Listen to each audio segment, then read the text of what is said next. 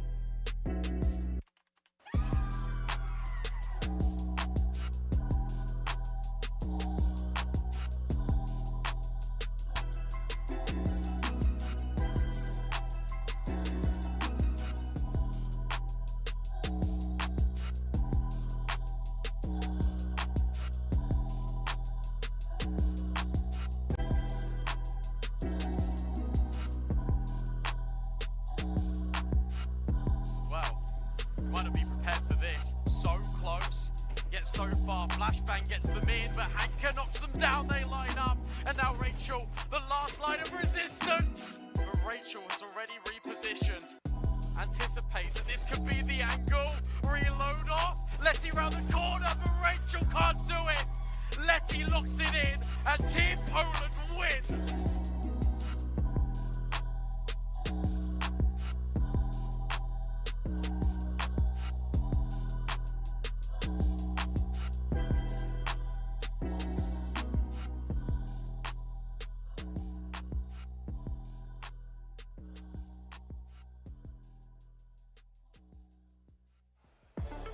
Ladies and gentlemen, boys and girls, welcome to the final day of MLBB Men's at WEC 2024.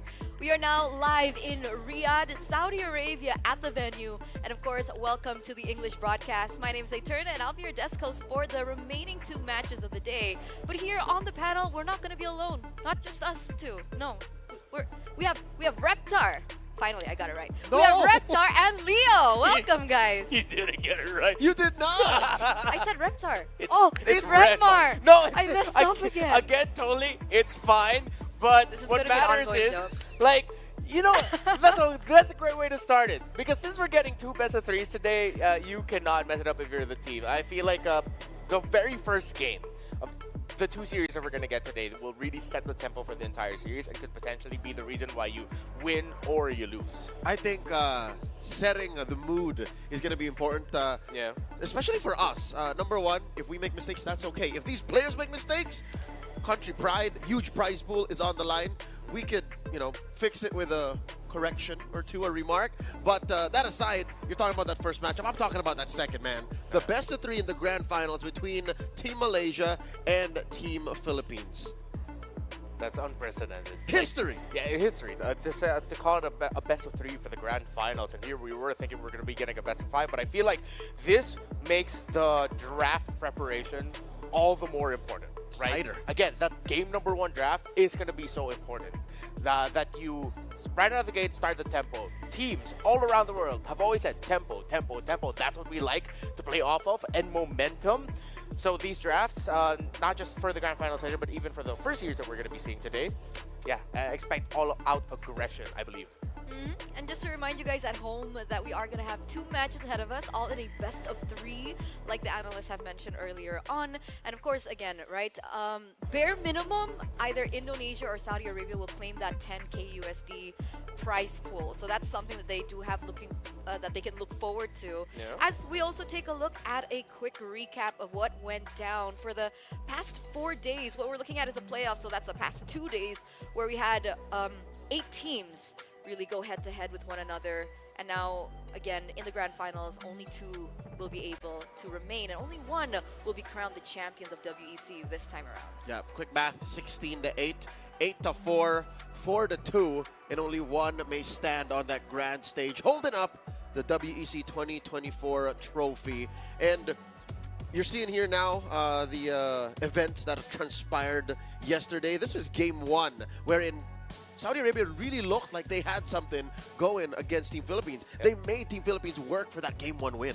Yeah, it got to the point where Team Philippines ran away in the draft. Game number 2 was when Team Philippines, they weren't just working, they were sweating it out up against that Sicilian and Claude combo that Saudi Arabia brought out. But in the end, it was a star-making performance from Gomez on that show. Was able to find Cuffin over and over again, the main target, that Sicilian, and in some key engagements, extend the fight to the point where Philippines would respond, and then they'd be able to get a win. Let's talk about the game 1 between Indonesia and Malaysia, where we all agreed that the draft was what set the pace and made Indonesia's bed for them. And Eterna, you know this team better than most. Do you think that game 1 really got into their heads? Do you think that was a game changer for them? It could have been. It could have been, right? I mean, in a best of 3, that first game, that decides momentum, right? And being slaughtered, honestly, I would say that was a slaughter. Being slaughtered in game number 1, luckily they were able to kind of bring it back to game number 2, force a game number 3, but in the end, it still was not enough. Yeah, I mean, to start off the series by giving up the fanning to Sakai's and not having the right tools there to be able to respond to it, yeah, that would break most teams. But then, as Eterno mentioned, they were able to bring it back into game number 2 with a stellar performance from CW on an Irithel. By the way, that's one of the picks we have to watch out for today. But in game number 3, it just felt like Malaysia flexed on their team fighting prowess around the Turtles. But just the same, in the opening minutes of Game 3, it looked like Indonesia were ready to put the A in aggression once again. For sure. Because they were really throwing bodies, and they were trying to, roll back what they did in Game number 2, but they just couldn't. Like, you can't pull that kind of same trick against champions like Malaysia. Some would argue this is their world championship form right now. They're currently the #1 team in the world. A lot of people say they are tournament favorites.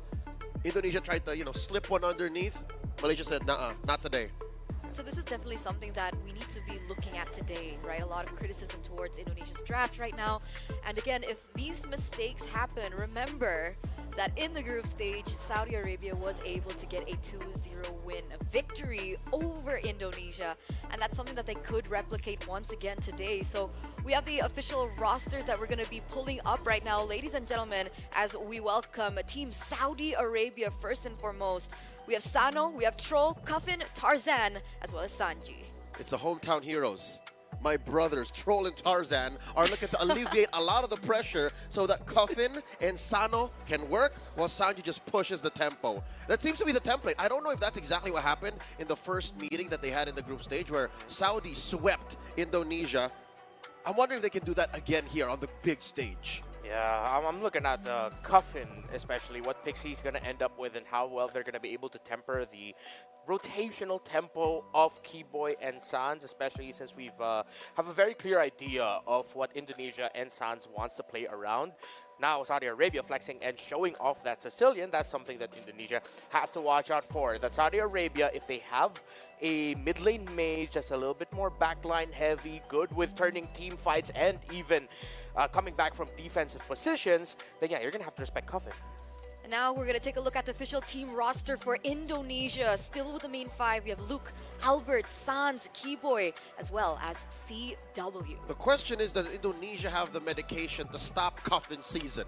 Do they have what it takes to put the antidote to the venom that is Saudi Arabia's playstyle? Because, truth be told, Indonesia right now, they're known for, I don't know if you can call it 2 things, but the brawl meta and that all-in aggression, like the pure invasion that they showed in Game 2 against Malaysia. Can they show us something else? Because I'm pretty sure Team Saudi Arabia spent a lot of last night figuring out what made that Game 2 draft work, what made that win so quick, and then they're going to try to stop that.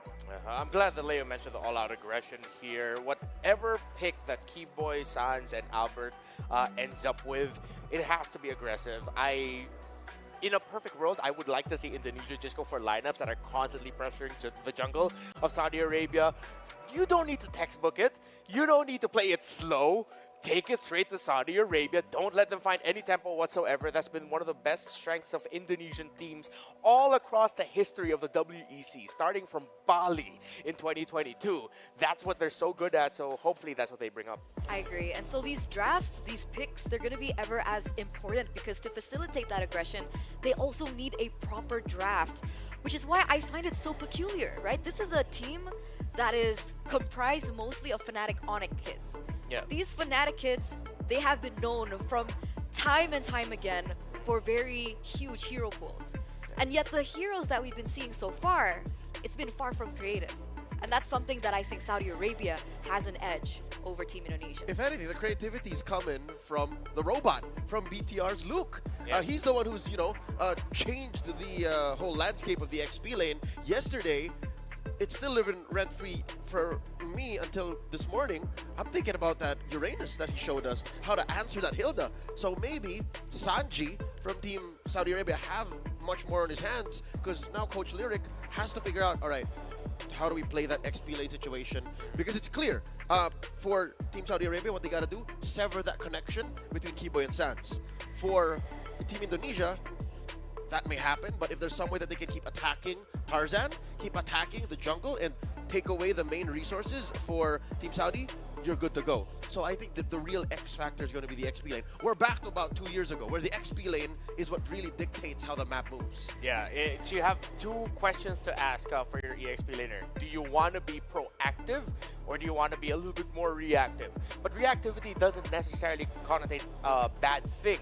It could potentially mean that you're just doing what that Uranus did yesterday up against Mongolia, which is to just split the side lanes, apply the side lane pressure, exactly just like this. That's pulling so much attention that suddenly you're losing parts of the map and you're losing team fights because the Uranus is covered in late. So hopefully we get to see some more within this generation creativity from Indonesia in terms of their EXP lane picks. Definitely. But boys, it looks like our teams are now ready.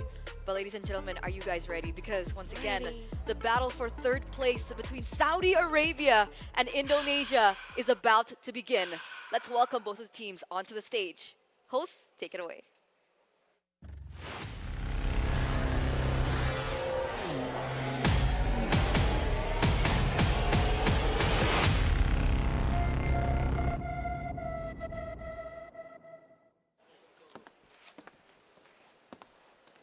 Here we have it, ladies and gentlemen. Another day of action taking place right here. Let's go, Yasmin, with this day. Oh my goodness, Bara. Let me tell you right here and right now, the IESF World Esports Championship, it has been an abundance of action-packed games across a variety of titles. We started off this journey with some PUBG Mobile. That's done and dusted. Yesterday, we had the CS2 Women's Tournament as well, and that one, khalas, done. No more. But what do we have taking place today? Oh, today, ladies and gentlemen, viewers around the world watching us right now here in the Kingdom of Saudi Arabia, Riyadh, Mobile Legends Bang Bang, they're going to be battling it out for that third place taking place right here. So, are you ready? I was born ready, but I can't believe you'd even ask me something like that. With $20,000 on the line for this one best-of-3 series, it is all on the line here for our two teams. Go ahead and introduce the first one, would you? Let's go. Well, ladies and gentlemen, right now, getting on stage, let's see it for Team Saudi Arabia.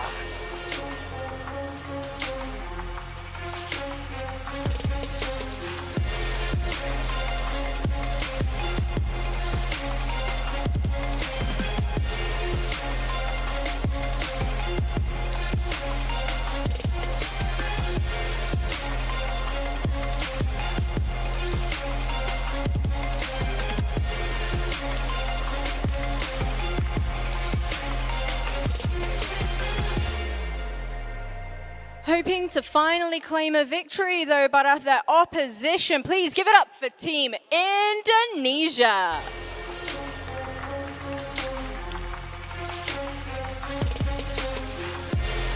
These boys lost 2-1 versus Malaysia to place them in this third place decider, and previously lost versus Saudi Arabia as well, Bara. What do you think? Will they be able to reclaim their revenge? It's definitely a moment of revenge. Like you said, backup house 2-0. It's like, you know what?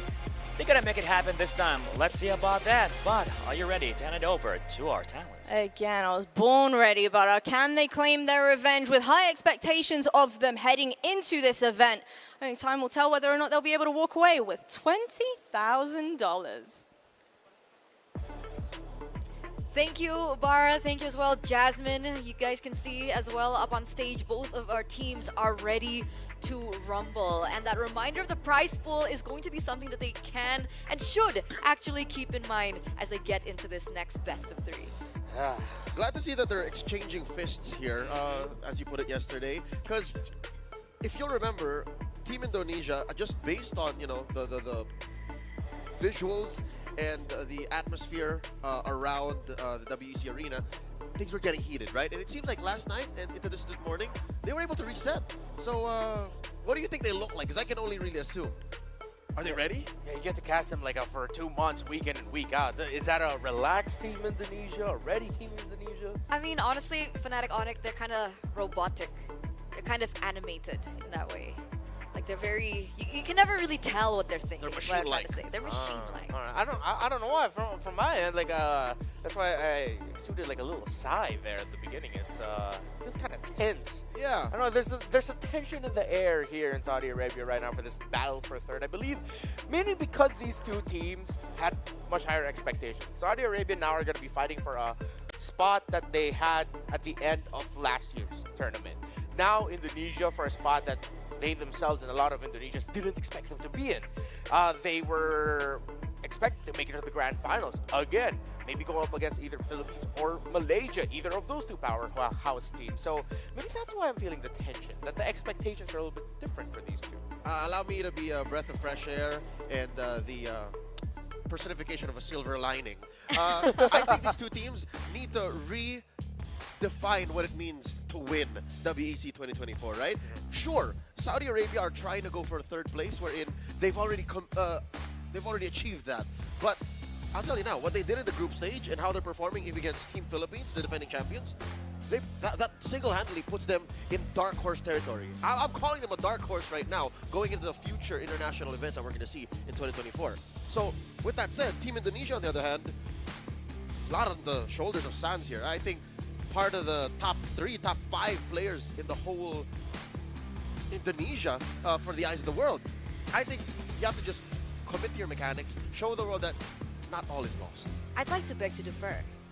I'd like to say that the pressure is more so on Coach Adi right now. Oh, on the coach, not the players! On the coach right now, with how much criticism Indonesia has actually been receiving for the drafts earlier on. So we're gonna see all that unravel right now, ladies and gentlemen, as we get into the drafting phase for game number 1. Indonesia first pick, Saudi Arabia with the second. The bands are already pulling through. We see a Fanny, a Matilda, a Chip from Indonesia. From Saudi Arabia of the Suyo, Zushin, as well as the Give and a first pick Alpha. Yeah, I like this Alpha. Again, this is what we were talking about with when it comes to Team Indonesia. It's that bring out that aggressive playstyle that invaded the jungle and controlled the rotations of Malaysia in that game number 2. They did that by first picking the Alpha, and now whenever you pair with this Alpha, you'll be able to do that. That's one of the strengths of Alpha. He's a high invade hero. Now for Kingdom of Saudi Arabia, they go ahead and pick up the Phobius to temper what we can do in the EXP lane. And then now they also pick up the Cho, taking it away from the hands of Keyboy. And that gives the condition that we asked for from Saudi Arabia, which is make sure you get something that can get information in the when it comes to the rotations of the mid trio of Indonesia. At the same time, you take away the Cho Alpha. And again, that's what caused that game 2 stomp against Team Malaysia, wherein they just kept invading the jungle. The metagame just keeps evolving. Team Indonesia picking the 1-1 in the face of the Phobius. CW doesn't care. Team Indonesia doesn't care. Like, they know that in gold lane, CW versus Sano, Calvin's going to try to outplay. Calvin's going to try to walk out of the laning phase with his head up high, and Sano having been visited by the rest of Team Indonesia like twice or thrice in the first 5 minutes. One more pick in the first phase. I don't know if this is a time for Tarzan to pick, because I see Coach Adi, I see Team Indonesia, they might actually start attacking the jungle. They might try to bear down on the fact that Tarzan isn't, there you go, I was going to say, Tarzan isn't comfortable with the assassin jungler. So there it is, telegraphed. He picks up the X-Borg, one of the few remaining fighter jungles, because you see the Suyu banned out. They pick up the Alpha. What else would you have gone to, a Martis? Yeah, it's too difficult, it's too risky, and even if you wanted to go for something like the Bane, I think we talked about it as well backstage, that the Bane requires a little more help, preferably from something like the Matilda, but it was banned out. So coming into the second phase now, Saudi Arabia, what do you think they're going to take away? Need to take away a roamer that's going to invade or help apply the pressure dished out by the Alpha. I mean, if you just want to be safe, they might just straight up ban Keyboy heroes like the Tigreal. And then the Khalid. And then the Khalid in the roam that Keyboy has brought out as well. The thing is, the first 2 picks of Indonesia already shows early to mid-game aggression. First 3 picks of Saudi Arabia shows, funnily enough for me, a little bit more passiveness. The Phobius is going to be aggressive. The Cho will be aggressive and mobile and be very proactive. But the export we saw in the hands of Saudi Arabia did struggle also. So that's where the more passive nature of their lineup, I feel like, is coming from. The jungle pick alone. 2 out of the 3 in the first phase are more sandbags. 2 out of 3 are more ways to open up for the true cores of Team Saudi Arabia. And I think that's what Coach Lyric here has set up. we're going to pick first for Tarzan, Troll, and Sanji, so that Sano and Coffin have a better go. And luckily enough, that's what's left open. And Indonesia is attacking Sano. Would not be surprised if this is one more gold laner ban for Team Indonesia. I think that makes sense, right? The Irritel does come down, like you mentioned. Also, the fact that the Irritel can still be a good lane against the 1-1, right? So they want to make sure that CW gets the space that he needs. I think amongst all the players from Indonesia so far, CW has been a huge standout, and they want to protect that, and they want to work with it. So the Irritel ban comes through. We have the Hilda takeaway, which in my personal opinion is quite interesting. What do you guys think about this? Do you think that Indonesia could potentially have picked up a Hilda into the export? Yeah. Yes, but where are we going? No, go ahead. No, Indonesia was going to pick the Hilda or the Khalid. It's one or the other. But since XP and Rome are missing, they would have rather taken out the more painful one for the Phoveus. Yeah, for sure. And again, you already expect what Indonesia want to do with their lineup, and that Hilda would round things out very well. Now with the Moskov, they get a little bit more map presence, which is good. You're up against a low E, they needed that. And here it is, the Uranus brought out yet again. We did tease it, and there is a Khalid that you mentioned, Leo, that would round up the Indonesia draft really well. And the draft for Indonesia is just looking very good right now, that they don't have the right damage profile to deal with the Uranus. This mid laner, if they want to go for mid to late game, just go ahead and pick up the Sicilian. But that's already showing to Indonesia that, yeah, we're going to be turtling out and playing it a little bit later for past 10 minutes. But I feel like right now, there's not a lot of mid laners you can pick that can match what Indonesia can do into the early to mid. I think they have to accept that they're going to go for a little bit more late game. What do you think, Leo? I'm thinking about that Uranus-Phoveus matchup. Is Uranus the all-around catch for every single strong XP laner in the current metagame? What if there's a Khalid? Would you steal Uranus? Yeah, right now it looks like you can just pretty much heal through it, and they go for the Valentina. A little bit more close range, shorter, but with everything that Indonesia can throw right now, the Valentina feels like it's not going to have a good time in the early skirmishes. What's the best case scenario to steal here? Yeah, it's tough. Are you just going to end up taking the Raging Sandstorm or the Spear of Alpha in terms of more offensive options? Or are you going to try to match them and steal away the diversion when you can? Right? That seems like a 1-2 plan, a 1-2 step. This seems like a 1-43 step. Like, there's just so many things in between that have to go right for you to use the Valentina. So I'm putting myself in Saudi Arabia's shoes, and I'm like, maybe they picked the Valentina not for the IMU. Maybe it's just for the full-on kit. Yeah. That's the only reason why I think it'll be worth it. Wait, how do you mean? Yeah, well, for my take, the Cho and the Valentina together are very good at poking out in the early to the mid game. Maybe instead of going for the mid to the late game approach that I suggested, that they're thinking, hey, we have to sort of mellow out what Indonesia might be able to do in the early game by winning a little bit of those trades, the poke, so that they're going to be a little bit less eager with jumping into team fights right away. All right, it looks like we're jumping into the game. Ladies and gentlemen, as we get into our first game in this best of 3, the battle for 3rd place. We're going to throw it over to Mirko and Naisu. Boys, take it away.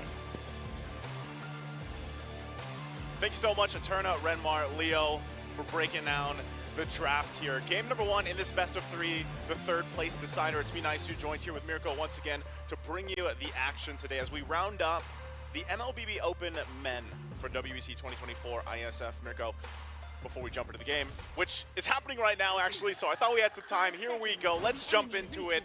The Land of Dawn at best of 3, 3rd place decider between Indonesia and Saudi Arabia. Mirko, how are we feeling about the drafts here? We heard the panel, how they feel about it. How do you feel about it? I like it. I like the drafts coming in from Indonesia. I feel like it matches what they've been able to do a lot. Like, a lot of the successes we've seen from Indonesia has been through getting the control, getting the pressure down early on. With the Lo Yi plus the Khalid, I think they'll have a lot more tools to do that. Especially with the Khalid, you can already see the pressure given towards coming to mid lane. Together with Sans, Troll will dish out a bit more damage onto Keyboy, but it's all about the mid lane trade. Sans will be zoning Coven away from these minions. I feel like Troll got a preview of what Keyboy did yesterday with this same hero, right, the Khalid Roam, how much pressure he was able to go ahead and put on Sakai's in that game 2, if I remember right, when he was playing the Nolan. So Troll's job here is, contain Keyboy from doing what he wants to do and slow things down, because Tarzan so far on this jungle Xborg is having a pretty safe time, right? Yeah. And so that's always something that you have to watch out for because Keyboy, he doesn't have to go back to base, man. Like, he can just go ahead, heal back up, and just be a nuisance to Tarzan and try to keep him from getting to that point where he has that, you know, level 4 available. Yeah, Cuffin really struggling in the mid lane here up against this Loyi, constantly getting the yin-yang reactions. Sounds very, very good on the Loyi. You can see that Troll always has to just get some space here for Cuffin to even get some farm. He canceled the recall earlier. Cuffin forced back again. This time they were already able to shove the wave though, so he should be able to recall this time around. No more threat of a cancel for that recall. Okay, so while we wait for this first objective to pop up here, you know, first turtle of the game, we're going to have to go ahead and see how they execute this fight because, again, the level 4s that are going to be available for the first objective take are always crucial. You know, Keyboy doesn't have the Raging Sandstorm, neither does Troll have that Way the Dragon. So right now, Turtle started up, and it looks like this just might go in the hands of Indonesia. Yeah, no Faraga armor. Tarzan will have to concede this turtle. Troll, they walk up, get Jikundo. Albert should be able to take this. No retribution committed even. Luke pops into Consecration, still has the Purify, and Albert will utilize this retribution that he didn't use on the turtle. Wait, what happened? Bottom lane. Whoa. Solo kill. Sano getting the kill diversion into the back. Tarzan gonna be locked down as well. Troll, good way to drag it over to Keyboard. Spirit of Alpha cancels it out. Raging Sandstorm steal from Coven. Wow, what a setup from both teams so far. Not sure if Luke's going to be able to do anything more from this. Again, it's just the Uranus. So he kind of delays this a little bit further from getting that orange buff, but Tarzan will make his way, and Luke should just get on out of there. But yeah, a fight happening between both teams, keeping it relatively even, but a couple more kills here in the hands of Saudi Arabia. They'll play around this, and we're talking about scaling, right? Scaling what they can do. How can they get into the game where they have the best mid-game transition that they need? Now, if you're looking at Saudi Arabia's lineup and how they do that, aside from the fact that Troll is this pick-off guy for them, they have other tools that they can use. Part of this, too, is just having Sanji later on in the Phoveus. Oh, is he going to go for the kick? Luke still has Purify. Opts into Purify. The way to Dragon locks Keyboy down, though, straight into the fire of the last Insanity. Saudi Arabia leading 4-1 in kills. That's what I was saying, man. You know, you have the, well, I was going to say the Hitman, but this is Troll using the Hitman hero that we used to see so often. But the Cho himself is that guy to go ahead and get a pick off early on, especially when you don't necessarily have those defensive items yet to withstand, you know, a lot of that pressure. And if Troll does that every single time, whether he uses a flicker or not, that's where it kind of keeps Keyboy in check. Because again, Keyboy's job is just to be that aggressor, just to be that nuisance. And now Cuffin, he's holding on to the Raging Sandstorm himself. And this can actually be quite a deadly combo if you think about it, right? Raging Sandstorm with the last Insanity from Tarzan. And that's why fighting around these choke points in the jungle is pretty difficult. Whoa. Again, good way to drag it, but it's onto Luke. San's getting in a reaction. Albert, Spirit of Alpha forward, unable to find anyone. Tarzan is poking Indonesia down. Turtle number 2 spotting the game. Tarzan, again, Faraga armor bursted down by the Loyi of Sans. Diversion. It's a diversion. Where is it gonna go? Up top into the orange buff. Tarzan, unable to walk in his own jungle. 3-man ambush as Albert gets the turtle for free. That's a whole lot here, Mirko, early on, just with a diversion, enough to go and get the timing off of the orange buff again. Tarzan, what? Oh, 2v1! 2v1, he's still going. Albert gets the kill back. At least it's a trade, but what's going on? CW solo kill early in a 2v1, falling as well. Troll looking for the way of the dragon. Will not be able to get it. Uncharacteristic stuff, man. So the Moscow versus that Wanwan, that matchup right there, Sano versus CW. I'm surprised, you know, he did have to burn the flicker, but he's got that lead now against CW. I'm wondering what the difference is in terms of the gold for the gold laners right now, because it's going to make it a little bit difficult now for CW to obviously be in that lane. The turrets are still up, though, so he might have to rely on some of the support coming through from the rest of the Indonesian team, and it looks like they might just do that because they've got to stop Sano from getting that power spike he's looking for on this Moskov. You can see what's happening here, too. Troll waiting patiently for this. He's going to go ahead and back off from it, but looks like pressure on this tier 1 is the plan for Indonesia right now, where they want to open up the map for themselves. Oh, wow, wait. All right, CW looking for the turret in the bottom lane. Minion wave will be able to crash down on a diversion. Over to the bush. Troll's right there, but it is a choke. Good shut pool way to open up that part of the map. Okay, mid lane, again, they're just trying to hold it down. keeping things together. Troll still looking, again, he doesn't have the flicker just yet, maybe a couple seconds away before he has it. And that's what we're seeing here. Again, when they wait for that next turtle up, Indonesia has not been contested properly with Saudi Arabia trying to contest that, but they're looking for more kills and trying to work around it. They're finally getting, some space to work around with, but they're down, 3,000 gold at this point. Indonesia going in, Troll? Way to drag it. Not the kick he was looking for. Definitely not. Troll not going to be chased down. Crossbow tank was ready, but he kills him before getting all the weakness points. CW punishing that mistake. Yeah, I think that's really the point here. It's always this way with the Cho pick. Like, you are going to extend Luke, though. Look how much he's tanking here. Diversion. Diversion, no, the concentration. Luke is able to survive. Now, Last Insanity committed down as well. Luke will fall. But Tarzan caught in Spear of Alpha. Albert going in. Raging Sandstorm with the flicker back, but he will not be able to find anyone. So Raging Sandstorm steals Sanji, flickering away. Albert caught in the midst of it all. Terrified down. Troll with a knockup and the way to drag it into Sano's spear. And again, now it's Troll who gets caught by the yin-yang reaction. Two more for the crossbow attack. He gets it, translating it over to Sano, who's going to be gunned down from the skies, but will be able to flicker out the safety. Now Sanji, Infernal Pursuit. So he's still going. See, Sanji's in trouble. He goes in, but he's not going to be able to pick up the kill with the Spear of Destruction. As Sano goes in, cleans up the kill, and gets some payback as they fight back into the jungle. What a team fight. A long team fight. 3 members make it 4 with Albert, who died so early in the skirmish. Luke, it was essentially a wipeout. Luke died there too. 5 members of Indonesia falling. And again, overextending, but Sano, he's really been the main man here, getting a 2v1 victory, a 1v1 victory, and turning the tides of the fight with that brilliant SOD. I'm so surprised that we have such extended team fights too, and the fact that, Indonesia doesn't have any revitalizes. They're just able to go ahead and tank up some bodies, because of Luke. He's there. A whole lot was used on both sides for that team fight though too, and you're starting to see Sands, like he has shown before on the Salui, is starting to get to that threat level as he picks up the glowing wand too. His damage is quite scary if you're Saudi Arabia and you're approaching that. Earlier on, we did see Cuffin go ahead and copy that Raging Sandstorm, and the timing on that changes as well, right? How they initiate the fights or follow that up. So a lot of the focus has been really on just putting pressure in the jungle against Tarzan, but I would say Saudi Arabia has been doing a good job at responding to that. Diversion's going to be used again. Troll shut. Raging Sandstorm, Spear of Alpha displaced. Troll gets away because of the Spear of Alpha. He's burning down. Now Cuffin steals away the Spear of Alpha, tries to go on to Luke. He's still able to survive with the consecration, but look at the stacks put on him. Tarzan, Last Insanity with the Infernal Pursuit. That goes Luke. Now Tarzan caught on the Spear of Alpha again. It seems like we've been having 3-4 Spear of Alphas every fight. It's either 3 or 4 Spear of Alphas or 2 Raging Sandstorms. A whole lot happening here in Riyadh right now.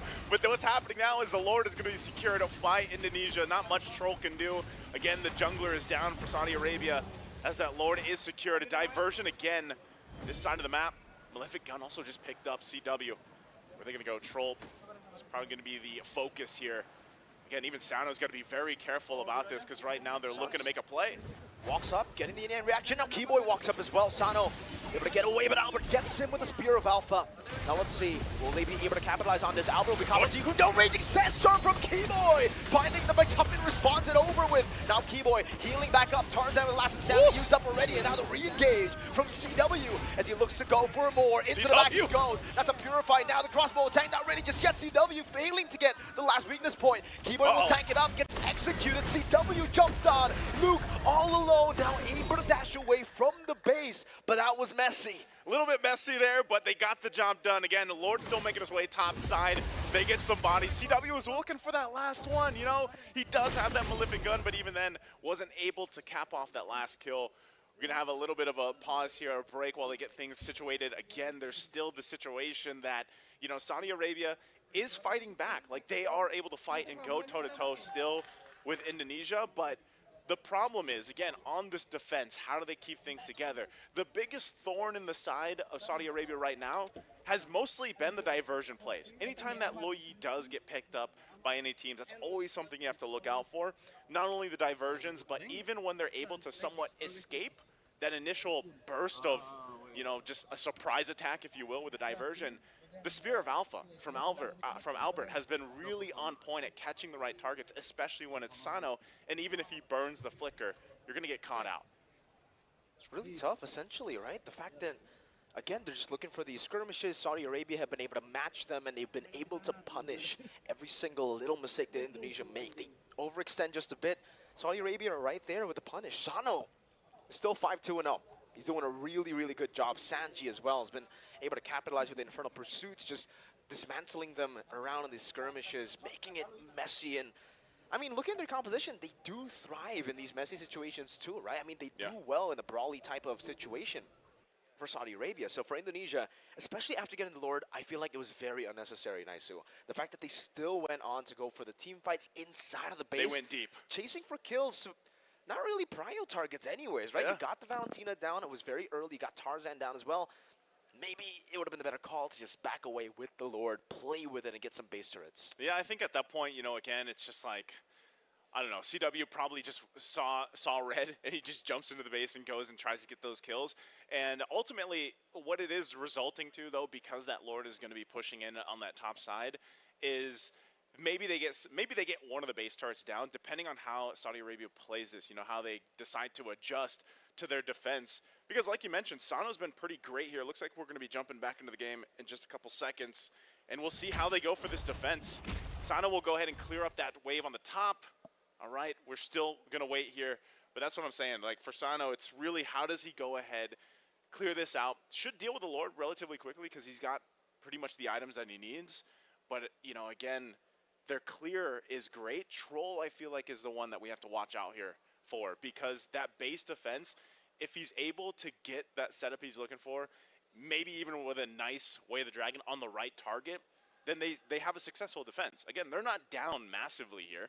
They can actually defend this, have a successful turnaround, and then hopefully maybe they win a fight for Saudi Arabia and they can actually start marching down the map of Indonesia. But that's all on a whim, right? That's all on the fact that they got to be able to defend. They have to defend. I think, honestly, with the members of Indonesia already getting taken down in the previous team fights, they should be able to defend, right? No CW, Sans. Was Sans alive?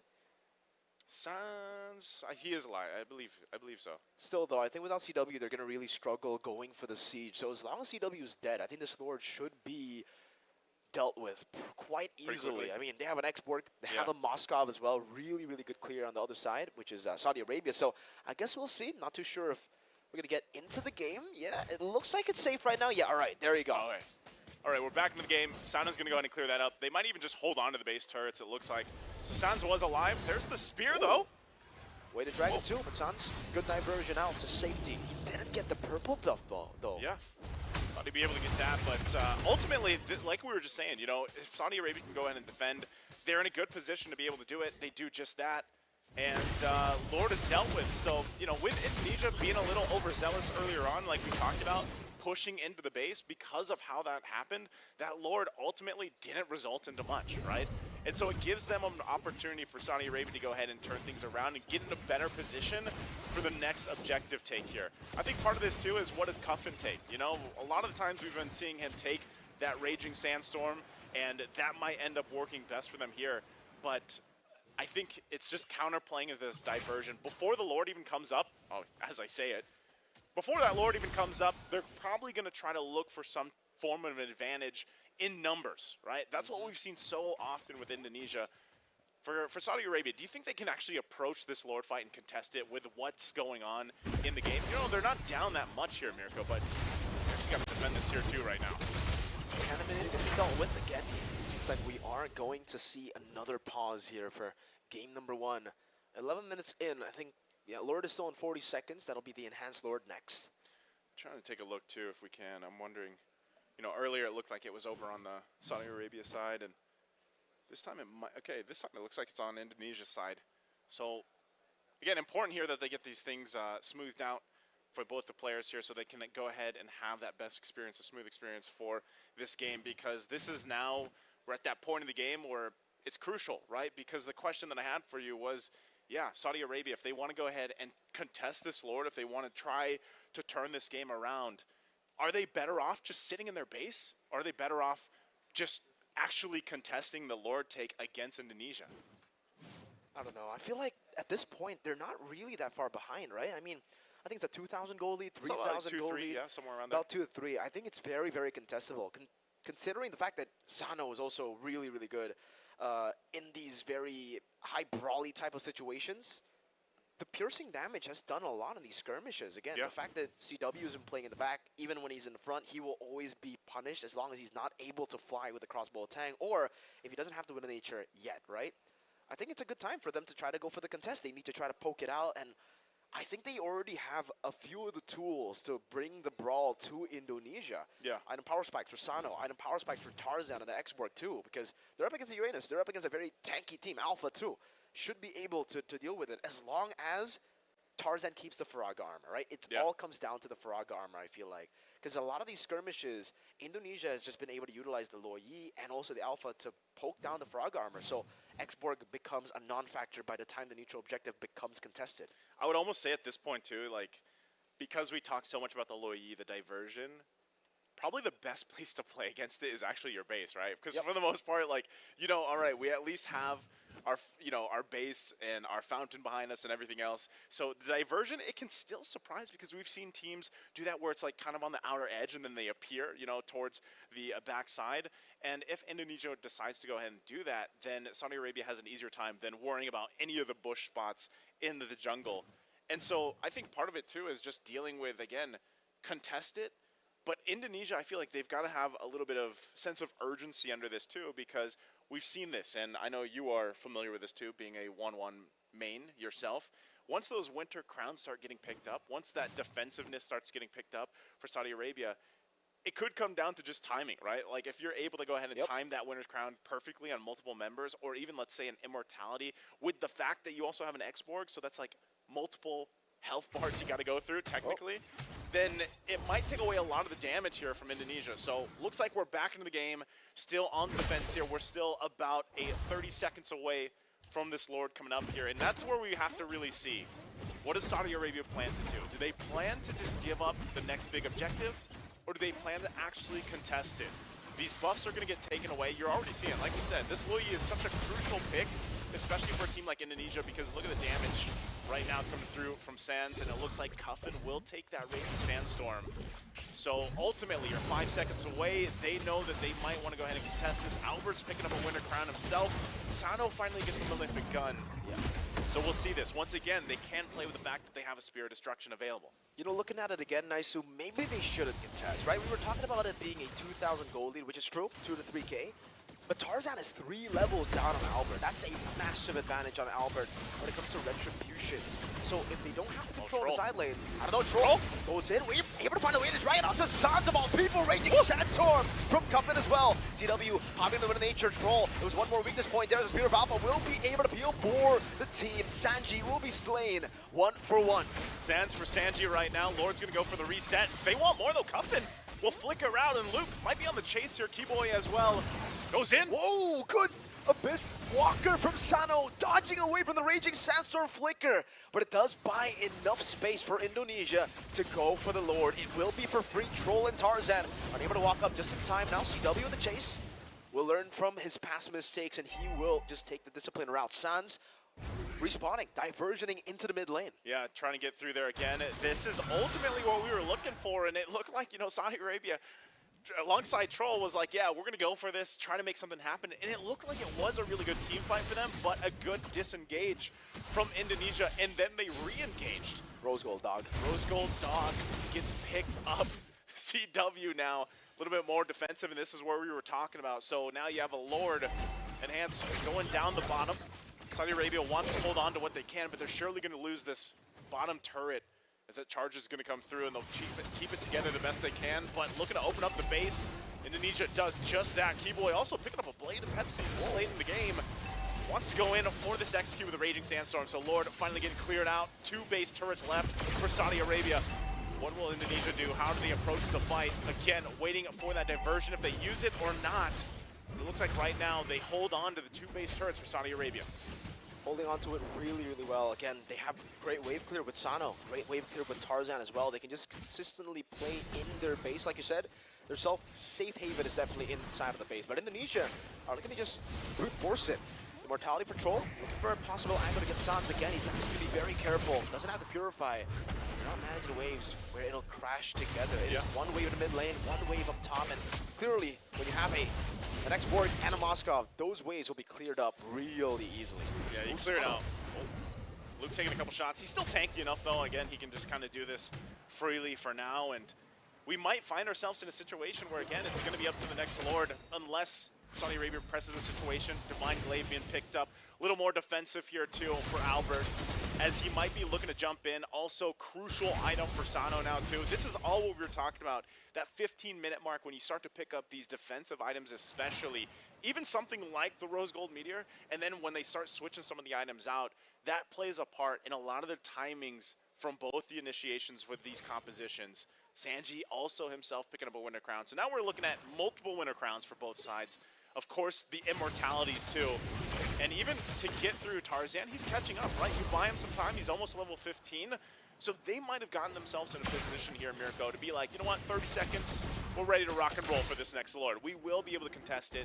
And they might try to do the same thing where they send Troll to go and possibly get a pick off and start a fight, but not just get baited into a, you know, engage, disengage scenario against Indonesia.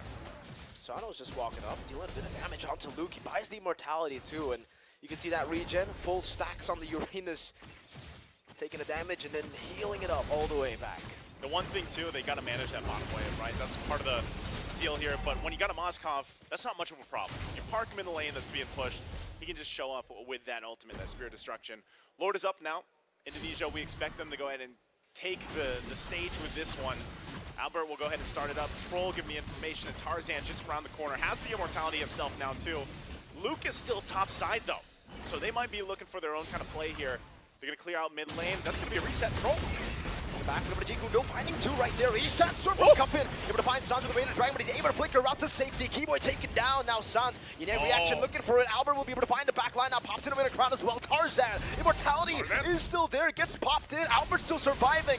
Faraga armor next, Sans with the reaction. Cuffin is next to the chopping block. Good Terrify out, but the sustain is just too much for Saudi Arabia to deal with. CW is on a triple. He's a maniac in game one. Maniac in game one, and that looked like that might be it. It's a wipeout, and Indonesia will make their way to the base to end the game. Game number one, 17 minutes in. They'll take the first blood of the series, the best of three, for the battle for thirds here. What a matchup. Took us a little bit longer to get to, but hey, Saudi Arabia tried and fought with all their will, but a decisive team fight at the end. And remember, all those items we were talking about, the Winter Crowns, the Immortalities, the Rose Gold Dog, everything played a part in that last fight. And you really saw where Indonesia, their experience allowed them to have somewhat of an upper hand when it came to that fight and be able to get the right targets down and even, again, utilizing that diversion. Just great team fighting from Indonesia. Yeah, really great team fighting towards the end. Even though we saw a couple of mistakes here and there, in the early to mid, they were able to recover again. You can see the experience in the team, but also, in particular Saudi Arabia, man, they were able to actually match a lot of these brawls, match a lot of these team fights from Indonesia. And come game two, maybe they will be able to adapt again, right? So far, it's a different story already from what we saw in the group stage, Naisu. In the group stage, it was a 2-0 win for Saudi Arabia. This time, Indonesia lead 1-0. Definitely so, and I know our analysts are going to have to say more about this game because it was an interesting game one. Let's see what they have to say. Guys, what do you think of game one? Thanks, Naisu. Thank you so much, Mirko, for that cast of our first game, this best of three series. I'm going to throw that question over to our analysts right now. What did you guys think? I liked it. Wait, he didn't ask us how do we like it, right? What He just did you think? asked what you thought about it. Yeah, Oh, you okay. can like it. That's a thought. Yeah, right? I liked it. I liked the back and forth. I like how we read into Valentina on Sano, Yeah. or rather on Cuffin, because I think that was almost single-handedly the reason why Saudi Arabia was able to hold it that far. Yeah, and I think it was a reminder for us also as to why Saudi Arabia decided to prioritize that. Again, we doubted it in the sense that we thought the Valentina would struggle, but Cuffin made it look easy, man. He looked very comfortable with the Valentina. And of course, Sano on the Moskov, we thought might be a little bit more of a passive presence, but even in the lane was giving a lot of difficulty to CW. Called for rotations into the gold lane, which sort of tempered the aggression of Indonesia. Indonesia.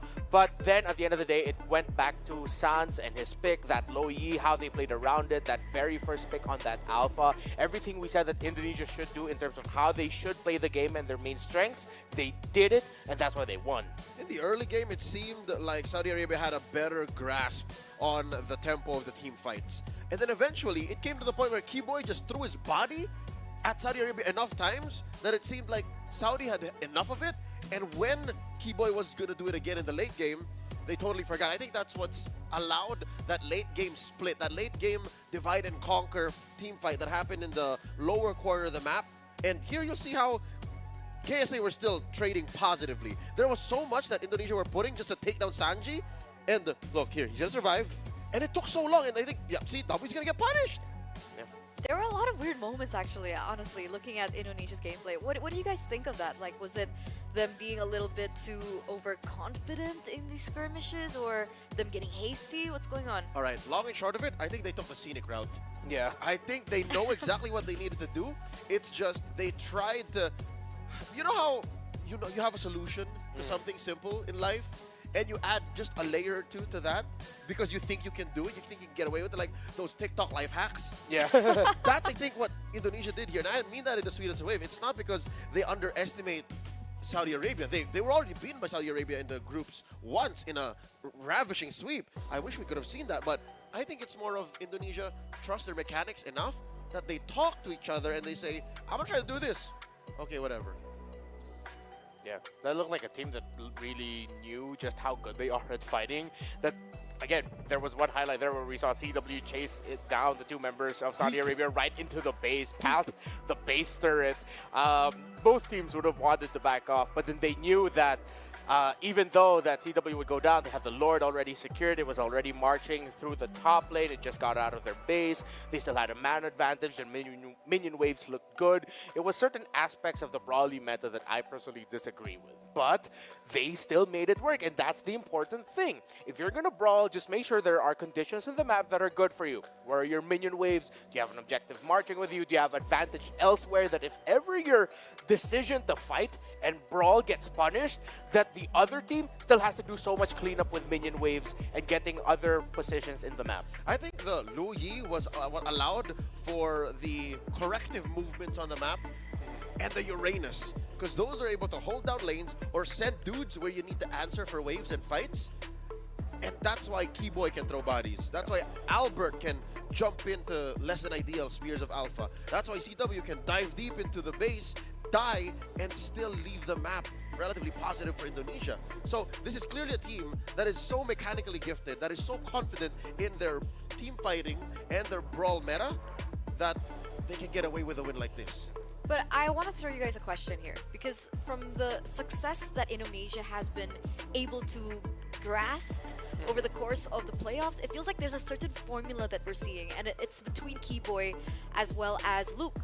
Right, we saw the Khalid Hilda, if I'm not mistaken, and that worked. Yeah. And this time they replaced the Hilda with the Uranus. Is that something that is a set formula that is going to be required for Team Indonesia in their upcoming game? Again, we pose the two questions for the EXP laners now. Are you going to be proactive? Are you going to be passive? But again, not in a detrimental way. So for Indonesia, it seems like, are we going to get both Keyboy and Luke to be proactive, aggression, invade, or are we actually going to get one of them to be more proactive and the other one playing a little bit more security? With the Uranus, you see the EXP laner play security. It's the passive route. You control that long lane and you apply that slow build-up of pressure around your minion waves. Sometimes you see Indonesia picking up picks where Keyboy is a little bit more passive. He's not constantly invading, but the EXP lane is applying so much pressure that the EXP laner turns into the roamer, while the roamer can protect the backlines, protect Sans and CW a little bit better. So yeah, as long as they keep working around that formula and just make sure that both of them aren't passive, then that's going to be good. Just have someone playing security, have someone playing aggro. It's the Keyboy-Luke connection that's allowing for the Sans Keyboy disconnection to survive. The fact that the mid laner and the roamer, I mean, you see it, you guys see it, we see it. The fact that Keyboy and Sans aren't as connected as they usually are in other tournaments that we've seen them, their local MPLs, the MSC that they won in 2023, the past 2.5 years that they were dominating in Indonesia. In WEC, it's more of the Luke and Keyboy connection. So I think it's a whole passive and aggressive dichotomy of the two frontliners of Team Indonesia that allows for Sans to just be Sans. So now the question is, how do Saudi Arabia shut that down? That's the main question here, right? If they want to force a game number 3. Yeah. The interesting thing is Saudi Arabia feels like they had the picks and the play style, especially Troll on that show, to try and shut it down. There was that one play and the Lord where we thought that Saudi Arabia would get the big team fight win there. It was Troll finding Sans right out of the gate, and that was the right approach to take. It seems like right now what's happening is, again, it boils back to there's just one team that seems like they're pressing buttons way better, a little bit more experience in this world stage compared to the Saudi Arabian team. Not to say that they can't come back from it, but these are the things right now that are difficult to adjust on the fly. It'll be a lot of reminders from Coach Lyric to tell the boys, guys, watch out for minion waves. It'll be the boys telling Coach Lyric, what the Uranus? It's so expensive. We have to use Last Insanity just to take him down. The 2 deaths that Uranus got just came from Last Insanity. That was mainly it. So it's tough to answer that question and really like try to solve it right now. I think it can go back to something as simple as take away that EXP lane pick that's just bothering you so much and manage the minion waves and fight around the minion waves much better. It sounds like a fundamental problem. Yeah. Saudi Arabia can't box to the style that Indonesia's demanding them to right now. They can't trade haymakers. Every one that Saudi Arabia throws out, there's 3 coming in from the ribs, you know what I mean? Yeah. So I suggest you focus on the draft, make sure Coach Lyric arms his boys with at least a 50-50. Because you can't walk away with a winning draft against a team that's as aggressive as Indonesia. Number 2, try to shore up the jungle line, the jungle matchup, because it's clearly coming out now that in the first phase, give Tarzan a utility jungle. If you can't, he ends up with a Nolan or something in the second half. Find a way to make that a pro. Find a way to make that a win, because as it is, you can't just keep attacking Suns. Because if you try to do that, this happens. The rest of the map just goes roughshod, and Indonesia gets what they want anyways. So find a way to give Tarzan something that wins in the jungle, or find a way to not attack Sans anymore, because that's spread out. I think Indonesia figured out in the past couple of days how to defend against that. Yeah, because even when we saw Tarzan get his hands on the export, he was what, three levels below of Albert? Yeah.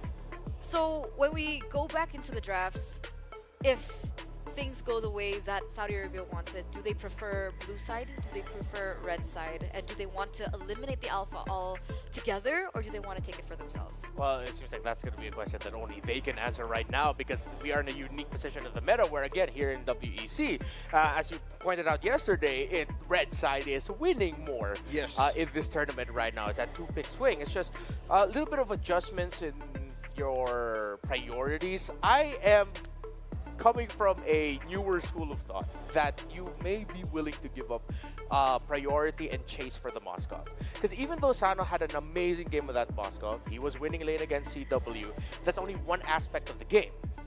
Yes, you win lane, yes, you get lots of kills, but what becomes your overall effect in the team fight? Even though his entries are right there in the end, the entry was right, but it took a little bit of time for the Moskov to get the key members of Team Indonesia down and for Saudi Arabia to be in a comfortable team fight. What gold laners are a little bit more instant gratification in terms of damage? The Beatrix that can come a little bit later into the game.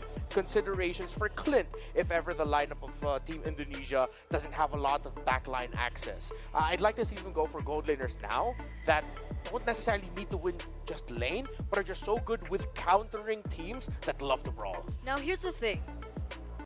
What does Sano play? What's in his hero pool? Because now that we look at it, right, he's used the Claude, Moskov, Bruno, and the Urtel. Technically, they could have picked up the Bruno instead of the Moskov. But that's why the ban coming in from Indonesia was also brilliant, because they took away the Urtel. There's a hero that's missing. Clear hero that's a big pick in the meta that's not in that pool that I think they should consider if it's there. And I'm surprised. I thought they got banned, but where's the Harith? Does he play the Harith? Exactly. That's the question, is why is he not playing the Harith now? I think that's a hero that save for CW's 1-1.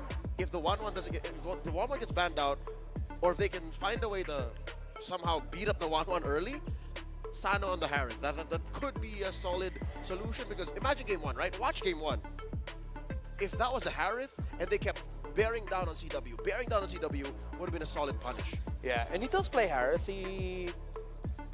That is part of his main hero pool. As far back as their playoffs. Yeah, as far back as their playoffs. So What was that now? About 2 months ago. yeah, just 2 months ago. So you can't say that he doesn't have that in his hero pool. So yeah, maybe that's something that they could consider if they want something a little bit more safer. And maybe that's one of the reasons why they're not picking into the Harith right now is that the Harith puts itself in danger with what you're going up against. You can go for magic damage and go for the Nathan. That can wait Indonesia a was little going to bit be in more. your face anyways. Yeah. It's just a matter of accepting that this is the battlefield that Indonesia wants to fight on. If you try to constantly run away from it, which I think the Moskov allows for, because he does have that built-in dash, it's a losing battle. I think lean hard into it.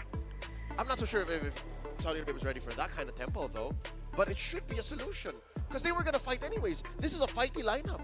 Yeah. Okay. I think. Okay, let's swap our perspective a little bit more, right? Because we've talked about the gold lane, but don't you think that the tempo that Indo has been able to achieve, especially from what we saw in game number 1, was achieved through the other lanes? Yeah, Like maybe for sure. mid-prio is something that Saudi Arabia should consider in game number 2? Yeah, definitely. Again, the mid-prio doesn't necessarily need to come from the mage itself, but how active your jungler is. That's why we suggested that instead of the X-Borg, something that can stand a little bit more toe-to-toe and be aggressive alongside whatever jungle pick Albert's going to end up in. That's one of the reasons why the Uranus became a problem there, because of the constant pressure, slow build-up of pressure. And that's why, for me personally, I feel like the approach of Saudi Arabia cannot just be let's just match and brawl it out. There has to be some aspect of map control, build-up, minion wave, macro map management that you make Indonesia react to that instead of you just trying to match them boxing haymaker one-to-one. That's why I think blue side is where Saudi Arabia goes now. There's a clear answer out of all of the things you've said that will allow for Tarzan to do that. It's the Alpha. Try to go for Alpha Blue 1. Ooh. That's it. Yeah, I 'Cause wouldn't mind that, yeah. That solves a lot of the problems. All the other lanes be damned. If Alpha ends up in the hands of Tarzan, that's less of a problem because we're missing one point that was a clear factor in game 1, even before the game started.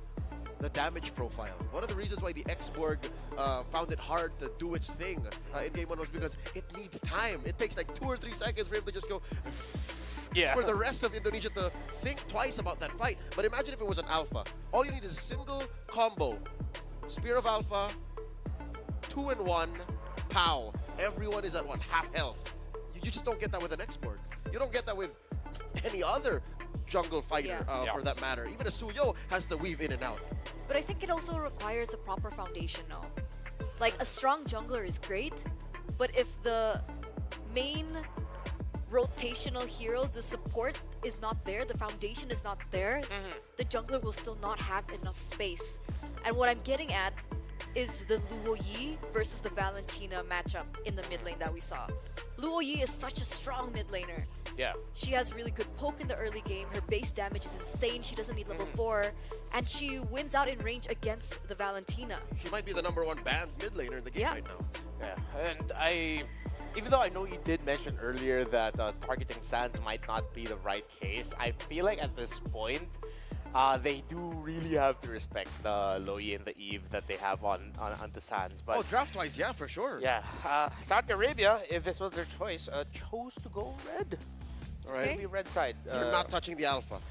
Still going to be the same decision now for both of these teams as we head into the drafts for game number 2. Once again, we do see the Fanny respected away from KSA here. Indonesia's going to ban that out. The Jushin. The question is, do you think that Saudi Arabia want to swap things out in the bans? I know it's risky, right? Because what they banned out earlier on was Suyo, Zushin, and Yves, but then that allowed the Alpha to be picked up first. They're going to try by to trade for the Indonesia. Suyo then. Yeah. They'll go, all right, Indonesia Alpha, we'll get Suyo X.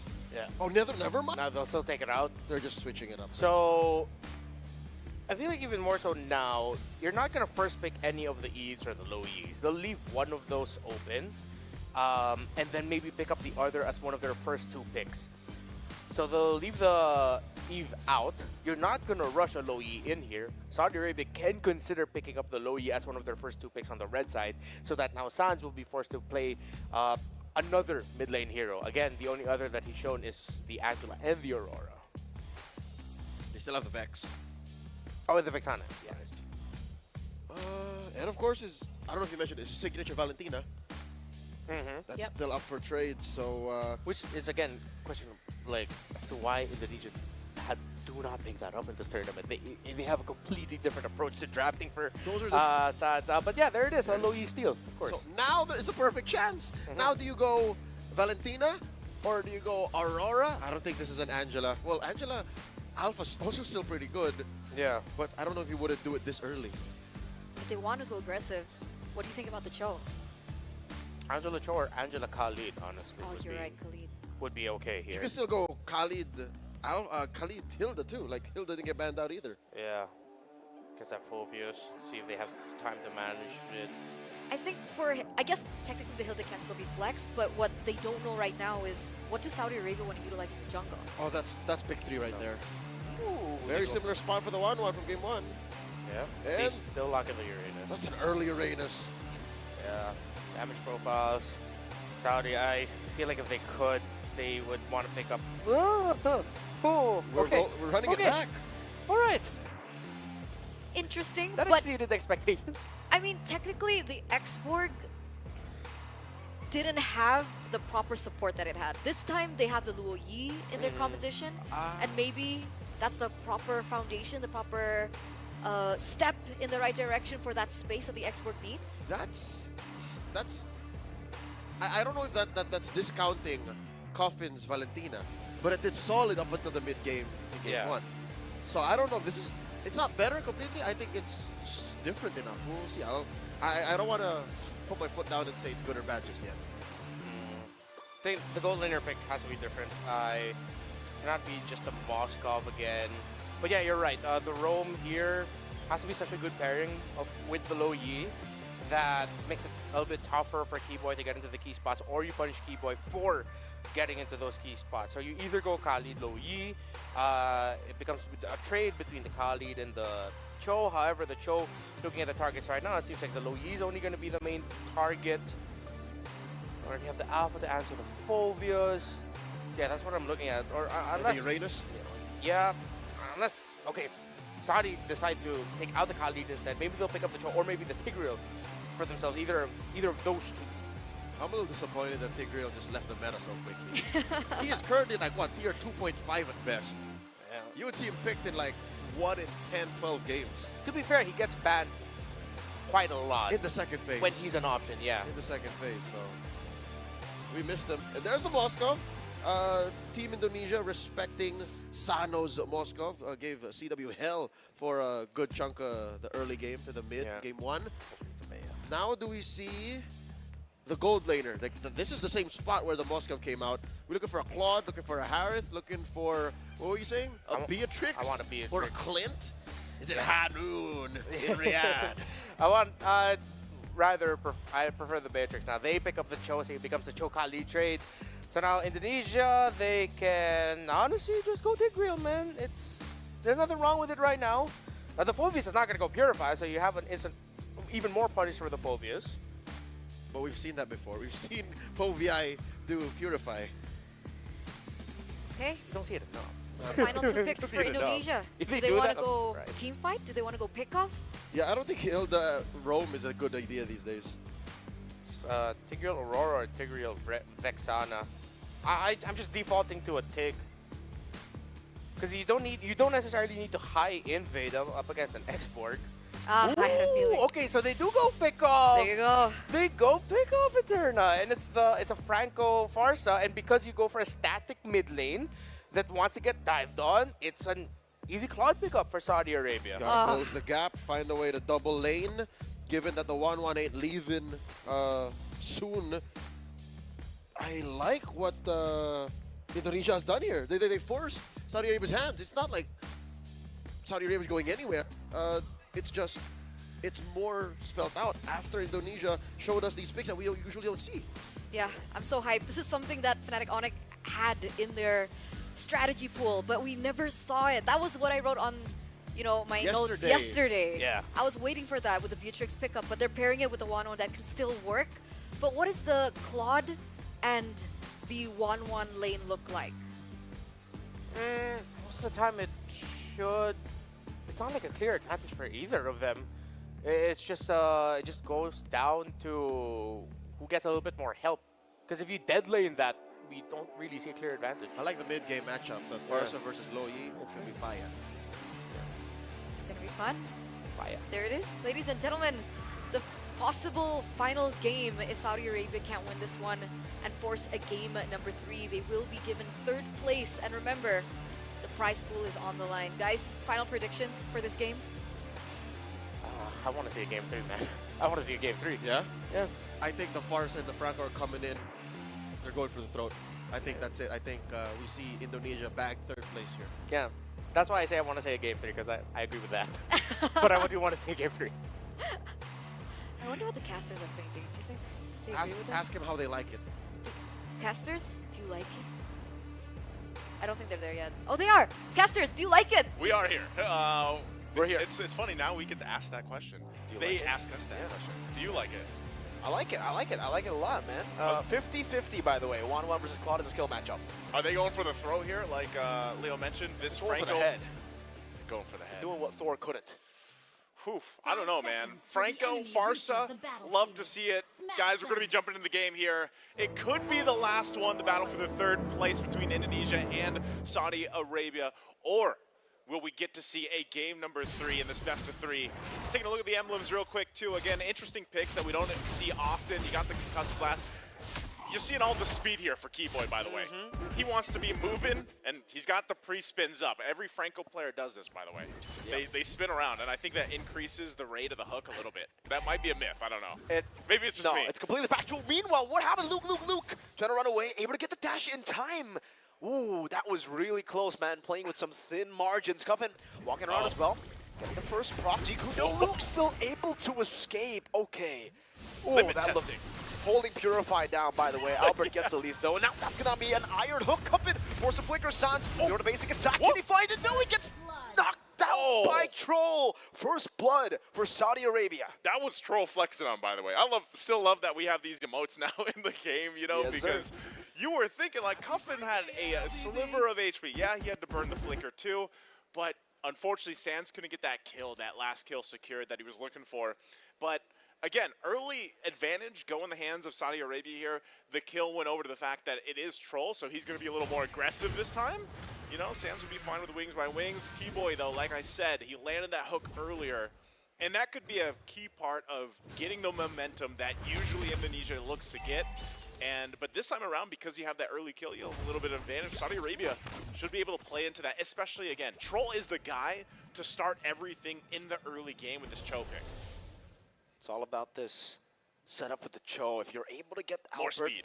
more speed, rapid boots on Rapid top of the boots. agility, on top of the Wilderness Blessing, you're right.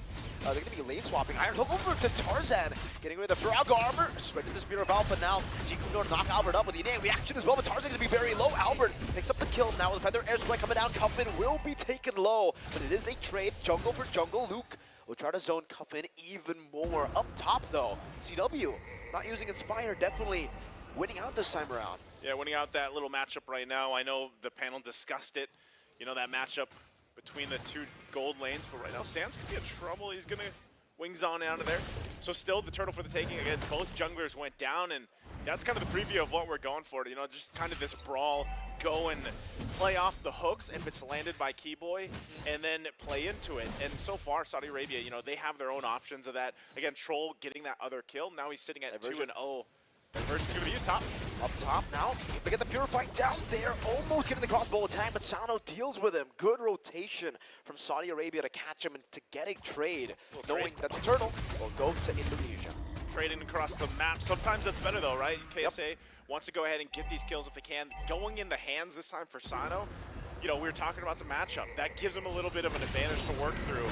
And so they'll respond across the map with that. Again, this is all about some of these micro plays where they're looking for, these advantages playing around a diversion or not. but also the macro plays. You know, getting that little bit of extra gold, even on that gold plating of the turrets, does play a part here. Sino does need a little bit more time, you know, with that change that happened to Claude just, you know, earlier this year, where he doesn't have that mana anymore. He can get online faster, I would say, than what he did previously, but you're still talking about also this 1-1 that has been showing to prove actually pretty devastating throughout the tournament, especially if you get an advantage going on. Definitely. And now for Indonesia, it's all about playing a slow game, and I think it's the same for Saudi Arabia, right? Yeah. Saudi Arabia want to get to their power spikes. Again, they have an export, they have a Claude, so they're very comfortable just taking it slow. And for Indonesia, with the help of the Alpha, they definitely want to go for the intro objectives. Luke, to be gang in the bottom lane, pops into Purify, gets out into the 4-man gang down below. Hold up just a second though, last insanity. Luke, now boom, Tarzan gets to the kill. Luke will be picked up. Meanwhile, up top, flicker forward from Keyboy. Looking to get that bloody hunt, but is not in range. Sano, good Purify out. I was gonna say, man, for a minute, I was like, there's no way he escapes this. Even with the Purify, he almost did, but luckily, you know, KSA was able to get the kill. Saudi Arabia making sure they secure that one. There was also some pressure up top. You see that gold all taken over there in that gold lane. Because of the fact, too, you just have Keyboy being that threat alongside CW. Oh, wow, what? Albert. Solo kill down below. Don't know what happened there. I guess Sanji was overstepping, gets caught by the Spear of Alpha, and now good setup for Indonesia to go for turtle number 2. And that just proves, Miracle, why the Alpha is picked up so often early on. Luke. Dragon over to Luke. This time no Purify. Tarzan trying to burn him down. Good Iron Hook. Frog Armor down. Albert looking for the Spear of Alpha. Will be able to find a win. The Feather Airstrike. Sans buys the Blood Wings in time. Pops in a Purify, but not Troll. Jiku no flicker. He gets another one. They're still going to break out and find Albert in trouble now, too. Trying to bob and weave out of there. Gunned it. Oh, but won't escape as Cuffin picks up the kill. Troll running away. Indonesia still trying to go for the kill. Good conceal. Luke in the midst of it all. Now jumping in. The burst is real from Cuffin. Yin-Yang reaction and the Infernal Pursuit will deal with Luke, and that will be Saudi Arabia with a lead. Here, no Iron Hook from Keyboy. It was the spins earlier, I'm telling you. That's what he did, the right amount, and so far Keyboy has been there with the hooks. I don't think they delayed this enough. It is going to be a turtle just going to the hands of Saudi Arabia. Good fighting potential that we see from both teams, from both compositions here. And really, if, again, you didn't have that diversion to join that fight when it happened, then Saudi Arabia would have been in a way difficult position to actually win some of that fight out, plus the objective is what they get. We find ourselves at pretty much even, right? Economy-wise, it's relatively even. You also got 2 objectives that are going to both sides so far. And at this point in the game, diversion. Go all in onto Troll. He just burst him down with the help of the Feather Airstrike. Albert zones Sano away, but a diversion brings Sanji in towards Indonesia. Keyboy flickering out, but the Infernal Pursuit, the Demonic Force proc was on him. Sanji can just follow in. Albert now. That's the Infernal Pursuit over to him. Yin-Yang reaction as well. Albert needs to respect this damage. Tarzan is walking over. He does have the last insanity, but he will not commit onto it. They'll just get that tier 1 up top, Indonesia, and they'll be happy with that trade. All right, they get the turret, open up the map a little bit, taking a look at the items too. It's gonna, so another turret going down there. Again, you know, you just have a couple items being locked in, but CW, he does have that 2 items that he locks in. Corrosive Scythe, he's got the DHS working on the next here. Sano, obviously, getting to where he needs to be on the Claude, but needs a little bit more time to build up. And still, again, Saudi Arabia's not doing a bad job at keeping things even. Troll, though, is gonna go for the kick. Wrong angle. Luke still following Cuffin. That'll be Troll locked down by the Iron Hook. Meanwhile, Luke still jumping in on Cuffin. He's still almost alive. Getting the outplay down. Sanji looking for the chase now onto Luke, but with the consecration, he should be able to survive. Yeah, just Troll taken down. They're looking for the mid lane now. Iron Hook. Oh, Iron Hook. Keyboy, not gonna go for it just yet. Last insanity.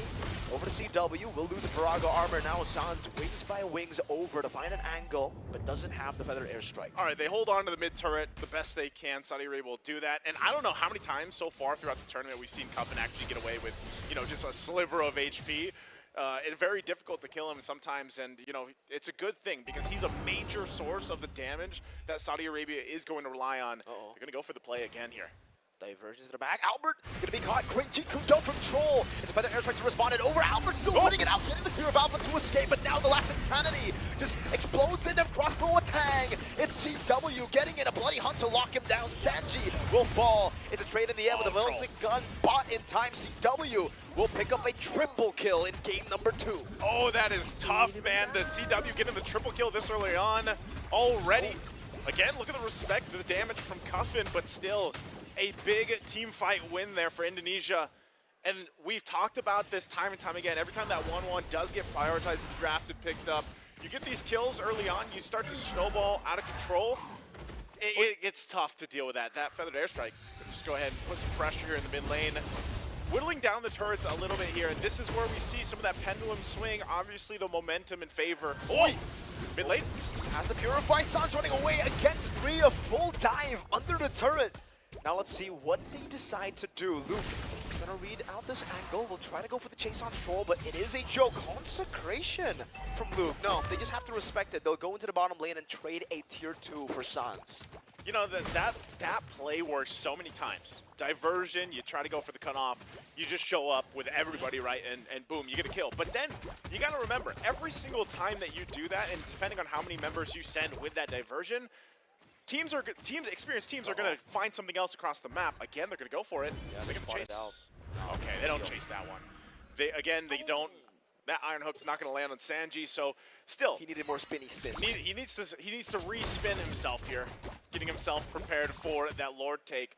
Again, that you land that Iron Hook, you get them down with the Bloody Hunt. It's really difficult to get away from that. And like I said, for Saudi Arabia, they can always just play into the fact that they have so much damage with Cuffin. But eventually, he's got to be careful, because if they keep sending members down, again, they're losing on the macro scale. They're pushing down bot. Sano's there, but look at this. 2 big items defensively picked up. Albert with the Winter Crown. CW gets the Wind of Nature. And Lord is up now.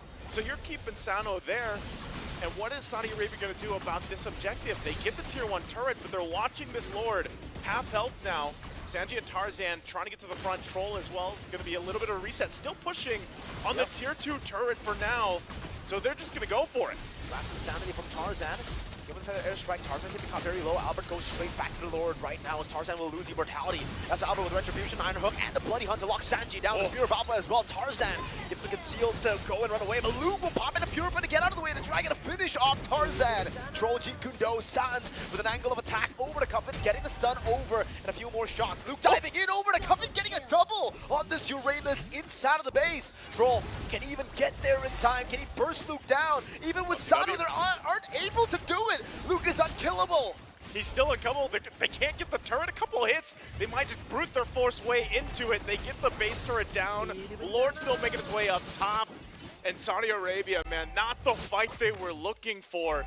A really great team fight again from Indonesia. They might just still look to push it into the base.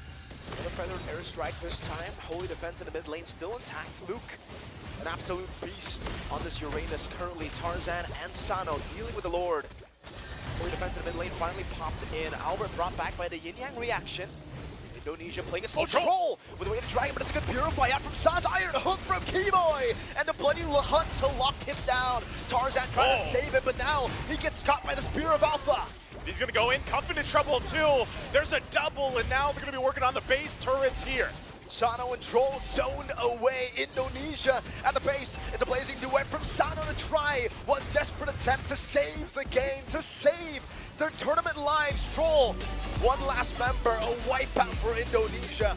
And Saudi Arabia, they won't be able to secure 3rd place in their own country here. Unfortunately for them, they'll have to suffer the defeat. Indonesia will secure 3rd place at IESF WEC 2024. And with that, that is, I believe, $20,000 US, part of that prize pool of the 160. And like you mentioned, you know, finish strong for Indonesia here, getting that 3rd place finish, that bronze finish. Again, not often you see them fighting for this 3rd place, but definitely looked like they came to play. They wanted to go for the throat. They wanted to go for the head. They get it in a sweep fashion in this best of 3. Very clean gameplay too, and I love to see it, man. You know, we get a game where this Franco comes in, the Farsa, and you know, the hooks, they're still the same, you know? Like, the hooks can just cause games to fall apart if they land on the right moments.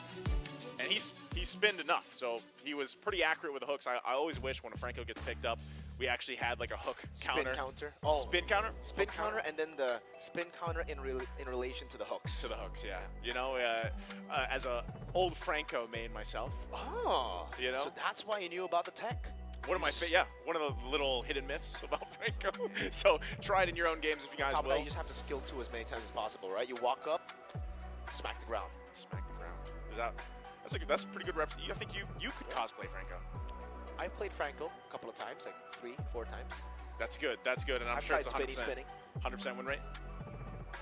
Yeah, we'll say that. We'll say Okay, that. we'll give it at that. But again, Indonesia getting that 3rd place finish. It was good to see Saudi Arabia get to this point. Again, they have Absolutely. improved a lot from what we've seen in the past and where they've gone just internationally. Not here just at the WEC, but overall the players, the individual players there, and of course the coaching staff behind them have really helped them improve their competitiveness, and it showed here.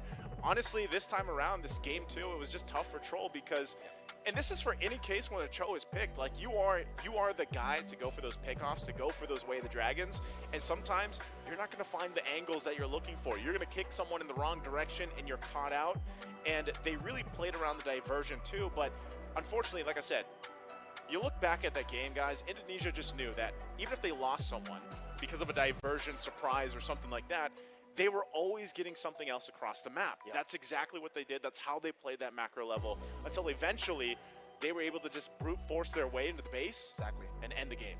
They used the brawls as a distraction, a mini diversion, you could say. Even though they didn't have the low Yi, that was the diversion for Saudi Arabia to always handle. They're always handling the brawls. Meanwhile, the Uranus was in the side lane, the Wan as well. Always, they were able to get these macro advantages. So again, hats off to Saudi Arabia for the effort here, getting that 4th place finish, and congratulations for the 3rd place to Indonesia. We're going to be tossing it over to the stage, I believe, for an interview with CW. Let's throw it over to the stage. Thank you very much for that, folks. CW, congratulations on securing yourself 3rd place here at the World Esports Championship. After losing 2-0 versus Saudi Arabia during our group stages, what was the key difference maker for you between that game and heading into this series? I think we learned their gameplay in the group stage because we lost versus them in the group stage, and yeah, we just do best in today. What was the difference that you noticed? What were the key things that you thought that they did really well, and what did you change heading into it? I think they like to playing stick. It's like they play with the 5-man gameplay. Yeah. And how did you motivate your team heading into this series, especially after that Malaysia game that you had yesterday? Even yesterday we lost to Malaysia. We still have match right in today. We just play, just enjoy. And $20,000 for your team. Have you got any fans that have been supporting you so far? I think thank you for all Indonesian fans. I think this is not the best result that we got. Hope the further tournament will get better. And my final question for you, who do you reckon is going to win our grand finals? Do you think it's going to be the Philippines or Malaysia? I think both of these teams have a chance because it's just BO3 that I heard in this final. It's not usual final because usually it's like BO5 or 7. I think Malaysia or Philippines can, both of them can win. All right, well, thank you so much for joining me, and congratulations again on your 3rd place victory. Back over to the desk. Thank you so much, Jasmine. Congratulations, CW. Congratulations, Indonesia, for that 3rd place finish. And, you know, I just got to compliment CW real quick. I think over the course of the seasons, he's gained confidence to speak in a language that he's not comfortable with. That was solid English, guys. He wasn't comfortable. I think it was flawless. It was great. Right? Yeah, it was great. Yeah, you look really comfy with it. Comfy W. Is that what the C is? I know it's Calvin, but like. It's constantly winning. It was. Oh. It's the Anyway. Hey. Challenge is welcome. Challenge is welcome. Yeah. Challenge is welcome. There you go. Thank you for that. Grammar. Thanks for saving me.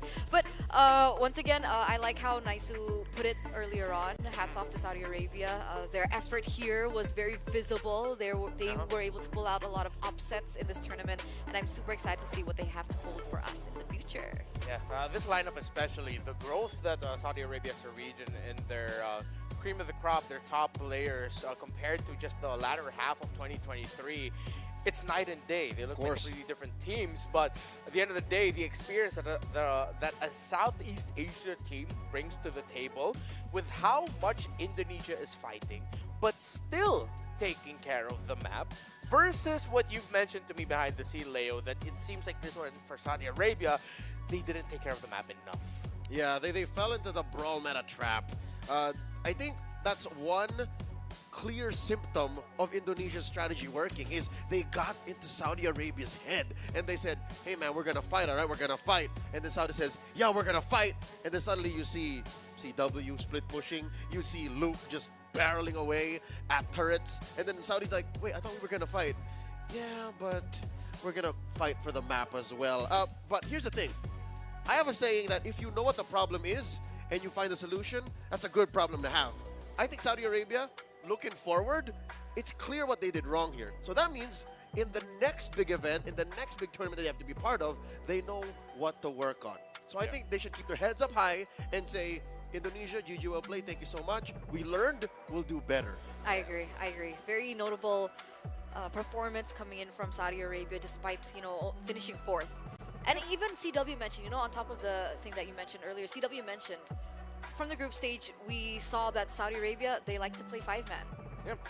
And so that's exactly what we saw, the mind games, the diversion, well, not the literal diversion, but the diversion of the skirmishes, the diversion of the brawl to be able to play the map a little bit better. This is just Indonesia showing their veteran wiles. Like, Yeah. they've been around the block. They started on top of the MLBB world when esports was established. So it's just, we know how to solve certain problems better and faster than you.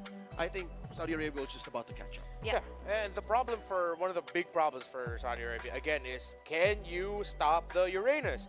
They stopped it if you look at it simply from kills and fightings, 2, 2, and 4. Moment to moment. Moment to moment. Anyone would argue, yeah, they stopped the Uranus, but you didn't get to stop what it was doing in the map.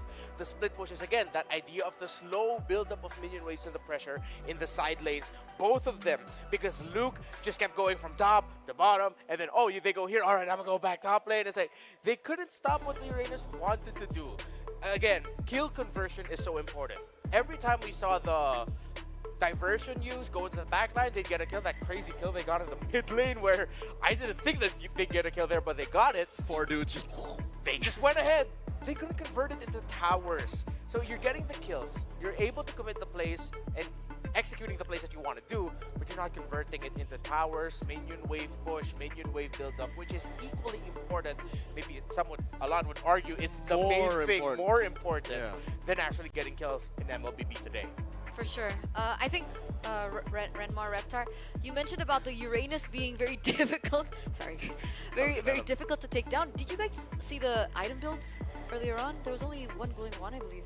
Yeah. So that's a glaring factor. I'm pretty sure Coach Lyric is going to give Team Saudi Arabia a good earful about the fundamentals of the game. Because when you're in this brawl mindset and you just want to you tend to just build more offensive items, right? So that money has to have gone somewhere because it's for most of the game, as Renmar mentioned, the items and the economy and the fighting, the pace was relatively 50-50, was pretty close, right? So that means Saudi Arabia had some money. When you're looking at the 7-8 minute mark, they had some money. So what was it to spend like a good 2,000 to buy Dominance Ice? So the fact that it was just a glowing wand might have been like a clear sign of it just slipped their minds. Twisted them, as you may say. Oh, I get it. I like that. I like it when I get jokes. You got that? Yeah. Thank you. I don't get stuff that often, guys. Quick But two. there it is, done and dusted, ladies and gentlemen. It looks like we only have one match ahead of us, and that one match just sums up everything that we have been, witnessing throughout the past year. Le pied de honestly. resistance. Exactly. Yeah. PH Malaysia again. It's the new Indonesia PH version of it. Hey, don't say that in front of her. He didn't mean that. I meant That's it. so rude. Every single. I'm just stating facts. Is it because I keep getting your name wrong? Is this a personal thing now? No. Not at all. Look, Eternal, just because Indonesia is struggling, I got her for you. Just because Indonesia is struggling doesn't mean they can't do better in the next big international event. Saudi Arabia is also licking their wounds. So let's look forward to Malaysia versus the Philippines. Because I'll tell you now, Malaysia, Philippines, there's some scars for us here.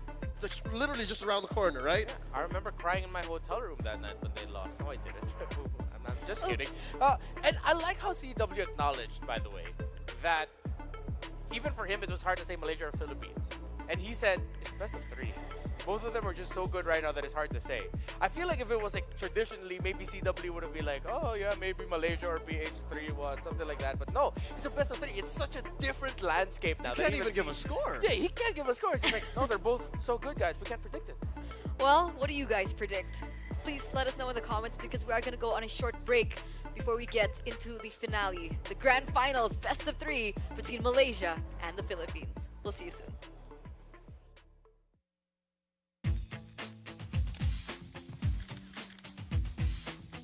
All right, guys, welcome to the roundtable here at WEC 2024 for IESF. And once again, we're in Riyadh for what, the 3rd time this year, I think it is. I'm Naisu, joined here with Mirko. And also we've got 2 players here joining us. We'll go ahead and start with introductions here over to the right. Hello, I'm Maru. I'm from Team Egypt. I play as a roamer. Hello, I'm Fried Chicken from representing USA. I play as an XP laner. Yeah, you guys should be already familiar with these names. You know? I've seen them multiple times in international tournaments. This is the guy who knocked out Geek Fam. Yep. I still hold that grudge against him. I still remember the Franco. Yeah, and probably all the Malaysians out there remember him for knocking out the Malaysian teams at M4 and M3 too, right? So, oh man. Hey, you know who else remembers Fried? The PH server. the PH server. No, again, we're glad to be here, of course.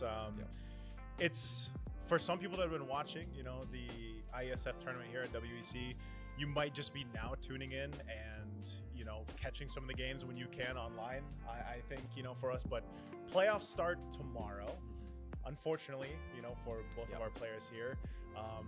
You can tell us about your experiences because, you know, they won't be joining us tomorrow, I believe, to go to the playoffs here. But how was your guys' experience so far? I mean, Fried, we can start with you.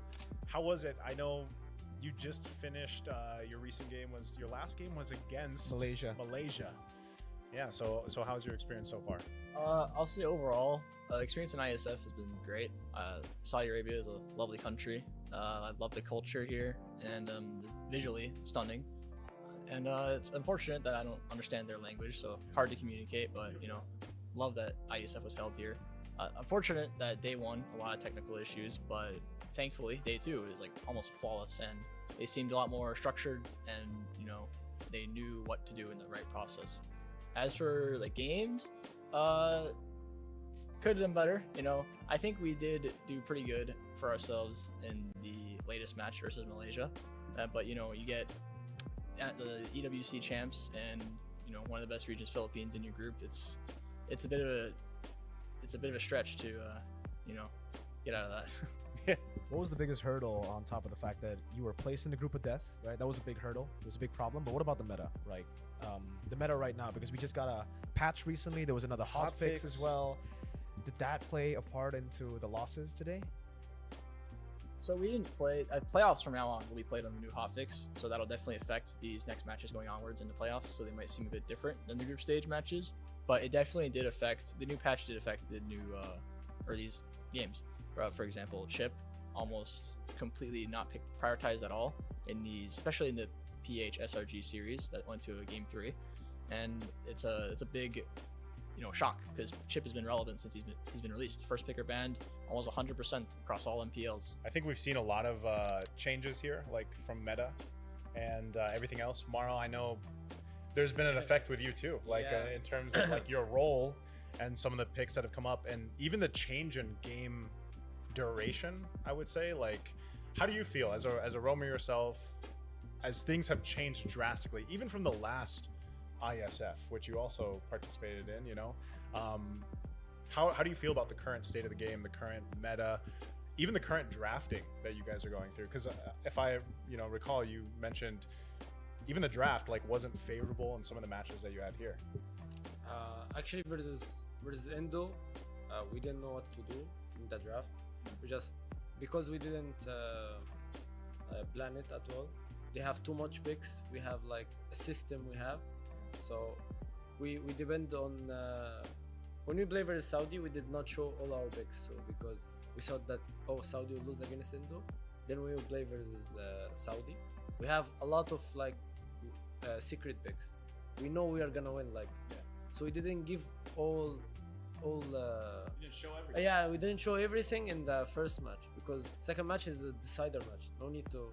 But when Saudi won 2-0, we got in complete shock. We had like. I think everybody was shocked. Yeah. Yeah, I was like, what the hell is going on there? I didn't believe it at the start when they said, oh, Saudi won 2-0. I didn't believe it. But after that, we had like only 20 minutes to plan against Indo, and we did not have a coach, so it's 5 players. In versus Saudi, it's in our favor because we play versus them a lot. MBL, scrims. We know how to deal with like the players. We know the play style, everything. But versus Indo, it's different. It's different. They just go pressure all game. They're very it was very aggressive. Yeah, it was a shock to play against this Onyx play style. Yeah. The scale of PH to Indo in terms of aggression, they're Indo, right? They're Indo. Yeah. With the Hilda also, and the Hilda you can deal with it if there is no Phobius. So, and we had to pick Akai, like we just go with the flow, just have fun, you know. Saw some of the games obviously for you against Indo, the 2-0 unfortunately, but I have a question for you, Maro. Unfortunately, during the African Championship for the qualifiers, you weren't there in the lineup, right? Yeah. I remember the lineup being completely different, and obviously in the African Championship, you guys were the heavy favorites. Like everybody kind of knew that it was going to be Egypt who was going to go to the next stage. So, joining this team now for the main event, and going from the tournament favorites in African Championships to now in IESF, the main stage being kind of like underdogs, dark horses considered by a lot of teams, a lot of members, a lot of players. What's your thoughts on that? Like, how did you mentally prepare to be, again, the underdogs in Dark Horse? Actually, it was pretty hard to have this synergy with the team because we have 2 players from another team, and I have Joki and Speedy. They were in my team, but Alpha and Kenji, we did not play together that much. After the MBL, we had like 2-3 weeks just to practice. It was not that good because of the scrim quality, the internet, a lot of stuff. The only time we practiced, like we gave our best, was only like when we arrived in Saudi. Only, so we gave our best. So I guess same question to you, Fide. You know, you played with a different team entirely before coming to ISF, right? You're with BTK, different lineup. Coming into this tournament, what was the mental state, and how did you prepare mentally for ISF? It was a different lineup, 2 new players that we're not really playing with often. Carlos from C9, and then T, who is from, he didn't compete in the season, but he was in previous BTK teams. But tried our best. So you guys just kind of like went for it basically. I feel like some of the teams, that was a situation, just ISF, and I mean the flight from the US, like I just did this recently too, coming from the US, man, that is like such a long travel time. And I think, you know, if you've never actually been on like a 20+ hour journey, like overall, multiple flights and everything, like, and then you got to come here and then you got to prepare for this, it's super intense. So I guess to build up on that, you know, because again, you guys both, your last day for playing is today. Who do you think is favored to be the new WEC champion? Because obviously, you know, last year out in Romania, we had Philippines. It's a different Philippine team, of course, now. So we can start with you, Mara. Who do you think is going to be this year's champion? At first, it was Indo. But after the 2-0 from Saudi, I would say it's Philippines. It's Philippines? Yeah. Philippines. Yeah. All right. So that's, man. Is it just because of the results? Is it because it's only Saudi Arabia? Is that why? Huh? Is it only because of the Saudi Arabia game? Like that really changed the perception? Yeah. See? Okay. What about you, Chicken?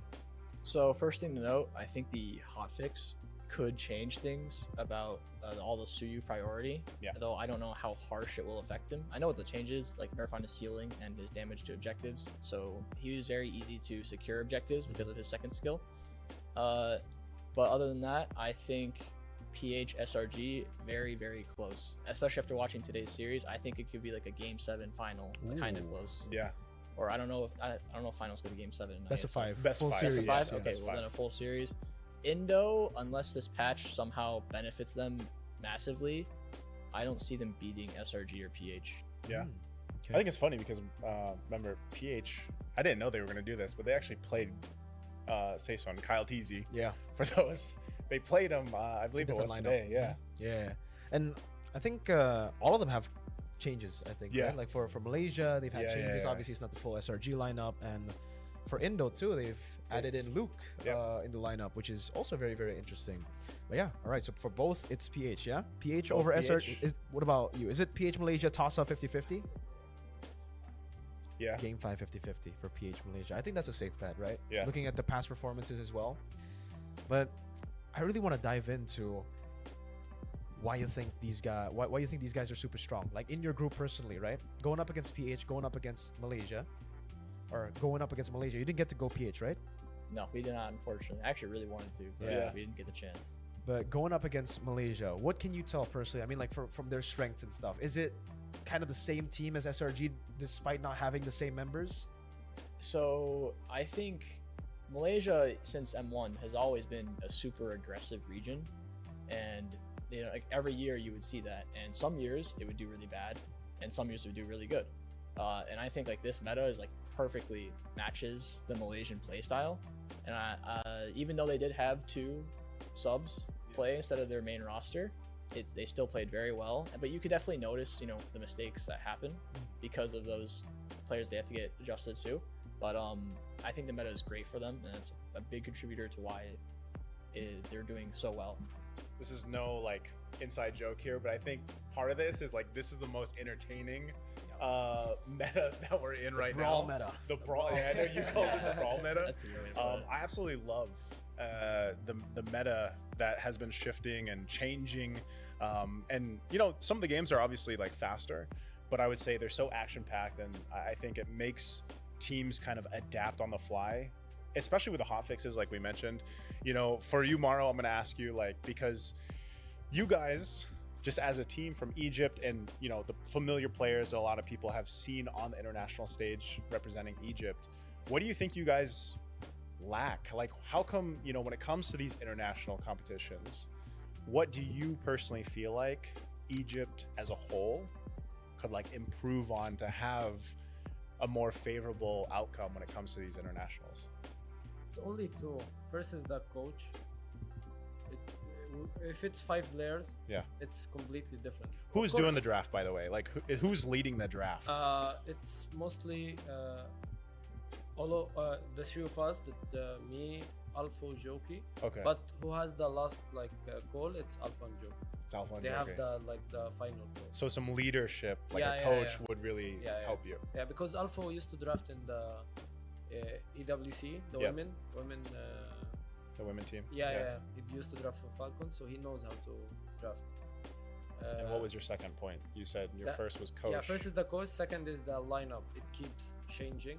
Yeah. Yeah, like last year we used like 5 as Occupy. We go to MSC together. We play the MBL together. So there is a lot of time to develop this chemistry. Synergy. So when we do like we pick something, we know how to play with it without a coach.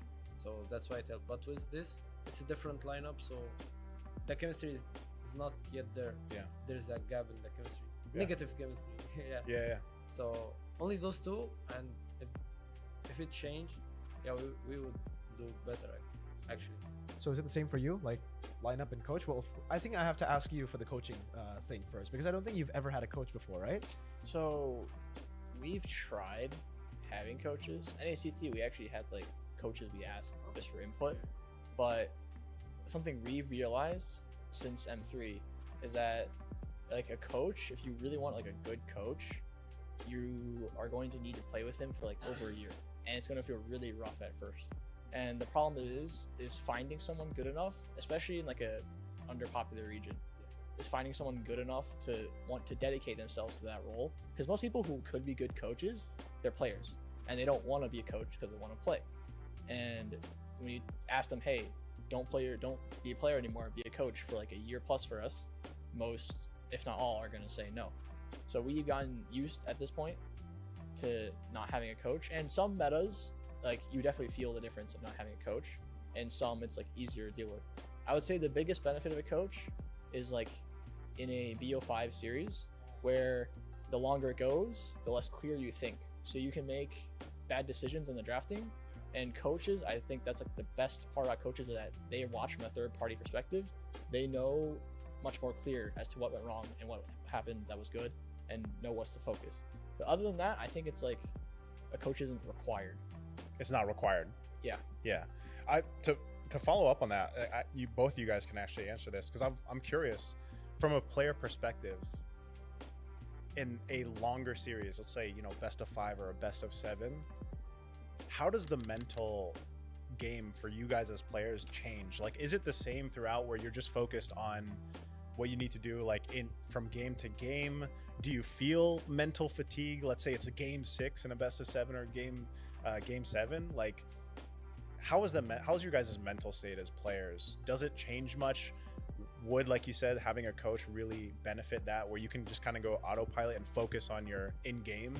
Is that how that feels like when you go in the distance? So NACT, we came back from the reverse. Exactly. So I'd say like for personal experience, you just really need to focus one game at a time. Looking at it overall as like a BO7 is the worst way to do it because it's too much on your mind.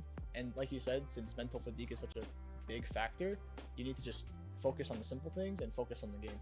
Because you take too much in at once, you're going to be exhausted by the last game. Yeah. I've been there before. I think it was season 3 versus Okami. That we won 1 game, then they win 3 games. So I had to like do the comeback. Yeah. But at the last game, I was like 0-11 with Kadita. This mental fatigue, I didn't eat for like a lot of time. Yeah. It was long wait. So I just autopilot. I die. Okay. I just don't think about the game anymore. Even if I lose, So no pressure. yeah, but at the last, I saw a call. I focused for like 1 minute. I saw a call we can end, so I give it like I risked it. Yeah. But this mental fatigue actually it happens. I guess what's the future right now for both of you guys, right? Because obviously for you have another international event to attend right after this. What's the preparation gonna look like for that?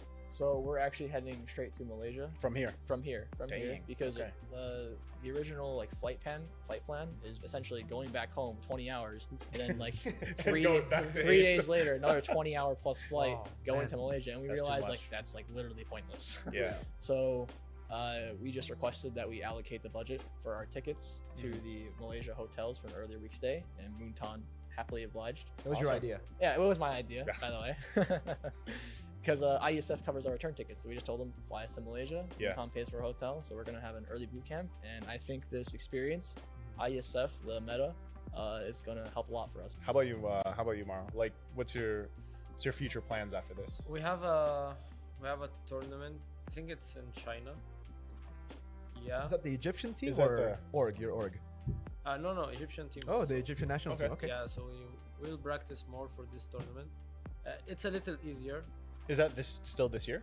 Or is yeah. Okay. I think it's after a month or 2. Okay. They might delay it or change the China to Malaysia. We don't know yet, but it's soon. So I might continue practicing with this, and I'll be with the R8 still. But we will have a lot of lineup changes. So for both Egypt and both. R8 or just R8? No, just R8. Just R8. I think just R8. I don't know about Egypt yet. I think we're gonna wrap it up here, guys. Before we close out, I'd like to give both Fly Chicken and Maro a chance to go ahead and give a shout out to, of course, their supporters and of course their countries that they represented here. So Fly, we can start with you. Whatever you want to say to the audience out there. First of all, thank you all for supporting us in IESF. Thank you USA fans and BTK fans, and hope you continue to support us and as we represent USA and M6, and continue to support me. And Maro, go ahead. Yeah, first of all, I would say thank you for the fans for supporting the Egyptian team in IESF. I would say it was unfortunate that we lost this early stage. Could have been top 4, top 8, I guess. But yeah, it happens. I think next year we'll just do better. And thank you all again. Mirko, any last things you want to say? Ya, untuk para pendukung Indonesia, para penonton Indonesia ya tetap dukung lah ya tim Indonesia kita, walaupun sempat kalah sama Saudi, sempat udah diragukan mungkin sama player-player ya kan, mereka bilang Malaysia, Filipina lebih kuat, tapi kita harus tetap dukung lah. Semoga Indonesia bisa memberikan yang terbaik, harus juara lagi lah ya. I guess I have to. Does that mean Do I it have in to do it Tagalog, in brother. You gotta do it in Tagalog, Tagalog, man? brother. I can try. Try ko lang. Okay. Maraming salamat sa lahat nyo for supporting the Philippines. Guapo. Wait. Okay lang yan. What's the word? Don't say the words that you know, Mirko, but maraming salamat and good luck sa lahat ng teams actually, pero of course, Filipinas lang malakas. And that's going to wrap it up here for the roundtable for the WEC 2024. For IESF, once again, we are kicking off the playoffs very soon. And again, thank you to our guests here for the roundtable, of course, Fried Chicken and also Maro. Best of luck to you guys in the future. And that's going to be it for me and Mirko. And we'll see you guys on the broadcast very soon.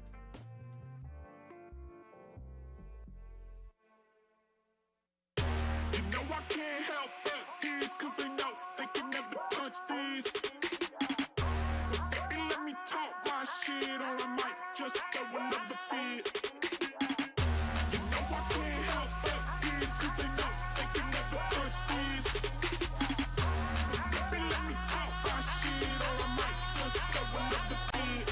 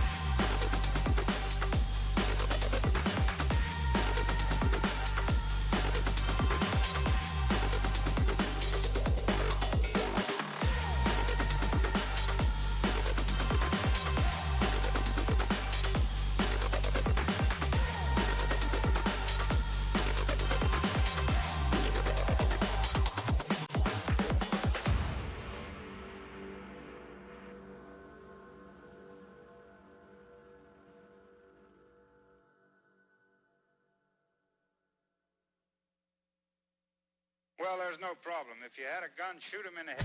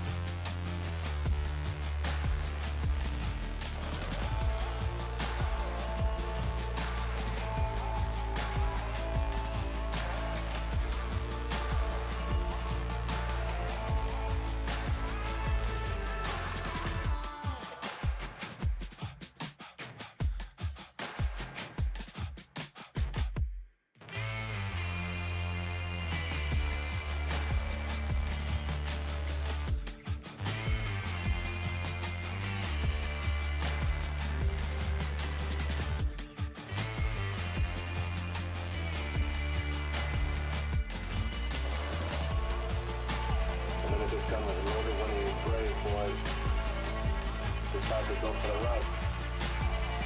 It's a fire. It's a fire.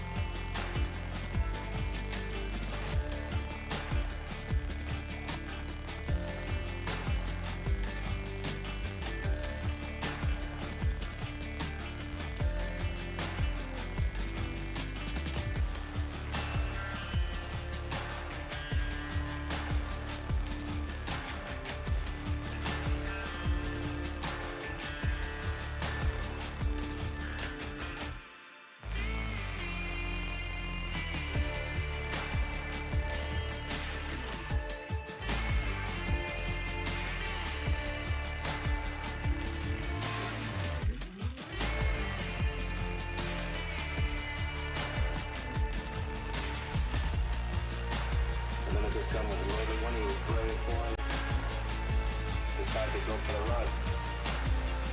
It's a fire. It's a fire.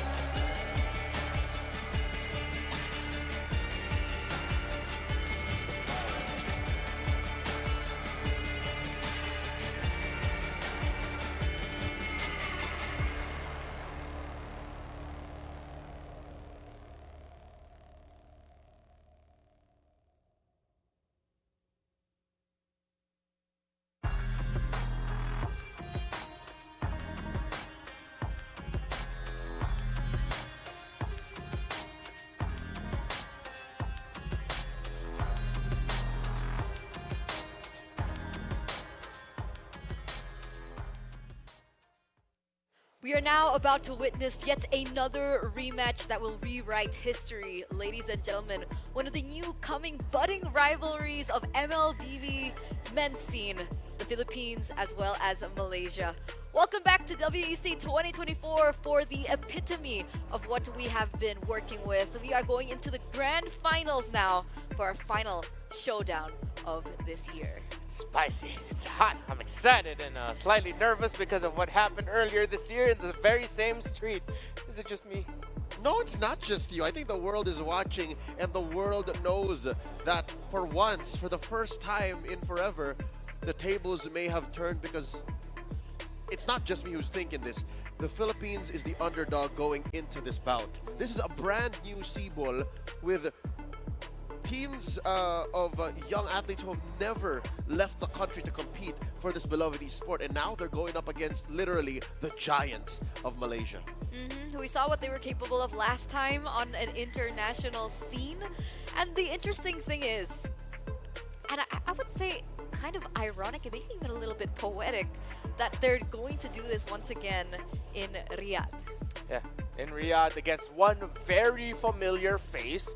Now up against faces that they're not too all familiar with, except for, of course, the meeting that they had earlier in the group stage. But the main beating heart of the Giants of Malaysia are still there. You still have Yums, you still have Stormy, you still have Sekais.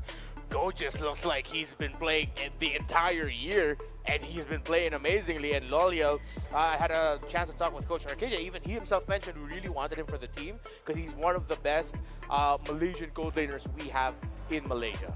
I'm happy to see that these are still faces that we're familiar with, whether it be Team Philippines or Team Malaysia. But you know the saying, familiarity breeds contempt. And we need to keep reinventing what defines greatness in the MLBB esports scene. So with that said, even the meta has shifted. So along with these new names and faces, we have a new play style that's come through. Here's a brave and fearless forecast. Going into the 3 in the grand finals, Philippines versus Malaysia. We've seen it happen all throughout the brackets. Some level of the brawl meta will show its shade here in this best of 3. The Philippines and Malaysia will have to step up to that. I'm hoping. I'd love to see that. I want to see chaos. I want to see action. I want to see that rivalry coming through for our upcoming grand finals. And, you know, taking a look at the brackets as well, it's actually quite a starking difference of the journey that both of these teams have actually undergone up until this final point, right? Philippines in the quarterfinals 2-0ing Argentina, and then they followed in with a 2-0 against Saudi Arabia. Meanwhile, if we take a look at Malaysia, 2-1, 2-1. Yeah, Malaysia have been tried and tested, and they've passed every test so far that they've met. Even in the last time that they faced off, it was a 2-1 victory for the Philippines in the group stages. That's why it's hard to see a universe where this doesn't go into a game number 3. If either of these teams win in a sweep, both dominant, I will be very, very surprised. Who am I to think and to demand for what the universe will give us? I think if this is a sweep for Team Philippines, they just prepared flawlessly. It was literally a masterful execution. If Malaysia sweep, so be it. It's just the experience diff between this new C-Ball and literally the Giants of Malaysia, who have already conquered one championship prior here this year, and then WEC is just another as they rewrite history. So I agree with that, but remember what happened at SPS. I don't want to That's another thing. refresh our fans. It's a back and forth, right? Sure, MSC, it was Team Malaysia. Well, it was SRG, right? And then we went into SPS thinking that, you know, SRG's probably got this. But then Falcons AV Brand were the ones that won. You're talking season 5, the one that happened in Quill City Mall in Kuala Lumpur, what, 2 months ago? Yeah. Yeah, Okay. it was recent. Not even 2 months ago, that was a long time ago. Yeah, earlier this year. So, you're saying we might revisit that? Maybe. That might be, so maybe Malaysia isn't even the giant here. Maybe still, even with this young roster that the Philippines have in C-Ball, they might be the tournament favorites? Is that what's happening? Because That's a huge argument. I Because only who would have- you say is the tournament favorite? I only coming have into eyes this? on the Filipino community right now. I don't speak Bahasa Malaysia, not as good as I wish I could. I know some words, not words I can say on broadcast, but what does Indonesia think? Who is it? Who is it? Mirko, who's the tournament favorite? Do you think it was Malaysia? Do you think it was Philippines? Do you think it was Indonesia? All right, he fires up his timeline. He's looking. He's thinking. He's looking. He's loading right now. He's Even not on, he- even you he don't see him on doesn't know. camera, but he's he's just loading. Even he doesn't know. He's hung. He's See, frozen. exactly. This That's is- the point. You broke Mirko. So Sorry, Mirko. how crazy is this discussion? Because this is 4 years of Filipino excellence, Yeah. and suddenly Malaysia wins the big one, and now you're like, wait, we're not so sure now. But what we are going to be sure of, once again, ladies and gentlemen, is the official team lineup. So let's bring it up for the grand finals. For Team Philippines, we have Torres, Gomez, Sison, Galiantes, and Fernandez. They may not be Falcons AP brand, but this is still Team C-Ball. This still consists of members of a very young and promising RRQ Kaito lineup that is led or guided rather by a member of Alcansay Ren, which is Saison, and how are the members of RRQ Kaito and how the members of Team Seaball, how they have played. How it's as if they've been playing international tournaments for a long time. It's as if they do not spend majority of their time just strictly playing around in the Philippines, that they go fly out and compete internationally. They are not a perfect team. They are one of the teams susceptible to falling into the brawl meta trap. We saw that in their group stage match up against Team Malaysia in the game that Malaysia won. Even in the very final game where it looked like it could have gone other way, if that happened because both teams fell into that brawl meta trap. What you have to watch out for from Team Philippines is that they are going to be strict with themselves with sticking into the idea of that Filipino discipline. And when you're talking about macro focus, I'm looking at the heart of this lineup to do just that and temper everyone's expectations and, you know, be the maestro to the orchestra of MLBB Esports excellence. That is Gallantes. More on him later. And on the other hand, we have the official team roster from Malaysia. We have Gojes, Sakai's, Stormy, Yums, as well as Lolio. So this is the squad that went 2-1 against every single team that they went up against in the playoffs. I'll tell you now, Gojes to me is a revelation. The fact that he seems like he's been warmed up and ready all this time despite being benched in a majority of their outings as Selangor Red Giants in the past 6 months shows that this team is ready to fight for their country, and that excellence is not just something you inherit. It's something you work for. It's something that you show in the game and that is drafted for performance. So what does that mean? It means that off of Gojes, if I'm looking at Gallantes to set things up for the Philippines, I'm looking at Gojes here to do just the same. And I like that as the playoffs unraveled, he showed that he was more than just a Hilda man. He showed that he could play so many heroes and he could use the same hero in many different ways. That's where I'm looking at Team Malaysia to make a difference against the Philippines. So for Team Philippines going up against Malaysia, I'm glad that you mentioned Gojes here, because even though at some point you could say, yeah, Hilda man, Hylos man, that shows that he is a proactive man. He's a proactive member of every hero lineup that Malaysia will draw to the table. The Hilda, we know what she does in lane and with the rotations. In team fights, we know what a Hylos does. He's the guy initiating. If it's not gonna be Yums, it's Gojes. So that's something Team Philippines will be keeping in mind in their drafts. If they can't exactly take away the most comfort heroes for Gojes that we've seen so far in IESF WEC this year, then you pick up heroes in your lineup that whatever playstyle that Gojes will end up with, which is again proactive, you can stop it or at least mitigate it. And you know, speaking of the Hilda as well, I'm in anticipation of the Hilda coming out because honestly, seeing both of the junglers from both of these teams, will we potentially be seeing yet another assassin battle? That's the thing, we actually might not. In their previous matchup, the only assassins that were let through were along the lines of the Hayabus and the Nolans. Both teams respected the Fanny. And I will be very surprised if anyone lets the Fanny through here. If the Fanny makes it through, then someone prepared extra for that, and they prepared a lineup just to mess with that hero. And I like your choice of words. When Fanny slipped through a couple of times in the playoffs in WEC 24, one would say somebody messed up.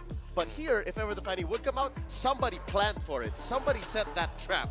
And if you're talking about traps, I'm going to say it again. I don't think the Brawl meta is a trap. I think whoever wins this series has to embrace the Brawl meta, has to use that as a weapon and flow with it. You know, that's what the meta brings us.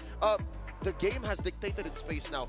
Moonton has developed the game and put into the patch how you could not just get away with being passive on the map. There has to be some level of, again, proactiveness, aggression, and conversion that the game demands. So, heroes like Cho, heroes like, I'm gonna say it now, the X-Borg in the jungle, those are gonna make a difference and define what trading means on the map. So, the Filipino style has to evolve. It can't just be control the map, macro, all 365 days of the year. No, 100% I agree with that. The brawl meta trap that I'm referring to is forgetting about that macro.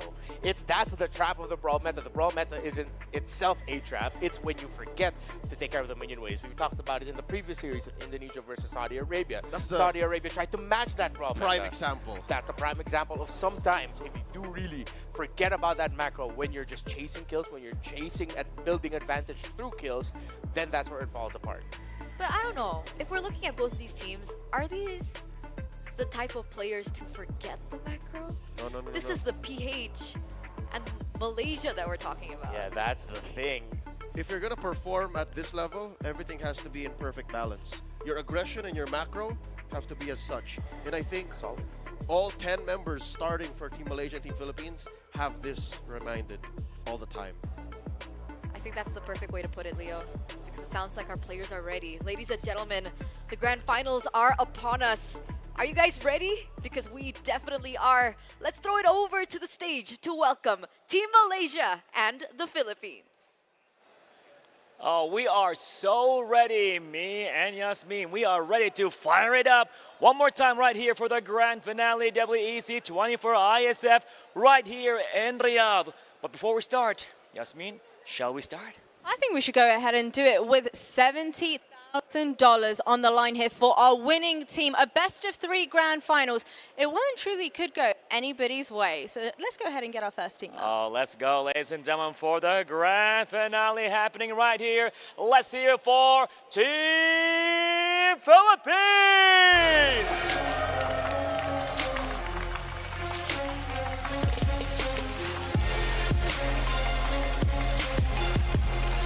Getting in right now, representing the pride of the Southeast Asia, showcasing remarkable skill, teamwork, and resilience throughout this tournament. They definitely earned their spot. So one more time, let's hear it for Team Philippines!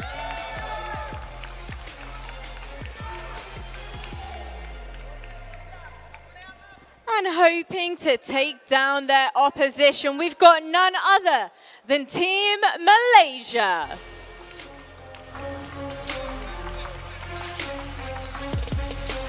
Despite winning against Indonesia yesterday, we must not forget the ghost of group stage pass, as this team has previously lost against the Philippines in our group stages. But now, having seen Indonesia claim their revenge on their group stage nemesis, it is time for us to find out whether or not Malaysia can do the exact same in this best of 3 grand finals. Ooh, swear to God, like all these days of hype and phenomenal matches, it all comes down to the final showdown. You know, it took me like 1 hour to learn this one sentence in Tagalog. Go on, do it. I'll give it my best, okay? So, let's go. Ito ang lakas and Pinas Team Philippines. I can't speak Malaysian, but what I can say is good luck and have fun to both of our teams, and it's back over to our analysts. Let's go. Thank you so much, guys. Thank you so much, Bara, as well as Jasmine, as it looks like both of these teams, both Team Malaysia and the Philippines, they are going to be getting ready to the battle stations for the final showdown of WEC 2024, and whoever wins that will get that trophy that you guys see on screen right now. The stakes are so high at this point, and I gotta say, man, cheers to the the Filipino fans in the building. Wow, they were loud. We are everywhere. Everywhere. 2 of them up over here. Yeah, 2 of them over here. I mean, our greatest export are ourselves, and there's a lot of Filipinos here. So is that thing we acknowledged in the previous international tournaments here in Riyadh, is that it feels like a little bit of a home ground buff as well because of the significant Filipino population here in Riyadh. But I mean, they are up against teams and members that have said, "What buff? We'll take it down in the game 7." And I love how Sakai's and Saison acknowledged each other in the fist bump. They were like, it's you again. Hey, you again. And then they went to their separate stations. Yeah, no, prior to this matchup starting, even before Indonesia versus Saudi Arabia began, I saw them both walk in. So there's that shared history between these two all-star junglers, and they remember that best of 7 that they went through wherein they tore the house down. Literally just next door, the world witnessed a shifting of the tides. The world witnessed how Malaysia can indeed become world championship level athletes. And right now, walking in, I totally agree. Like, amplify that whole argument we had prior to the walk-in. Like, who is the underdog? Who is the tournament favorite? That's a big question. That's $1 million question right now, and I don't know. I guess we'll see here. Right? How this unravels. $160,000 question. There you go. Let's get into the specifics. Or Yes. total prize pool. Yeah. Well, So- 70 G's on the line here. Exactly. So speaking of specifics, we're going to go straight into the specifics for our first drafting phase for game number 1 here in the best of 3 grand finals. Looks like Malaysia is going to have that first pick, with Philippines following after. Yves gets banned here. Analysts, what comes next? Well, let's see if Fanny is actually gonna make it through. But Suyo is the focus right now for the Philippines. We'll see if either of these two teams will go ahead and commit a chip ban. Malaysia might actually pull the trigger on a chip blue 3 ban later on. Jushin and Matilda should be targets. Oh, look, oh wait, they're attacking Saison. Yeah, again, in their previous matchup, it's the Hayabusa in Nolan that frequently popped up in terms of the assassin pickup, so that if ever Philippines aren't careful with their banning process here, you actually might see Malaysia end up with an alpha, and then the Philippines ending up with something along the lines of a Nolan, which will get invaded on. All right, Jushin banned down, as you guys mentioned earlier on. So what do Malaysia do? Do they go for the Fanny, or what's the contest here? They'd rather keep the Fanny open, so they'll take out the Cho, because the Cho signals, hey, there's no more Cho, are you really going to let Fanny through? If the Fanny doesn't get banned here, then the Fanny will go through with the first pick. Chip is still bannable for the Philippines. If Chip is the ban, then Fanny will get picked. If Fanny's the ban, now Chip comes into the question. That's a catch-22. I think Malaysia, Coach Arcadia, the mastermind here, orchestrated this first pick well. Power pick for that blue side, which almost instantly neutralizes that 2-pick swing for red, which explains red's out of this world win rate in WEC 24. So instead, Team Philippines says, nah. You go and try and use that chip. I dare you, because there have been a couple of games where chip was totally just snubbed. Yeah. And as we predicted, it's the alpha for the first pick. If this isn't going to be a Nolan pickup later for the jungle in red 3 for the Philippines, the Julian is still an option with a Suyo gone. They can go ahead and steal power picks of the Rome and EXP, contest potentially either the Khalid and Gatot, and then pick up a mid laner in the Valentina. Or sometimes an Aurora blue, red 1-2 does pick up again, does show up from time to time up against an Alpha 1. Wow, seems like you got it all read out. Renmar is in the zone, bro. Yeah, these are the possibilities. So Gatot comes through. Could be that Aurora. Could be that Ooh, a hero that finally doesn't show up as often anymore. Spicy. But I mean, technically, Gatot has been ignored as well. So what do you think about both of these heroes? Do you think that they're still prio? Do they still work the way that they used to? Yes, I think it comes down to a playstyle difference. So the teams that don't pick these two are teams that, for the lack of a better term, are reactive to the current metagame. The Philippines knows itself so well that they know that these are the heroes that matter to them still. So Malaysia now, I'd reckon, I don't know if it's the same priority. No, they're not going to do that. Stormy is still left up open. This is Gojes as Hylos, and the Lunox for Loliel. Yeah, and Harith early pickup there for Philippines does signal that them respecting the comfort pick, it seems like, for Loliel, because it seems the teams that have gone up against Malaysia have taken away Harith out of the hands for Loliel. So we'll see magic damage as the main focus here.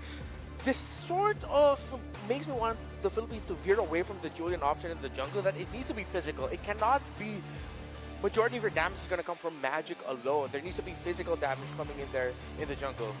So you can hit the Nolan still. The tough thing is it might just get invaded on. So hear me out.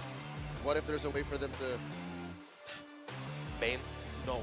Look for this. Look for the Angelic swing. Ah. Still possible. Nope, never mind. Yeah, no. Still the Nolan. That's the only other option. If you're not saying Julian and you don't want to see Nolan, you try and play for the Angeling in the two picks after the second phase starts. But So, with the Nolan pick coming in from the Philippines here, what type of gameplay are we looking at? Malaysia on the Alpha should have better control over the objectives. Philippines, hit and run until you can commit with the Harith. Yeah. Philippines needs to protect their jungle. That's the very first condition for them, and that's why they would take away the Matilda from Yumes. They don't have to worry about Yumes' Cho popping up anymore. But now, if Malaysia would want to play a playstyle wherein they could potentially start racking up wins within the first two turtles, then they might consider a Tigreal pickup to pair up with that Alpha and whatever mid laner that is going to end up with Malaysia, which the more I see this, I'm still leaning a little bit towards the Aurora. However, if Malaysia want to play a little bit more map crazy, Loi is still an option for them. That actually slipped my mind that the Jawhead is one of the top 2 picks of Gomez in the tournament so far, and Malaysia has taken that away. So this might be one of a relatively newer roam pickup here for Gomez. He could just pick a Gatot. It could be right there and there. Yeah, that could already be the roam. Gatot EXP has fallen out of favor for a good amount of teams. They usually just park it in the roam. Okay. What about the Khalid? Khalid is an option. And the Edith, what do you think about the Edith here? Oh, thank you for reminding me about Edith. That's someone who I've forgotten a little bit. The problem with the Edith right now is that, again, that will make them very magic-coded heavy. With a Gacha in the roam, potentially an Edith EXP, and then you go, of course, a mid lane mage. That's a lot of magic damage early on. That yes, there's a line of thought that you can build an early snowball from that, but once a Radiant armor start coming in, then that magic damage isn't going to do much. Coach Munsayak here might actually be onto something. They're not so sold on the fact that this Hylos might actually go into the hands of Yumes. Rather, the hands of Gorgeous, because it might still be Yumes. They're covering that base. They still banned out of Phoveus. So if ever they pick up a mid laner here, that might signal them saying, okay, we're thinking that this is actually an EXP Hylos. Because Hilda is still up in the air right now. And Khalid. Oh, it's Malaysia that bans away the Tigreal. I mean, we did pose the possibility that Gomez might pick up the Tigreal here now. So yeah, maybe actually we are already seeing the roamer of Yumes, and we still don't see the EXP laner of Gorgeous. Remember, Khalid is still open, right? If they want to go that route. But for the Philippines, you guys mentioned once again, they need to be able to protect this Nolan. The question is how? Mid laners, I think the mid laner is going to do their darndest to rotate around with the roamer. The would-be roamer, we still don't know where this Gatos going. I like the Aurora, especially if there's a Hylos on the other end. Just plop an Aurora there. Stop that man horse. Yeah. The Aurora or the Vex, either. What do you prefer? I'm okay with both, but do you have a preference? I would prefer if Team Philippines tempered their aggression, because with this Louis pick alone, they're saying we're not protecting Nolan, we're not protecting Saison. Sekai's better watch out for his backside. It's good, folks. And actually, if this is Rome Hylos, might actually have his work cut out for him in terms of being able to get vision. He might just end up getting poked down if this is a Rome Hylos. What a draft! Like twists on twists, back and forth. Either team accepting the fact that they're reactive because they're still putting out switches. And here we go, the Edith, which I think will be in the Rome. We've seen more Rome Ediths in the playoffs as compared to the XP. And the Valentina, was it stealing? But here's the thing, guys. Like, that's the beauty of Hylos and Edith, because you can still flex. Because technically the Philippines, they haven't opened that card either. Yeah. So they can flex it either way to whichever matchup suits them. Well, both teams can do that, because we don't know where the Gatot's going, and Team Philippines has the final say. They have this last pick here. And I'm looking at Malaysia. I feel like they're playing this Valentina the way Saudi Arabia is playing their Valentina earlier. Not necessarily for stealing ults, but more for just that early to mid-game spike, how useful in the paint a Valentina is. Yeah. You did mention that you don't think it's not just for the ults, but then I'm reminded of what Coffin did, stealing away the Khalids. And of course, Eternus has been mentioning the Khalids. So Philippines decides to default and pick the safest EXP laner that you can get in this scenario, providing the physical damage. It's the Terizla. And if I may say, gives a better ult to the Yeah. Valentina. With a flicker and a dash, she could put that penalty zone wherever she may please. This is spicy. What do you guys think about the drafts? I like the journey that we gone through Yeah. with the draft. More than the product, more than the ending itself, I'll tell you that. But I think Team Philippines will be the aggressor. With the final 5 that they ended up with, which is a clearer go at who's in the XP, who's in the roam. I think Team Philippines should be the aggressor. And if they do this well enough, they should walk away with a Game 1 win. Yeah, if they are a little bit too passive and don't maximize the fact that they can protect their jungle well with the low E, while pressure the jungle well with the low E, then if they're too passive, Malaysia will be able to find their timing power spike at the right time so that they can start pressuring the Filipino side of the river even more. So it just boils down to Philippines. Make sure your aggression's right because Malaysia has a strong possibility of punishing. So that's what we're going to be looking forward to, ladies and gentlemen, for our upcoming game to open things up for the grand finals. Boys, Mirko, Naisu, take it away. Eterna, Renmar, and Leo, thank you so much for breaking that down. Once again, it's me, Naisu, and Mirko to bring you our last matchup of MLBB Open for your WEC for IESF 2024. And man, it's looking spicy because, again, this is a best of 3 grand final. And we're going to find out if the defending country, the Philippines, can defend that title for that WEC title here. Do you think Malaysia has it in Game 1 with this draft? Based on the draft, I mean, personally for me, I like the Alpha more than the Nolan, right? I think it has, for the Nolan, you require way more execution compared to the Alpha. You need to play your game perfect, but hey, Philippines has been able to do that.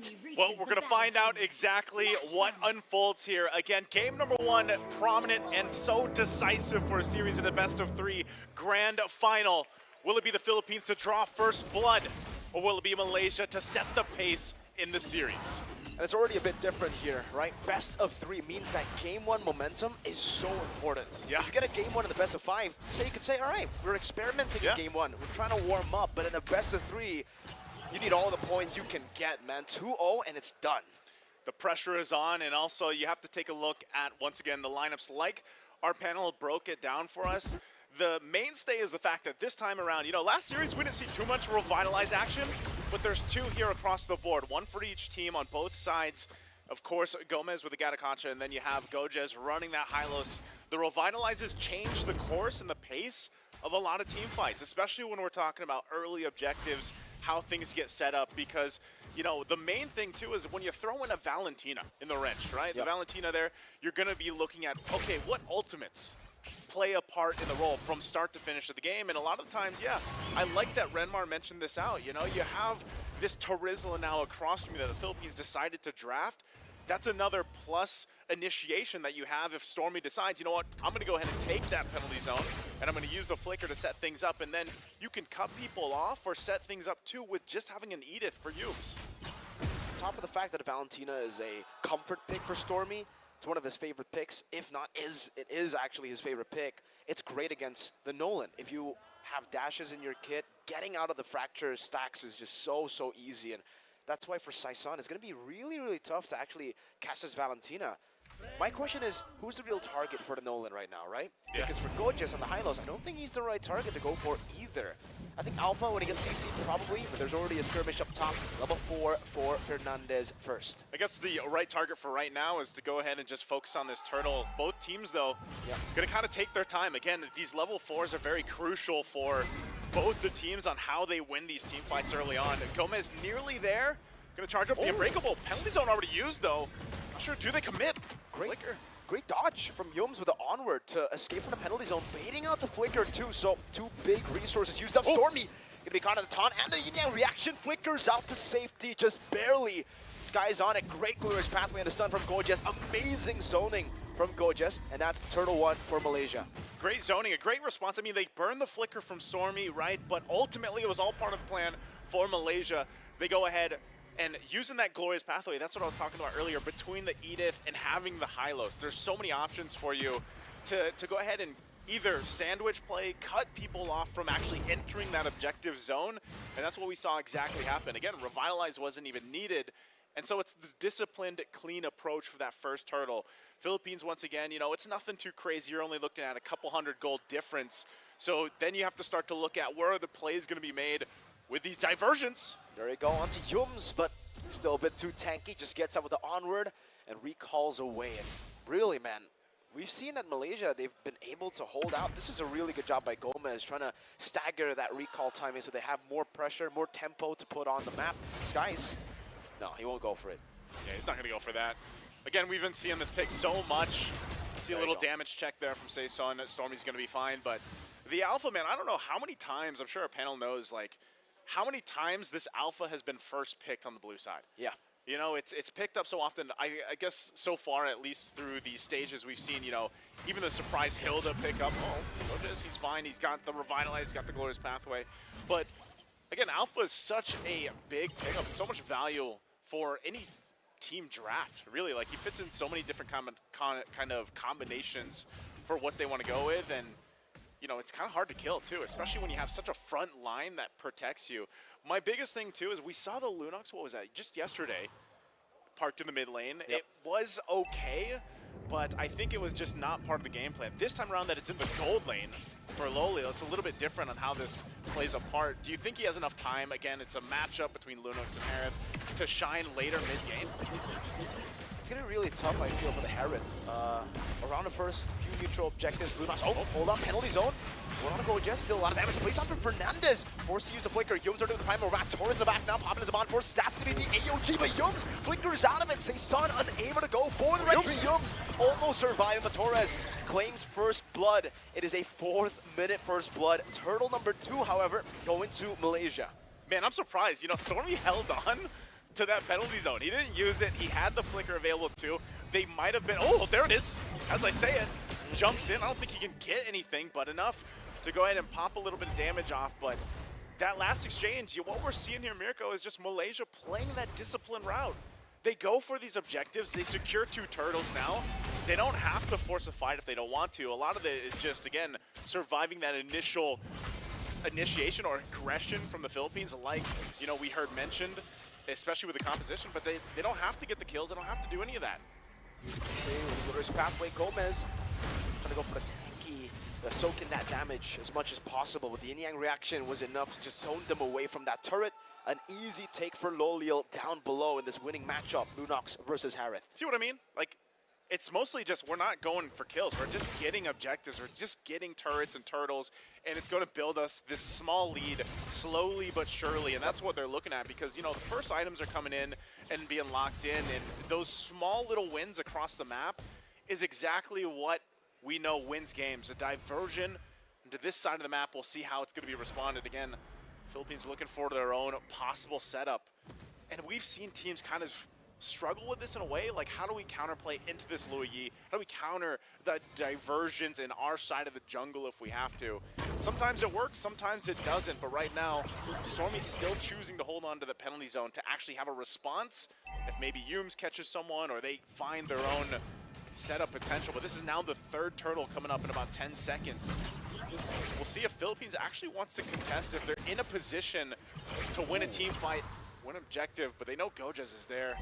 Gomez still not quite, you know, tanky enough to actually just front side. He's got to rely on Fernandez too. Yep. So it's up. They're going to square each other off. Trying to find this is. I feel like this is the trouble with a Nolan against an Alpha. You got to find it here. Penalty zone from Fernandez over to Skies right now. You can see the damage coming down. Saison able to get the retribution as he dashes forward. Yin-yang reaction over to Yums. Fernandez will be the sacrifice for the neutral objective. 1-1. It's a great way to put it. You know, I was wondering if they wanted to contest that last turtle of the game, and they do. They send in Fernandez, his body for the turtle. Gomez will take a couple shots. They're trying to hold down this mid-tier 1. He's tanky enough now, has the passive as well from the Gatakachi. He's going to be fine, goes back to base, but ultimately I would say, you know, Philippines is happy with that. At least they go ahead and get the objective of the turtle. And if you're noticing, right, they're still playing on the macro level. Despite how clean and I would say low kill this game has been so far, it's pretty much even in terms of economy. You know, they're just trying to hold on to the space when it comes to these turrets. It's all about reaching their item power spikes in the mid game for the control later on. And honestly, if we talk about the late game, right, in terms of damage output, And in terms of creativity, I think creativity, I have to give it over towards the Philippines with the low E. They're going to have a lot of different angles of attack. They also have a Nolan that can constantly just look for trades across the map. Macro advantage definitely seems to be the Filipino advantage here as we get into the late stage. But if it comes to damage output, they got a Lunox. Yeah. They got an Edith as well with a Primal Wrath. And honestly, Skies who can shred down the God, can't just shred down even the Terizla here. Frontliners going to have a tough time. So, I don't know. So far, very 50-50. Like you said, gold lead is non-existent at this point. Both of them are just farming. Both of them are just waiting for the next neutral objective. And it'll come down to those creative little angles from Galantes. If he can find the perfect diversion to maybe get a possible flank to take down Stormy or Loliel before the fight, that's the win angle. And I think that's why when we look at this kind of game, when you're in this kind of pacing, because again, if you guys have been watching us through the live streams, like this is a very different pacing, right? It's much slower than what we've seen in the past games.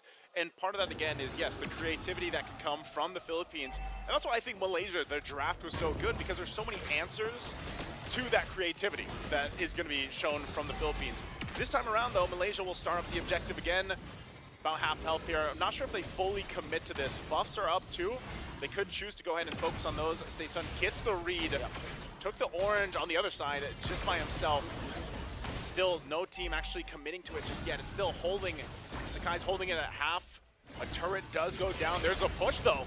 Where's Pathway? Gorgeous, great targeting. Into the back, he goes down with the AOG, locking Skies down. Saesun doesn't get it. It's going to be Skies who wins out the red tree battle. Fernandez with the flanker, but Youngs will chase him down with the Primal Wrath. One last shot is all he needs, but Galantes is there to peel him away. It is one kill over to Malaysia and a big Lord too.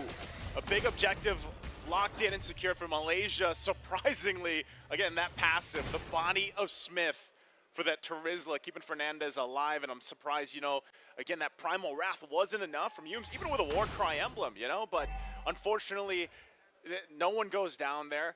For Malaysia, they can play into this Lord. It's going to be pushing in the mid. They're looking to just, at this point, get some more turrets. That top one on the tier 1 will go down, opens that up. Their main job here, because of this clear, is hopefully they get some tier 2s. I don't think they're going to be knocking on the Holy Shields. Philippines should be able to go ahead and maintain that. Gojez, though, will go in for that cutoff, trying to keep them from pressing on forward, but the tier 2 mid will go down. And maybe this is, again, at that point where you're looking at the power spikes. Is it there? Stormy grabs the Avatar, the Guardian ultimate. Look at the push happening. Wow. Saesun goes in, gets his own tier 2. And mind you, this is what happens, Miracle. We've seen this so many times. Oh, hold on. Are they going to go for their own sandwich play? AOG, they know they're kind of split up right now. Diversion as well going to be utilized. Saesun able to cut off Skies from the rest of the team. Oh, he forced the Spear of Alpha. Now is asking the Purify coming down with also Lolio jumping with the Chaos. Oh, Fernandez putting the hammer down. Torres still able to kite away. That's a brilliant Saesun going to be caught now. Stunned up by Gorgeous and taken down by Stormy. Fernandez on the run. That's Skies with the Spear of Alpha on the chase for the Filipino team. They don't. Torres gets splashed in the bush. Stormy gets the double. An amazing read from Malaysia. Man, Stormy's been holding on that flicker for the majority of the game, but that one he knew. He's here, I'm grabbing that kill. Stormy, we talked about the Valentina for him, and right now he is locked in 3-0-1. They're going to go for the mid turret. Let's see if they can clear it out. They still have Fernandez on to Terizla. Oh, a ton over to Sky. Spear of Alpha defensively. Penalty zone onto 3 from Fernandez. Locking him down with the AOG. Stormy knocked up again. A diversion off angle to the side. Galantes spotted. Gorgeous will be the one to be sacrificed here. Let's see. Oh, none of the shots connecting. Gorgeous still able to survive. One last shot should do it. And the glowing wand will burn him down. Man, Philippines, they had to work for that, though. They had to turn that around some way. But Malaysia has been just winning these fights. And really, it's the lineup that's working in their favor here. Again, going back before all that broken, Saesun, he pushed that tier 2 turret. He got it down, able to get something out of it. And this is always something you have to watch out for when a Nolan is picked up. They like to just go ahead and push. Again, they're going to go ahead and just get in position using that diversion. They know this Lord is up in less than 10. And so the Philippines will go ahead and play around the fact that, again, they have that space towards that bottom side. And this is where we have to see here, too. You know, again, this Lunox picks this Loliel here. Does he have enough damage to go actually and shred someone down? This is very difficult for Philippines, too, the way they approach these fights. Because of the fact you just have a very tanky front line. Look at the angle on the backside. With a conceal, Yum's able to find onward, forcing to purify out. Now Torres dashing away with his on force. One last shot, Lolio finding the fadeaway. Gomez trying to save the rest of the team right now as the Spirit of Alpha will hit him, and Stormy just eliminates him, takes the kill away. 2 members picked off away from Team Philippines. A diversion already being hovered over. Let's see where they go. They try to go for a steal. A desperate steal attempt now. Saison in the bottom lane, Bush against Spear of Alpha on top of the Earth Shatter. Fernandez taken down. That's 3 members down. Yums will go over to check on the Bush. Yums unable to go for Saison, but it's all just about the escape for him right now. It's about to fracture, and Go just zones him away. There was even a penalty zone from Stormy. A good attempt at trying to go, hey, you know what, we don't have any other option. Might as well put Saison in the bush to try to get a steal. But man, Malaysia, their game sense, they know this. They go and spot it out with Yums and even forcing out that retribution to survive. So again, great play there from Malaysia, great usage of everything, all the tools that they have to win these little fights, these decisive fights, and turn things in their favor. So now again, they march in with the Lord here, looking to take these base turrets down. Saison's gonna go ahead and push that tier 2 on the top. And they always have to maintain this because we've seen this time and time again where a Nolan from different teams is picked up and he's pushing into the base now. So they're gonna have to go for a 4-man defense against this Lord push from Malaysia. Is he going for the end? No, Stormy's there. There's kind of any Yums, goes in for the flicker as well. Stormy has recalled Lolio. Go over the combo in the back. Torres is still able to survive. Winter Crown coming down. Lolio going to be taken down by Fernandez. Penalty zone from Fernandez into the AOT for Gomez. Still, the enhanced Lord is up, but Torres is right there. Skies won't be able to take them down. And Team Philippines somehow, some way, they defend against Malaysia. Somehow, some way, the combination of the ultimates and just well-timed. Again, a distraction. I mean, how many diversions do they have? They have the one from Luo Yi, and then they have Saison. And this is what I was talking about earlier with the Nolan, man. They're going to put him in one of the lanes, force a response from Malaysia, and they just turned what should have been a dire situation, possibly game-ending, to now they're running down mid to get turrets. Talk about IQ in the game. And now Philippines, what more do they get from this turnaround? The fact that they got a base turret up top with Saison on the Nolan. We were talking about this, Naisu, right? As we get into the later stage of the game, this Nolan is going to be a big threat in the side lanes. And we saw that and I mean, this is just crazy. The fact that they got the base turret was already good, but it's the base turret in the far lane. Far lane away from the next neutral objective. It's going to be really tough now for Malaysia to handle that. The fact that Philippines still have more macro control because they have a diversion, and on top of that, they have a Nolan, and they have to just deal with the far lane somehow, because it's very possible that we see a split push from Team Philippines up top. You have to remember, this is such a weird situation to be in where, again, you are controlling, if you're Malaysia, you're controlling that pace, you're knocking on the base turrets, you got 2 of them down from the Philippines. But because of the mere fact that, again, you're playing against a version, and they could easily just, if they wanted to ignore the next Lord coming up here, send Saison somewhere to push the map, they can completely do that if they want to. Not to mention there can be fake out diversions too. That's all part of the creativity that we mentioned earlier on. So Malaysia finds themselves in a precarious situation approaching this next objective. The good thing about this Lunox pick from Malaysia is they might not even need to care about the side lane control. They have a Lunox together with an Alpha, so you can actually burst down the Lord real quick, right? That should be the angle of attack for Malaysia right now, and they actually are holding onto the Lord. This is an enhanced Lord, not an evolved Lord just yet. We are not the 18th minute of the game. But it does seem like for Team Philippines, they're the ones sending Luo Yi up top. This is it. Luo Yi's there, handling the wave. A 4th of the health on the Lord here. Saison go! Go! Saison with the assassination. Lolio goes boom! In the back now, it's going to be an all-out fight, and Skies wins out the victory battle. Saison with the immortality by a Storm is going to be very low. Torres takes him down. Still, Caltizi taken out by Skies. Pops him in the ground as the AOG comes around as well. A great immortality buy from Skies right now. That's going to be Torres jumping in. Skies, Spear of Alpha, but Torres gets the double. Malaysia win the neutral objective, but Philippines win the fight. They win the fight. They're starting to slowly but surely turn things in their favor. Yes, you get the Lord. You're able to buy some more time. You need that time for the 3 members of Malaysia to come back up. But Philippines will go ahead and clear this out relatively quickly, utilizing their ultimates and everything else to clear things and push into these base turrets if they can. Saison, decisive assassination at the bottom there before that Lord take.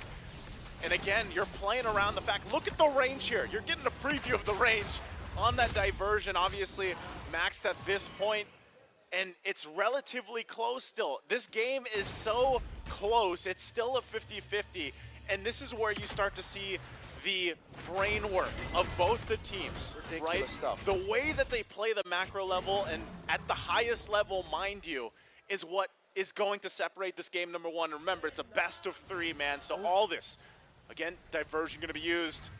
They're looking for their own setup here behind enemy territory. Gojez, though.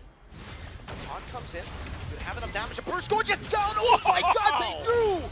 Even with the revitalize, Gorgeous gets taken out. That's a little bit too much damage. Big damn coming out from Philippines, and now knowing their numbers advantage in their favor, they'll handle those waves. They still gonna handle the top two. This might be an opportunity where they're able to get closer to the base, but because of the way that, again, this lineup is from Malaysia, they need to go ahead and do that a couple times or even just win the next Lord. They're in a relatively good position, though, if they keep pressure here on this side of the map, to have that advantage when it comes to the Lord. Because remember, even if they feign the Lord take in less than a minute, they can always send someone on that top side to push in, and that's something that Malaysia has to look out for. Whoa! Lolio almost getting the kill back again. Whoa. Penalty zone though locks him down. Gomez going for the taunt, and again Lolio will be caught. Great recovery from Stormy. Does he have the flicker to go for the chase on the Saison? He has the flicker, but Saison buys the immortality just right in time. It's going to be a chase from Stormy. Torres walking back again to win a crown bot from Saison as Stormy walks up again. It'll be a kill on the other side. Fernandez taken out. Gomez buys the winner crown, uses it in time, pops in to revitalize, but it's not enough to keep him alive. Torres has to be very careful. 20 seconds on the clock for an evolved Lord. Oh, a little messy there from Philippines. They had to respond to that, and they're going to have to go back to base. And this could also mean that that Lord goes in the hands of Malaysia, so they're going to have to pull something creative off again. They still have Torres, they still have Saison. Timers-wise, Galantas will be back up too, so they can still play again with this diversion. Lolio did so much damage, though. Uh-oh, once again, he's going to have to clear this out. Lord's going to be starting it up. How do they approach this? Look at the positioning. Pay attention to where Philippines goes across the map. Torres given all the information on what's going on here with this Lord. He's going to swing back around. There's the diversion. Diversion into the bush. Galantas will take it. Skies wins out the red tree, takes it for the team. Saison in the back line, trying to go for the assassination. Great brilliance timing. Stormy able to get him. Terrified for Gorgeous to stun. Those micro decisions, man. Every single time throughout this game, I mean, we're 21 minutes in, but those small moments, even with Lolio using the brilliance to survive that burst, helps them stay in this a little bit longer. So once again, they'll push in with a pretty beefed up Lord this time around. This is going to be quite the fancy footwork that Philippines has to pull off to stay in this game. Fernandez also picking up the Athena shield. They know they're being overloaded with magic damage right now as Malaysia walks in with this Lord. Saison still 15 seconds away. Can Philippines defend this with 4? It's going to be very tough. Glorious pathway in the back line. Fernandez trying to go for the front line as well. Skies bursts it down. There's Gomez jumps in as well. It's going to be the immortality buy from Skies. Is that the penalty zone used up earlier? Winner crown used up. Gomez, AOG to the back, unable to find anyone. That's Torres falling down. Galantes is next. Stormy has a killing spree, and Malaysia claims match point in the grand finals. Malaysia, you can't count them out, but man, what a game one showcased us here. Again, it's a best of 3, so yes, you heard right, they're at match point from being crowned the WEC 2024 champions here at IESF. Still, for me, a game that was almost just 50-50 for the majority, but man, Malaysia, they really adjusted on the fly. You have to respect the fact that they were able to respond to the way that Philippines was moving across the map. They were utilizing their creativity, but Malaysia answered back, man. And this looked so good for them, the way that they responded, the way that they team fought. And, you know, it looked like almost in that last Lord take, Mirko, that Philippines was like, we might have to do something about this, you know, but then they changed on the fly too because the way Malaysia played it. So again, great game number 1 here. Malaysia up 1 point, match point. Panelists, what do you guys have to say about this? What do you think about game number 1? Thank you, casters. Thank you, Naisu. Thank you, Mirko. We're not at match point. We're at championship point. Just like that. That was such a close game. How did you guys feel about it? Nerve-wracking, but at the same time, just watching these two brilliant teams. Again, the key phrase that the casters came up with, adjustments on the fly from Malaysia, then from Philippines, then from Malaysia to eventually secure the win. Micro to macro, it was just fantastic MLBB. For Team Malaysia, I think the major game changer was the fact that their jobs on a lane-to-lane basis, hero-to-hero, player-to-player, it was just much clearer. It was so much easier for Gojes to play man-to-man, for Loliel to be a glass cannon, and for Stormy to be the frontline commander. I think Stormy dictated the pace of 80 to 90% of the fights that Team Malaysia picked. And you'll see in the highlights how in the early game, Team Philippines was figuring that out. Team Philippines was learning that the hard way. And then eventually, come the late game, all they wanted to do was find Stormy, find Loliel, go from there. Team Malaysia did not make that easy. And that's why heading into the draft, or the early portions of the draft, once we saw the bans, the Alpha and the Nolan trade was so important. Because with the Alpha lineup, the priority and what the team, the Malaysian squad put together around this Alpha, it's very direct. As Leo said, Philippines had to get creative with how they were going to approach this. They couldn't just do a simple front to back because of the Alpha that they're up against. The Edith that was in the roam and a Valentina in the mid. When you have those two heroes in the roam and mid, you can't be direct about it because there's a high chance that you're going to get punished with the distribution of continuous DPS-like magic damage and true damage from the Alpha. That's the prime example of right-clicking tanks and mages. Yeah. They're casting their spells, yes, but they're also just doing it at a pace that you're not supposed to in those positions. Yeah. Eventually, in the late game, I refer to the 15 to 20 minute mark, Team Philippines found their footing. Team Philippines, it's not like they weren't armed to solve this problem that Team Malaysia was presenting. It's a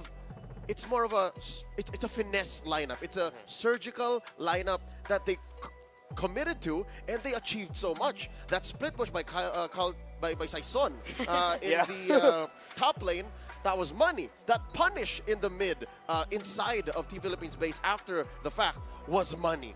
But after that, again, Malaysia was able to answer to it and say, yeah, let's just protect Stormy well enough and to continue to keep Team Philippines on their toes. And that just made it so much more difficult for Team Philippines to figure something out. The fact that the numbers were always for Team Malaysia meant that Team Philippines were always working with a hand behind their back. I agree. I think I even started from the early game. I like how the casters put it earlier on. They made a big observation, right? Going and committing for the Nolan in the jungle, it's peculiar because I was asking you guys as well, what is the job of the Nolan in the jungle? Because obviously, in terms of objective take, it's going to be a lot more challenging as compared to something like the Alpha with the draft that Malaysia had.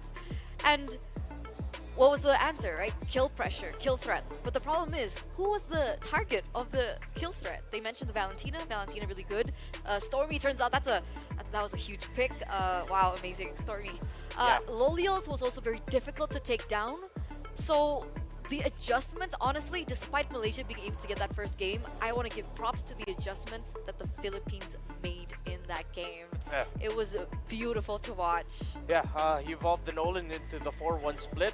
It felt as if the Philippines also acknowledged that it was inevitable that Malaysia would be getting the early game, that they'd be coming from a deficit position, that they needed to play defense and then just get crafty with how else that they were pushing the maps and taking care of their minion waves. So now as we head into the next game, which will probably, I'll still be very surprised if Philippines ends up on the red side here, but if Philippines ends up in the blue side, then I think now it's pretty unanimous. With all of the action that we saw from IESF so far, Alpha really has become the key. With the fall off of Ling from the meta, with all the picks that arose to counter that pick, Alpha is definitely the pick to go now. So about 24 hours ago, I said, hey, is Alpha the best jungler or is Alpha the best jungler?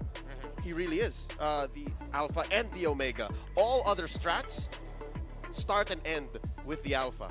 Everything else is just so easy to build around when you have a hero that deals reliable damage, true damage at that, has CC, has sustain, and at the end of the day, is a 50-50 at worst against everything else. Also very the Indonesian word is mandiri, independent. That's the word I'm looking for. Very independent as well. He can go into the team fights. He can also disengage without any help as well. So that's a valid point that you make. And with that being said, what's the answer? Do you ban the Alpha from the get-go? Is Xborg a reliable answer? I think what we'll see here is with Malaysia already signaling that they're willing to ban out the Hayabusa, Philippines and Malaysia might just end up trading for Alpha and Suyos. Because it's not always a clear-cut victor between the two. It's just they're the best possible mitigator for the other. With the rotational speed, the damage, the clear speed in the jungle. So those might just end up being left in the open. What I'm looking for here is how Philippines will look into mostly tempering what Stormy can bring to the table. I overlooked that Valentina. The Valentina coming in, like I talked to you guys about this, the potential trades there. But the Valentina came out big time in the last 2 picks of the draft for Malaysia. So that's something that Philippines will be looking at. That's almost as good as a Angeling 2-pick swing. Yeah. It's Edith and Valentina. Again, right-click Mage and right-click Roamer. And sure, Stormy picked up what? A solid penalty zone in the Lord fight. An AOG? Did Stormy get his hands on an AOG? He would get the Avatar of Guardian. That's just icing on the top. I think the factor of Stormy, Valentina rather, being a good hero in the paint is what made the difference here. You'll see that the what we call in the Philippines when Valentina spits on you alone changes. What is that? Shadow Strike. Yeah, see, you play a lot of Valentina. Yeah. So the Shadow Strike already changes the way Gomez and Fernandez engage. So that should also be a key. Not just attacking Stormy in the draft, but even in game. Consider how you will engage on whatever Stormy ends up with. So we're looking at Alpha, Valentina, Bio, yeah. those 2 picks. What about the Luo Yi? Because honestly, the Philippines utilize that as a huge tool to come back in that mid game towards that late game portion. Yeah, Loyi, I wouldn't call it like one of the things you have to look out for. Even more so, I'm looking at the Edith. Yeah, you were mentioning during the draft, Edith. Can Edith come up? It came up on the side of Malaysia. And the fact that they got the Edith meant that they didn't need to park the high loss into the roam anymore. Again, it was really looking like, with the possible scenarios we were presenting, that the high loss was going into the roam, which meant it would possibly lose against the center of the Gata Gacha Loyi combo that we already saw.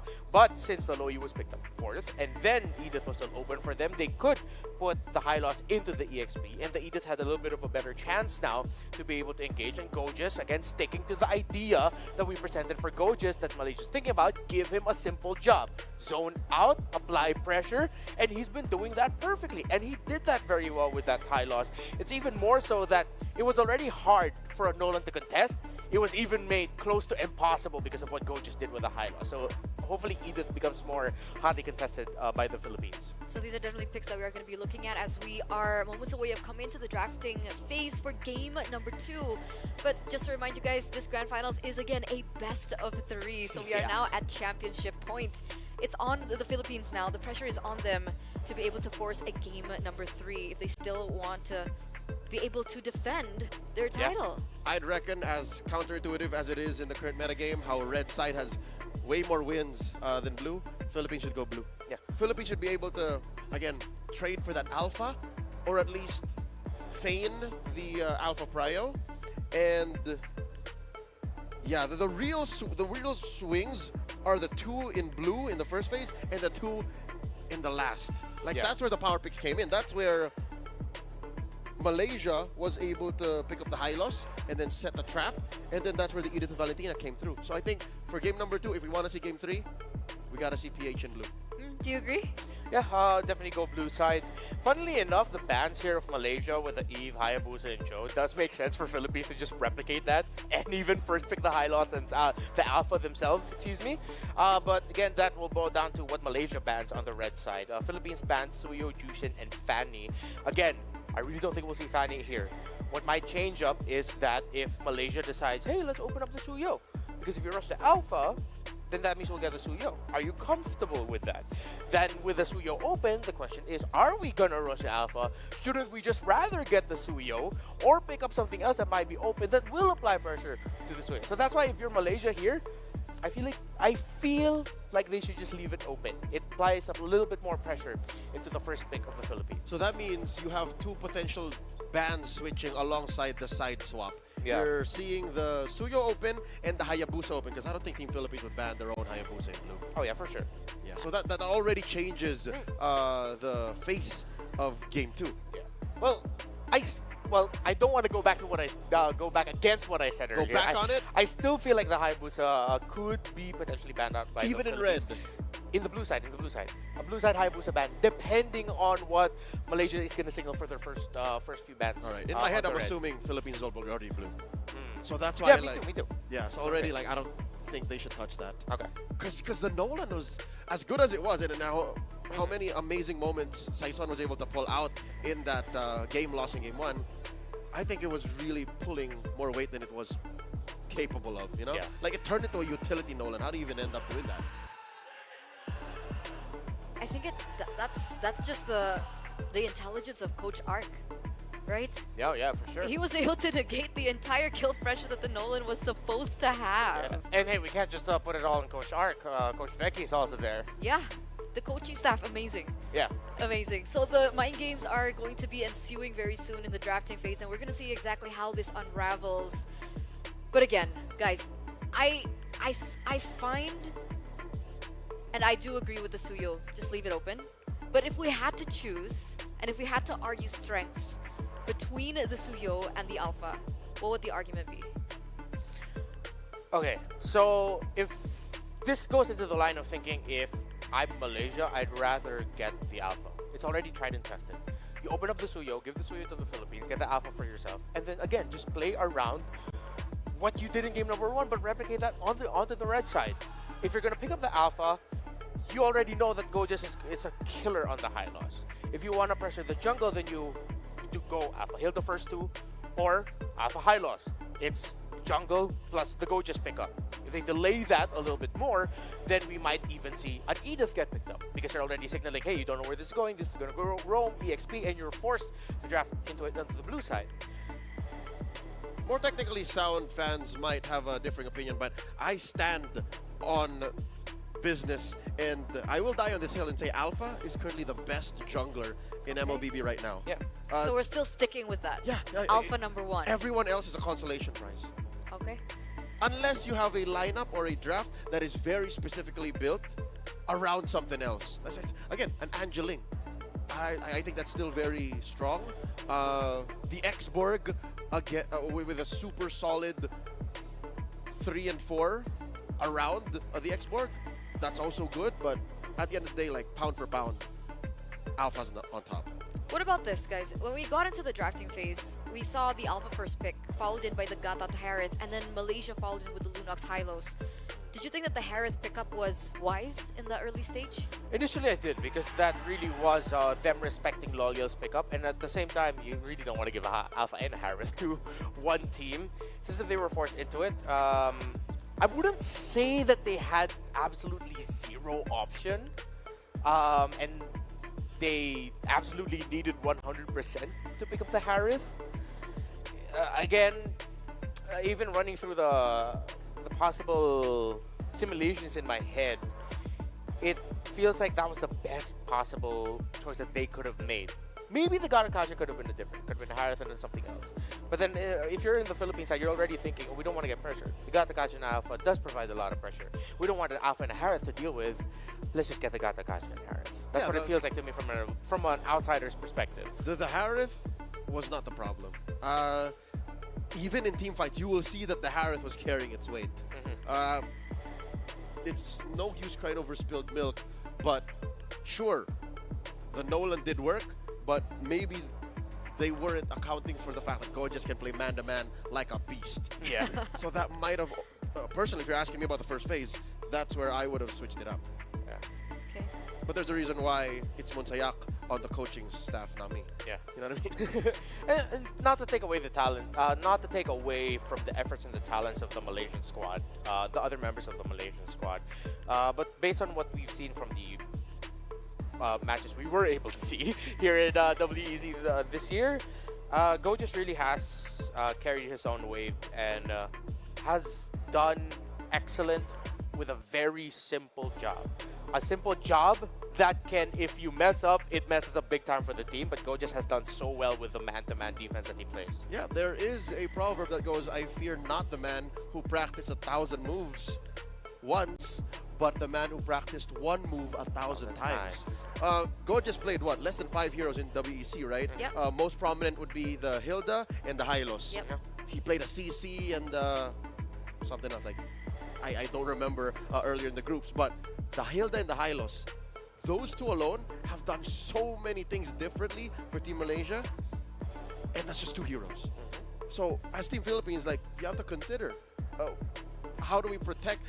Now it's weird that you're thinking of a formula to protect your jungler from an XP laner. But technically, if that's the case, then isn't it easy to kind of capitalize over that? What happens if the Hylos gets taken away? What happens if the Hilda is not on the board?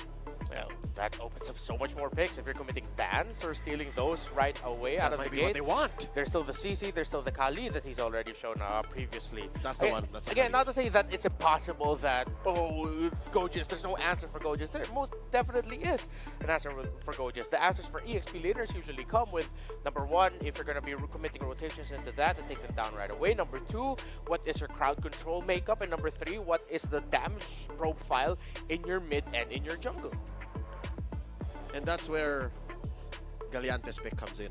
Galiantes has to end up with a hero that can pressure Gojis and burst down whatever chunky boy or girl in Hilda's case and CC can do to undo what he's doing in the man-to-man against Saison. That's 80-90% of what Gojis did in Game 1. And that's a huge factor in that Game 1 win. Definitely. That's something that we do need to take into consideration before we get into game number 2 of the grand finals. But ladies and gentlemen, as you can see earlier on, we have a lot of fans in the building right now, a lot of Malaysian support alongside with the Filipinos in the building as well. I love that they brought their families too. Exactly. We were talking about that yesterday, right? Oh, no. Malaysia and the family. Not just the athletes' families, the fans too. Wow, yeah. I'm seeing Filipino. I for sure I can tell they're Filipino, but they bring their kids. So start them young. Like MLBB is a beautiful game. Everyone can play it. And it's a pretty game to look at. I mean, with all the colors, the effects, it's a pretty game. Shiny. It's shiny. Would you allow your kids to play?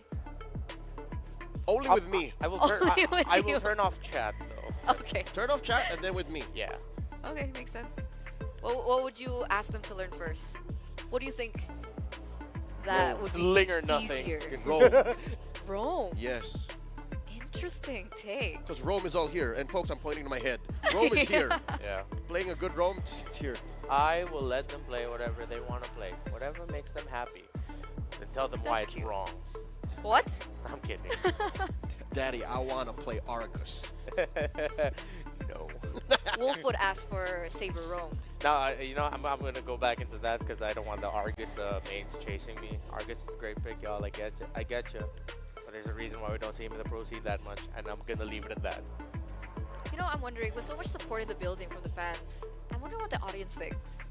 What do you guys think? How do you think this grand finals will unfold? Will it be a 2-0 for Malaysia? Will we go to a full best of 3? Will the Philippines come back for a reverse sweep? I can tell you now, a good chunk of Filipinos are sweating.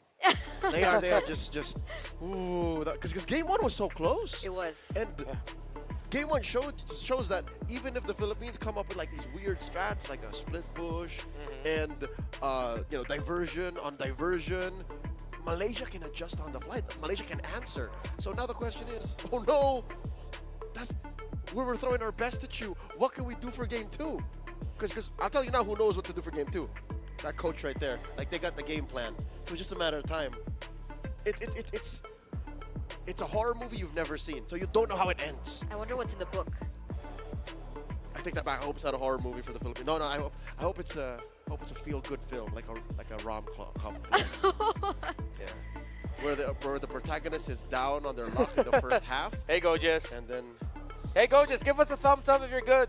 Oh, that's he's no longer on screen. That's the look of... he's locked in, man. He's locked in. He's locked in. Like a zero to hero story. Yeah. Yeah. Yeah, so... Yeah, you could say that because these are new faces. You know, Team Philippines, Exactly. say for Saison, these are new faces. See, this is the face of a champion. Like, this young man is... Hi, Stormy. Oh, wait, no, Sakai, sorry. That's it was the shadow. Yeah, this young man was named MVP just right across the street. Yeah. And we saw that MVP performance on the Fanny. Yeah. Wasn't so great for Indonesia. Yeah. That was yesterday. Yeah, it was. It was yesterday. I'm surprised you remember. If I were in your shoes, I would... I think it's going to be in her memory for a while after what happened yesterday. Quite some time, yes. So it's not even your choice. Honestly, at this point, I'm just typing up potential draft scenarios. Oh, let's hear it. I haven't typed anything Okay, yet. fine. I'm still clearing Okay, the we'll give you board. some time. We'll He's give about to. Renmar some time. Yeah. Okay, so now he's typing. Okay, so what is he typing? In this hypothetical situation, Philippines on blue. Quite the narrative we're weaving here because we're making assumptions. That's the only thing we can do. But I think that's the right assumption. I honestly feel like that an Eve blue side ban is still warranted. Yep. Maybe the Hayabusa Cho blue side ban from Team Philippines, if they do go blue side, that can change. Jushin for sure on the Malaysia side, because again, the idea is you open up the Suyo so that Philippines would potentially bite into the bait, pick up the Suyo, then you pick up the Alpha, pair that up with someone else, and when you have the Alpha, you don't want to go up against the Jushin. Hold up. You're saying the Philippines wants to pick Suyo first? If Yeah. they're blue? Suyo and then give Alpha? Huh? That's risky business, man. Wait, Yeah, we were just arguing for Alpha. Yeah, What changed? Yeah, we're arguing for Alpha, yeah, but then I'm coming at this from the Malaysian perspective of like, hey, let's just open the Suyo. But if ever they don't bite the bait and they go ahead and pick up the Alpha for themselves, then that becomes a different story. For sure, that means that it is going to be a Suyo on the other side. 100% though. Oh, I wonder who banned the Fanny. That's my question. I think Malaysia on red would ban the Fanny. At the same time, the Philippines get surprised and So just, yeah, open Alpha, open Fanny. Yeah. Now what? Ooh. Yeah. Oh, open Alpha, open Fanny. That's Fanny. All the way. Because there's no Cho, because they banned the Cho in the blue, yeah? Then you don't go Suyo anymore. Malaysia. You go For Malaysia, Alpha. you go Alpha. Malaysia boleh. Look at the support. Demi Malaysia. Demi Malaysia. Malaysia langgar. Langar, yeah, Langar. See, There we're you just go. naming all of the Yeah. hashtags for the previous campaigns of Malaysia on the international stage. Malaysia, hashtag LaFell, hashtag Gideon. Love the support. Love the support, guys. Yeah, we Pretty sure they've used that too. We need LaFell here. I'm pretty sure he's watching right now, and I'm pretty sure he's hyped up. Or no. Right now, you know what he's doing? What is he doing? He's calming himself down. Ah. Because they are a championship point. Yeah. And I don't blame him. Like, that's the right thing to do. And we got Filipino fans here, too. Wait, no. These are the dudes from Guam. What's going on? Guam for Philippines. Those are Team Guam athletes. And they're showing their support for the Philippines. All right, see, Filipino fans have brought flags, too. And it's up the right way. Yeah, I remember there were a few Filipino fans in other tournaments. Is that food? Yeah, that's Manjin! food. Imagine. That is chicken in a salad. It's fried. No, it's grilled chicken. It's a Grilled chicken. very special dish concocted in the Central Islands of the Philippines. Fun fact about the Philippines, we also make our own brand of leather goods. Very good, great. Leather goods from the Philippines. are Durable. Fantastic. Very durable. That's right. Long lasting. Do you agree with that, Naisu? It seems like he's making a face. Yeah. Oh yeah, he agrees. Thumbs up. Yeah. Thumbs up. They last like decades in the esports, but you know what I mean. Yeah, we should have like a full English podcast. I wish you could bring the casters in. You know, Okay, ask them what they think. Do they think that Alpha's better or Suyo's better? If they like that. If they like that. think it might All be- smiles. I think it might also be good to just remind everyone again, like the stories between these two. Again, for Malaysia, they've never reached this point for the history of IESF. Yep, country in championships. 2022. Yeah, they made it as far as quarters in 2022. Again, they weren't involved in the stage in Romania in 2023, and then now here they are potentially going to secure the World Championship. The big one. The big one in the third year where we've seen MLBB as an event in the IESF World Esports Championship. While for the Philippines, this is their third year in a row they've made it into the grand finals. 22, fell to Indonesia 3-1, 23, defeated Indonesia 3-1 in Romania, now in 24 in a very special best of 3 grand finals. Could potentially fall to Malaysia. Potentially. So in the landscape of WEC, in IESF, the Philippines is still vying for domination. Yeah. In the grander scheme of things, it's reinvention. Everyone can agree that this brand of Seaball that they're sending is in an effort to show the world that, hey, it's not all about just this set of athletes. We have so much talent to offer on the global stage. But yeah, because of that recap, it's about going back to back.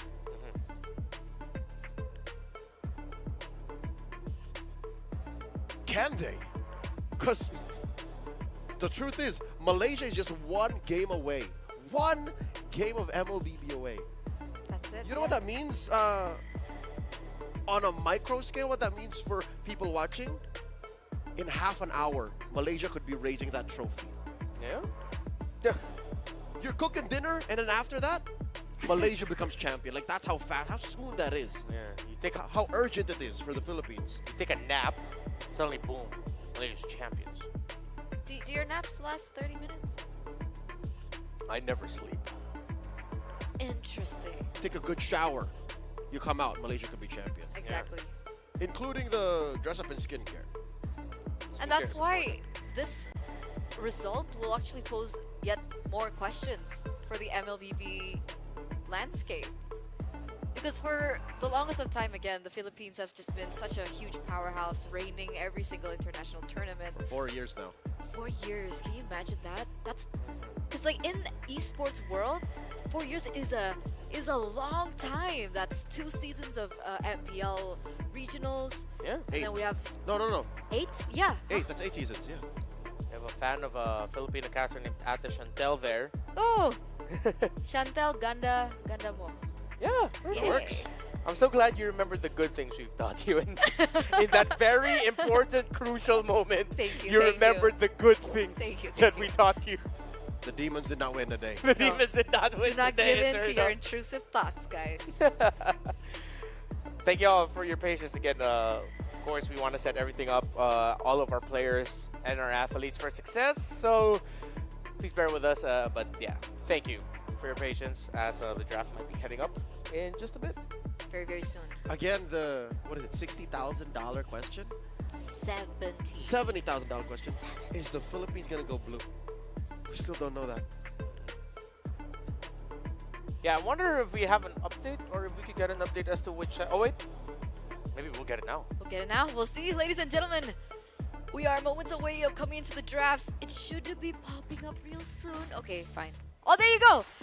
Philippines, first pick. That answers the question. There it The is. 70,000 USD question. Yves banned out first. Yep. So we got a couple of assumptions, right? Philippines go blue. Philippines still bans out the Eve. Yeah. Jushin ban could be coming up here. Trying to think if the Filipinos will go for a crazy ban and like ban out the Hylos or something in the first face blue side. Again, considering that we might be opening up the possibility of the trade of the Alpha Suyo, maybe Fanny bans might actually not come up until the 3rd. Yeah. Like they're sort of gonna tease each other. Are you gonna open the Fanny? Are you gonna open the Fanny? We're not gonna open the Fanny. Yeah, Fanny becomes the... oh! It is the Hylos ban. Hylos. See? Okay. So not the Hayabusa. So it's clear. Team Malaysia was attacking Saison. Now, Team Philippines attacking Gojes. Yeah. That's the question I posed, right? What happens if you take these heroes away from Gojes? Yeah. And also, it's another mind game in the jungle. Good ban. The Fanny's still open. Come on, Fanny 3rd. Ban something else right now. So you're not looking to ban out the first pick. Maybe they're looking to. Ah, okay. They decide no. Let's not delay. Let's take out the Fanny now. So the Alpha Suyo trade is activated. Are they gonna commit either another crazy ban into the Valentina or maybe even Hilda? If it's not the Hilda, they could pinch another one of the big, how do you call this? Flex, the Edith potentially. Because if they ban out the Valentina here, that's an easy Edith pickup for Malaysia in the first two. Yeah, something tells me Edith comes out second phase. Yeah. With her banner pick. So you're fine. I think first phase, they would stick to the homework. It's so eerie. This entire vibe is eerie. They're taking so long. Stick to the fundamental bans. Harith banned out by the Philippines. Away from Loliel. Really respecting the Harith of Loliel here. I mean, are you going to give the chip to a Filipino team now? Oh, that's is never the happened. question. Because if the chip is open, then the Alpha Suyo trade opens up the possibilities. He's open again. Let's see if the Filipinos will decide to pick it up. You go chip and you give Alpha Suyo, doesn't matter. They can't take both. Oh no, Coach Pao faced here with a bevy of decisions that he's never had to make before. Like, as a Filipino, we've never seen chip open. I think now maybe part of me is still saying just go ahead and steal the Alpha away. And my thought process earlier, I thought that maybe Philippines would consider just picking up the Suyo. It's Kyle Teasy. It is. Oh, there it is. Suyo. Yeah. So they can go Suyo here. Alpha. Then Alpha Alpha. X. Yeah. Alpha Hilda? You go Alpha Edith or Alpha Valen. I feel like a Knowing Valentina Gorgeous, Storm. wouldn't you want a comfortable pick on him? Oh, that's true. Yeah, I think Alpha Hilda. Yeah, maybe Alpha Hilda then, if that's the case. It's Alpha X. It's got to be Alpha, right? Here's It's not a plot twist and then they don't pick up the Alpha. There's no need for Malaysia to rush the Alpha. I don't think You're the right. Philippines would do anything. Would be so crazy to put Alpha in Fernandez's hands. Oh yeah. Oh yeah, they don't need to rush it because you can pick it third, pick up power picks right now. You can go Edith for Yumes again, but nope, it is Yumes. You put him on the signature choke, get the pressure in the jungle, and it's pressure in the jungle for the first two picks right away from Malaysia. So, for the Philippines, are you gonna take away the Valentina? Make sure that Stormy doesn't end up with it. Valentina and Cho will outpoke a lot of centerpieces. Valentina Khalid look good. Then again, this is the MDL winning championship squad. So I don't think it's out of their playbook to just steal the Alpha, throw it into the hands of Fernandez and call it a day. We've seen XP lane Alphas do good. Yeah?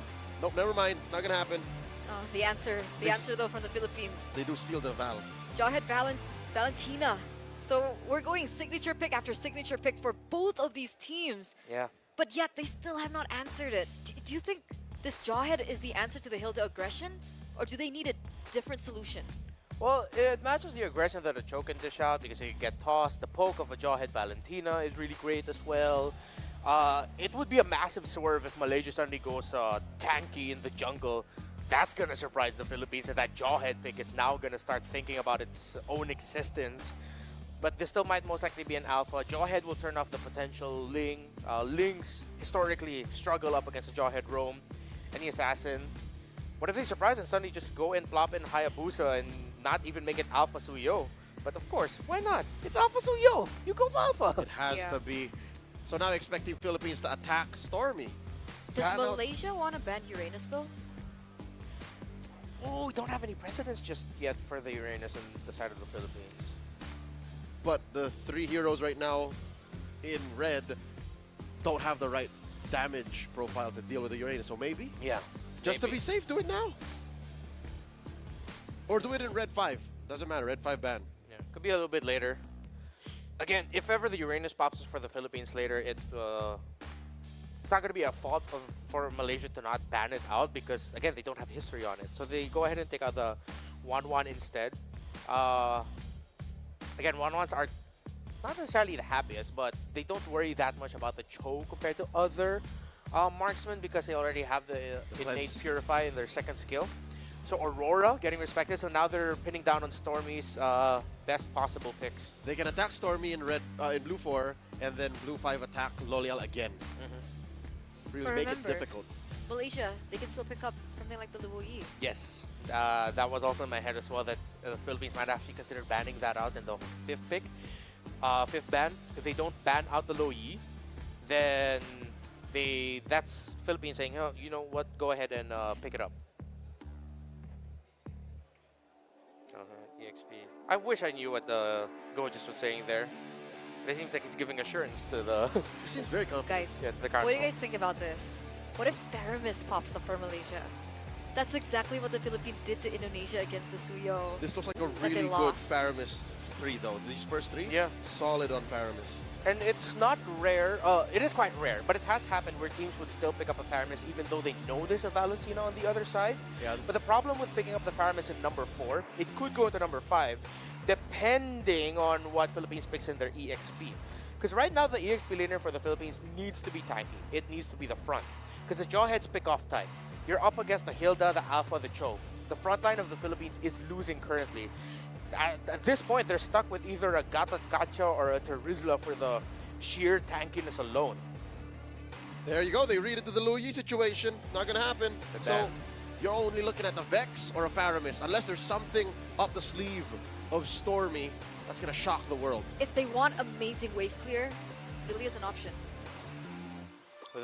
That will put the pressure on to whatever tanky EXP laner the Philippines decides to pick. Lily's good too. Great for late game if ever they're forced into the corner to go into there. Gold laner for Loliel. I mean, Bruno's one of his usual go-tos. Up against the Jawhead. Yeah, Trying to think of the potential tanky EXP laner that he might be up against. And they might go Magic and... I mean, Nathan's still open. Nathan's open. Lunox is open. There's a Faramis. Hell of a predict there, Eternal. Good call. And they still do pick into it. They said, we don't need to wait. In terms of what's left in the EXP lane, they do not have enough. Does the Philippines go Melissa? Melissa's so good against a 3 here. Yeah.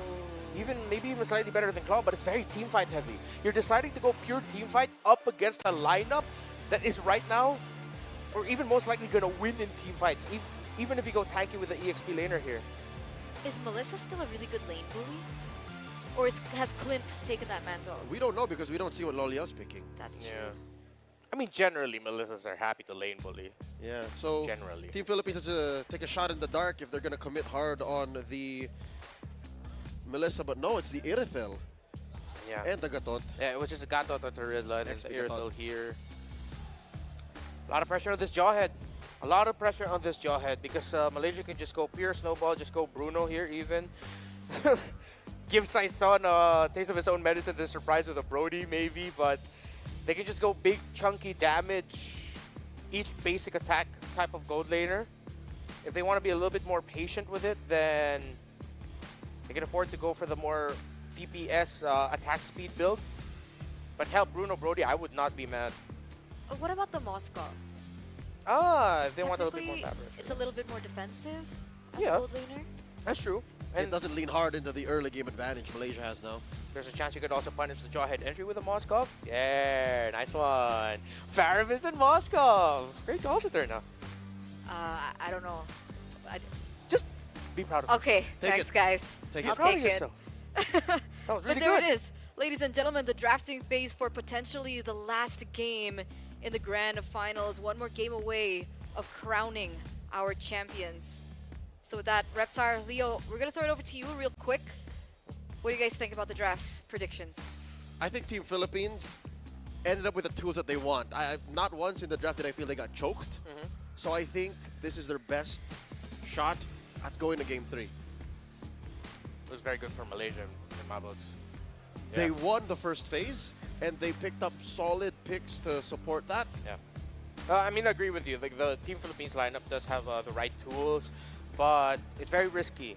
Maybe there's a reason why the Jawhead works so well for them. Maybe they played very differently, that even though Gato Kacha is their only main frontliner, that the Jawhead is actually going to shine here. I haven't seen it in action. We're finally going to see it in action here. Let's go. Thank you so much, guys. We're going to throw it over to the deciding moment. Naisu, Mirko, take it away.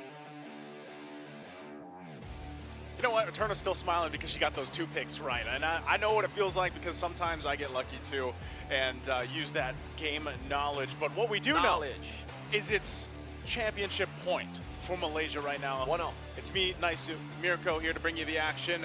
Once again, it's a best of 3 for the championship here at WEC 2024 in Malaysia. I'm looking at the lineup here, and I feel like I would say it the same way Renmar said it, Mirko. Yep.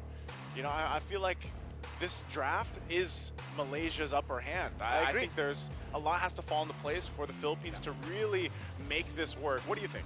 I agree with you, man. I agree with Renmar too. I think Malaysia definitely have their comfort draft, right? Everything was great. The Moskov as well, though we were talking about the Bruno pick, possible last pick there up against the Irithel too. They went for the Moskov for, I think, more activeness on the map to also match the side lane pressure. So I think the Moskov works too. And yeah, for Philippines, it all comes down to if they can get that early snowballing with the Suyo, with the Jawhead. Because if that happens, I think they have the tools to actually force out a game 3, like Leo mentioned. I can see his vision too. It has to, almost in a way, like almost comes down to how do you execute? How do you execute the Jawhead? Yeah. Like for the most part, It's a risky pick. The Jawhead is a little risky pick, and I know some of this also is comfort, especially if you've been following, you know, these individual players from the Philippines and their, you know, their journey of becoming champions and everything else over in MDL Philippines and all of that. But again, there is some risk to this draft here to be able to execute it properly. And yeah, I think even with the Moskov, because we were thinking about the Bruno that we have seen also Lolio play twice, was it yesterday? Yep. Brought it to the table. This time around, again, a Moskov just kind of gives them the option that if they want to go ahead and keep him in the lane, push and split push that he wants to, and then just join the fight later on, you can always do that. And most likely that could be one of the game plans here for Malaysia as they go through that game, because if you missed game number 1, it was what, 21 minutes I think it was, around 21-minute mark. Yep. It was back and forth both times, but with these two drafts, I think, again, especially, we're taking kind of like a throwback. This is a throwback in the sense of, you've got we're going to mostly have double Netherrealms. You know, you got a Valentina and a Faramis. This was, you know, throwing it back to seasons ago, at least in the professional league, where you always saw the Valentina and the Faramis pick up. And now you also know, because you did see the Gatacontra, so I'm wondering also, is this a revitalized matchup too? Because if that's the case, then we are looking at some pretty extended team fights that should be taking place for this. Yeah, we've seen Hilda go for Vengeance, for Revitalize too, so again, it really comes down to the, I would say, preference for the players. What do they like playing with, right? With the Hilda, with Vengeance, you can get a little bit more sustain out, soak in a bit more damage, but Revitalize, it's more of a team playing. What do you like better? Me? Yeah. Revitalize. Revitalize? As a gold laner, I would like to get healed. I don't want you to have your solo Vengeance. Or your solo where's my sprint. Revitalize? Yeah. No, I want Revitalize for me as a gold lane. But again, team play, or you want to just go into the enemy jungle alone, right? I think in this scenario, up against a Suyo, that's my question now. After the hot fix of Suyo, after the big nerf, I would say, towards his damage into objectives, yeah. How hard did it hit him when it comes to jungle clear? Because we know that for Hilda, the way that you put pressure in is you stop the enemy jungle from clearing in with your poke, with your damage, with your all-in. If Suyo's nerf hit him that hard for the clear, this Hilda might be able to actually stop the Suyo. I'm wondering if that's obviously part of the plan, because so far, like, and I know we discussed this, had our panel discuss this yesterday, especially with the Hilda, how it's such a hot pick right now, but we've also seen it, we've seen it fall flat on its face too. You know, we've seen that just yesterday. We saw that. So there's still I guess, some testing that can be done here where we got to see if that Hilda is enough, because again, this was what everybody was thinking. I would say is that first pick was probably going to be the alpha, and then Philippines was like, no, we'll go with the Suyo. It doesn't matter if he did just have that, you know, little bit of a nerf and everything else to his kit. They're still confident enough to go ahead and pick him. And we also saw, even with that, you know, just yesterday where the Suyo ended up working out pretty well, because even with that nerf to the objective damage and everything else, let's be honest, like, he's still a really good jungler. Like, just his kit alone. Yeah, I mean, even the fact that he can go ahead and get some, you know, ranged shots off, but then also be able to get in a position to actually assassinate people as well, and just play around objectives too. That's always something that you have to watch out for. The other thing that you have to look out for is this Irithil pick. You're the gold lane master here. How do you feel about that matchup? You know, you have Irithil in the lane. Part of that also, I think, is the crossbow is going to work out really well, the heavy crossbow against when we're talking about the Nether Realms both coming up. How do you feel about the gold lane matchup? The goal lane matchup is actually quite interesting, right? Because the Aerithal actually does struggle up against heroes that have blinks. The Claude, the Moskov both have blinks, have a way to actually gap close to stop skill 1 from being that very oppressive zoning tool in the lane. So the Moskov, I would say, it comes down to it being a skill matchup. Depends on how they execute it. It's still a bit more 50-50. And yeah, I think the Moskov here, he's looking to just go for a wave clear, go for prio in the lane, and then rotate across, because that's where the Moskov has as a strength compared to the Aerithal. Aerithal's going to have less of a time rotating around in the early game. Meanwhile, for Moskov, it's as easy as landing an SOD with the crazy amount of CC that they have around their team and the crazy amount of power, I would say, around neutral objectives. Hilda plus the Alpha in the jungle, and also Cho. This is a very neutral objective, first turtle kind of deal lineup. And not only that, I mean, aside from the Aerithal, you know, I thought you were going to mention this because you mentioned it yesterday. She's got the Ducati. Well, I'm assuming it's the Ducati skin. Yeah. Ducati skin. We did get word, by the way, guys, you know, that they're going to be fixing something, I believe, on stage here. I'm not sure which side it is, but they are going to go ahead and get settled up. You know, you joined our podcast earlier on the panelists. Now you're here with us. Yeah, Chicken and Maro. Now just us. Yeah, they played that earlier, didn't they?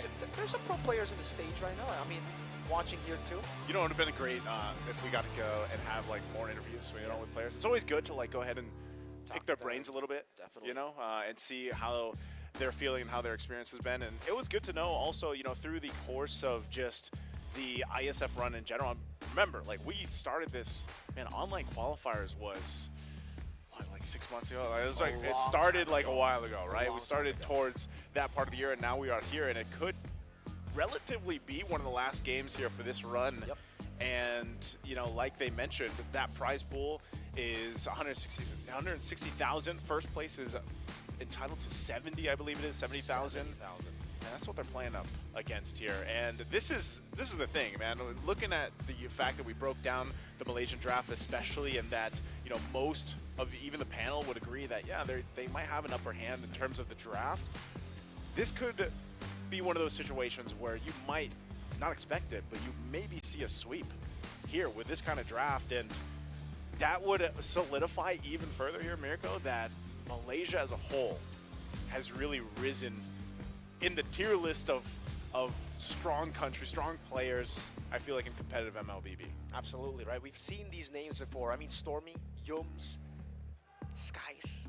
Even on different teams before. Gorgeous being the substitute to the SRG lineup. But again, here, doing so well, playing the high-lows really well, zoning so many members away, particularly Seisan from all the neutral objectives in game number 1. And we spoke of just how important getting game 1 was, Naisu, in a position like this, where it's best of 3 in the grand finals. Getting that first game, usually in a best of 5, it's like, all right, you get game 1, it's a warm-up, you get that extra point, and then you can try to read your opponents out. But in a best of 3, that momentum that you hold is crazy. And Malaysia, they're a team that actually thrives on getting momentum. They known for it? Yeah, they're known for momentum, and as DGY calls them, they're the king of best of 3s. They're the king of best of 3s? They're the king of best of 3s. I would assume the reason why they have that title is because they haven't lost many best of 3s. Yeah. They've only, I think this tournament they lost in the group stage against Team Philippines. That's a best of 3. Philippines won 2-1. But so far, again, it is 1-0. They're looking like they have a draft. Looks pretty good, They can go for the head as well, go for the throats. Man, that'd be crazy. Think about the last day here. You know, last day we had the Battle of Thirds. That was a sweep. This one, not yet, but you know, people. I think even when our panel asked the chat, like, there's a lot of Malaysian fans that have risen through the ranks, I would say, and over the course of this year, and they're looking at the same thing. You know, they want to see if they can continue this kind of dominance, if you will, for what would relatively be a great year. I mean, think about it. Like, even if Malaysia ends up winning this championship here for the WEC, they won a major tournament, like Leo mentioned, across the street earlier this year. And then we all know where they're going to be playing next and where our next major tournament is held. So it's just like, you know, seems like it's going to be a year just for Malaysia in general. Malaysia's year, right? I mean, we've been talking about it being Malaysia's prime year. And just based on that previous event, the major international, we can already say that this is already Malaysia's prime, because it's their first international tournament. If they go back-to-back with another international tournament here, the World Esports Championship, that makes it 2, right? And then later on, makes it 3. they're already kind of on a golden road here. Definitely going to be a golden road that they're fighting for. But again, thank you for being patient with us, guys. We are going to be taking a short break while things get fixed out here to go ahead and get ready for the game. So we'll be back after the break.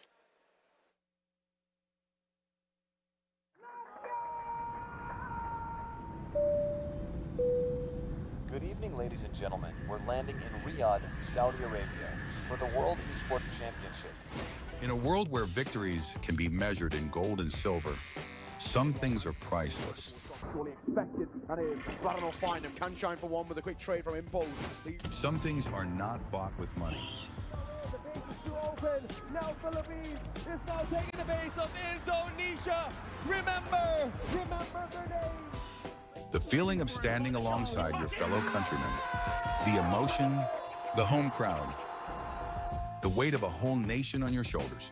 Sometimes I get emotional by the fact that I got chosen to be one of the representatives of my country.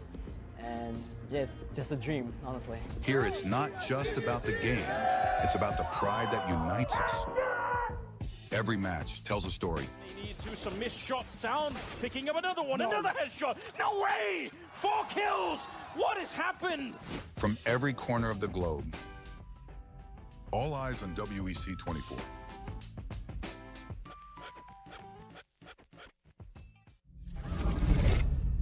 Early 1970s, the world was discovering the boundless possibilities of esports. While esports offered endless enjoyment and addictive allure, it lacked a certain depth and a sense of purpose. It needed something more, something larger than a trophy, something beyond individual gratification. That's when a vision emerged. A vision of uniting the world through esports. The International Esports Federation and the World Esports Championship were born. Its mission was clear: to create a stage where nations could unite and compete for the ultimate title, World Esports Champion.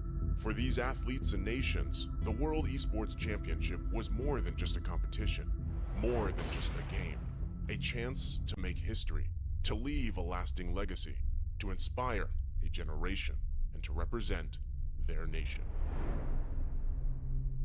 Over the years, IESF started achieving greatness, year by year.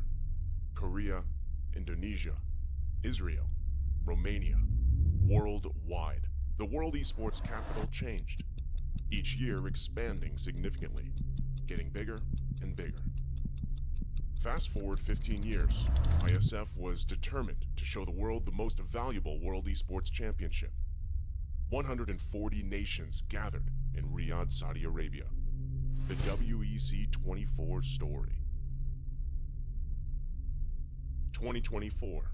Saudi Arabia prepares to host the 16th World Esports Championship after a spectacle made in Iași, Romania by IESF for WEC 23. New president, new challenges, and quite a bumpy road ahead. As the calendar turned to January, the national qualifiers took place, breaking dozens of records. In a wingspan of 3 months in every nation across the globe, athletes competed to get one step closer to the World Esports Championship and represent their nation on the global stage. However, as fate would have it, the road to WEC 24 was far from smooth. Things went south. 2 out of 3 offline regional qualifiers were forced to go online. Even though that barrier occurred, the online regional qualifiers shattered previous viewership records. The hype for WEC 24 was real. Meanwhile, Africa. IESF showed just how much potential is hidden in Africa. Over 180 athletes, 17 nations, and thousands of fans. All in one place for one specific reason: esports. The bumpy road came to an end. The slots for WEC 24 were secured and everyone was ready. The much anticipated 16th World Esports Championship set sails. WEC 24 Day 1.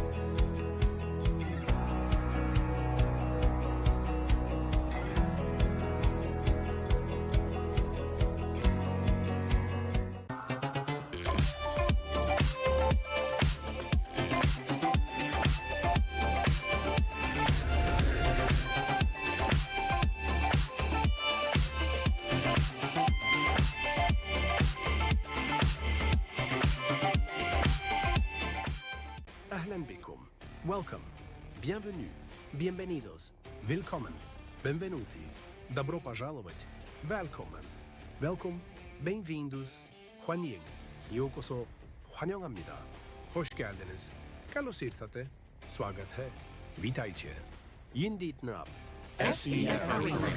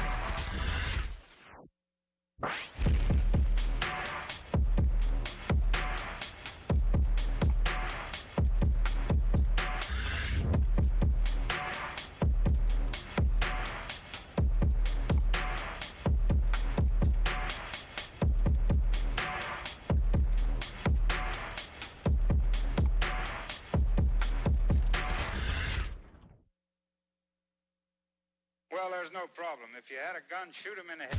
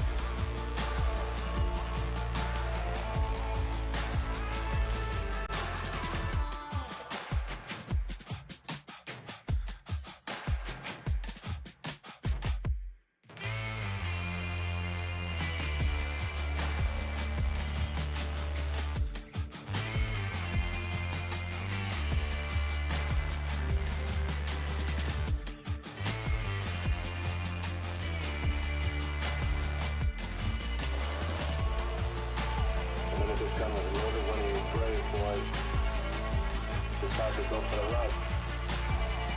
It's a fire. It's a fire.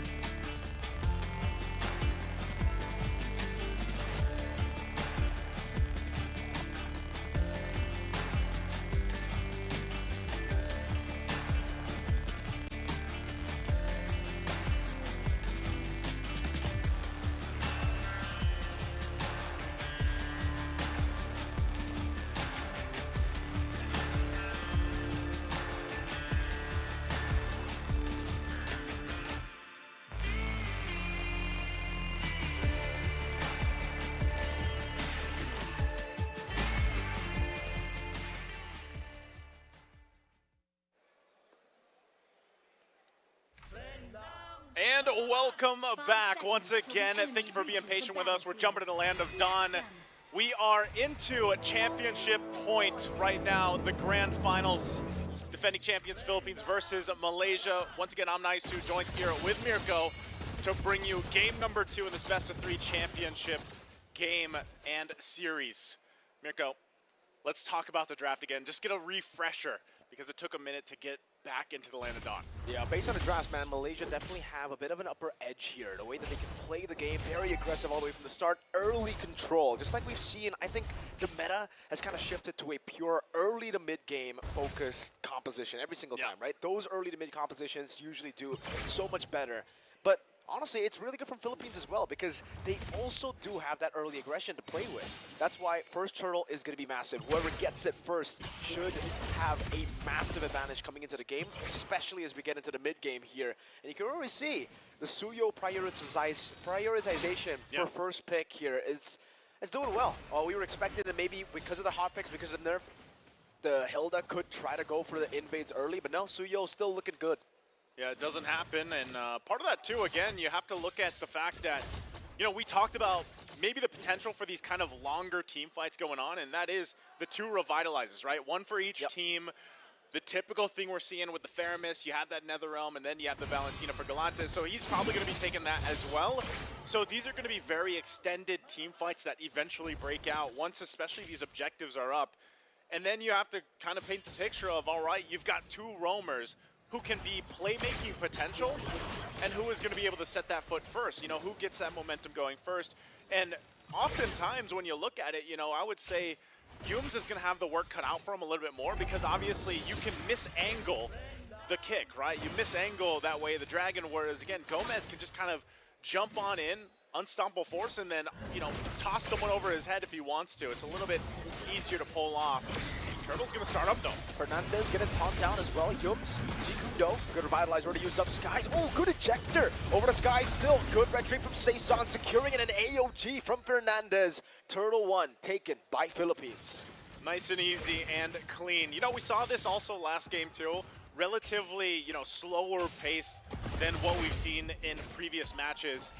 But with the first objective secured, again, that's just gonna give a very small advantage. Nothing too crazy just yet. Gomez providing the information on where the pathing is for Skies, and you know, Stormy and Yums definitely gonna go and help protect him up. But that's the thing, Yums is almost level 4. Wow, look at the damage.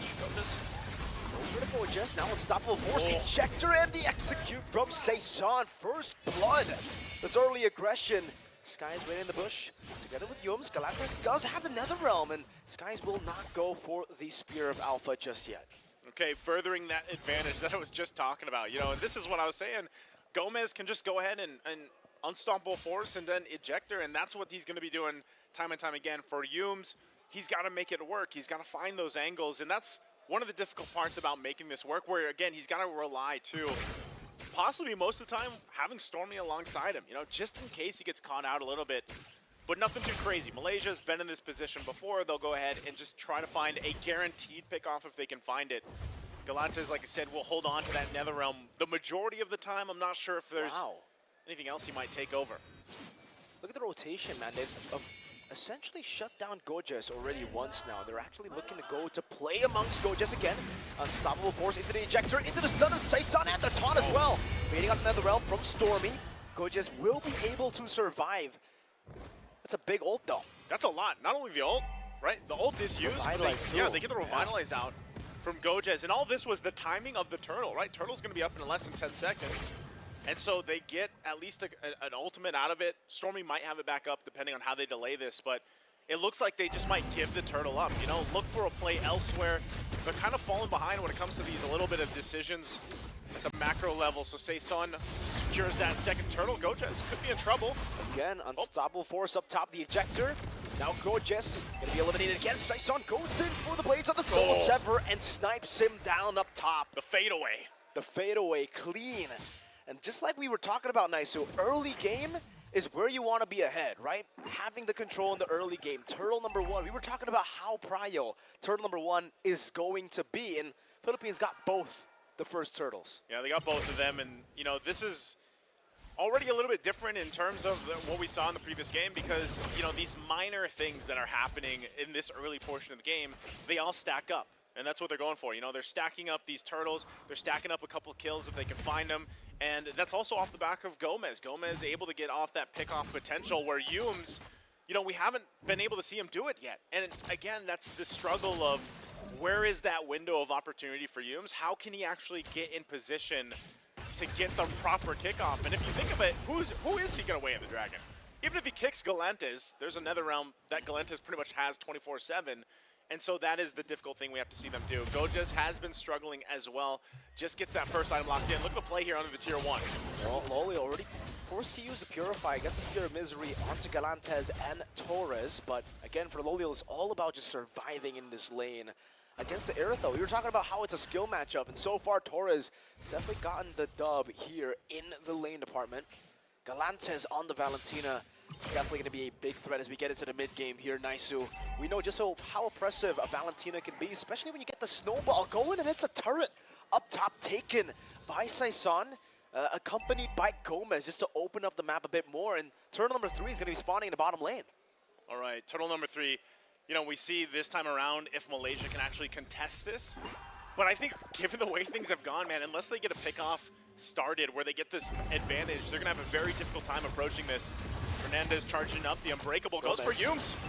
Just a taunt onto Yums. They know the real target is Skies. So Gomez, he looked to go for Skies. Fernandez is there as well. Pops in Revitalize as well, trying to bait out a few of those abilities. You can see the true damage, even with the AOG, not enough. Galantes popping in the realm. Yums able to go in for the weighted dragon and Jikundo into the back. Only finding Torres though, still with a heavy crossbow, able to trade traded out. Now Gomez in the midst of it all, dealing a lot of damage, and it's Gomez taken down by Stormy. It's Loliel on the turtle, Saison failing the dash, and it will be Loliel who will secure the turtle. Saison going back to his own jungle and conceding that turtle. All right, that was a little messy, but hey, Malaysia gets quite a bit in the exchange. They also get the turtle, they get a couple of kills. There's a jump in. Avatar the Guardian not going to land, but Saison, are they going to chase? Taunt.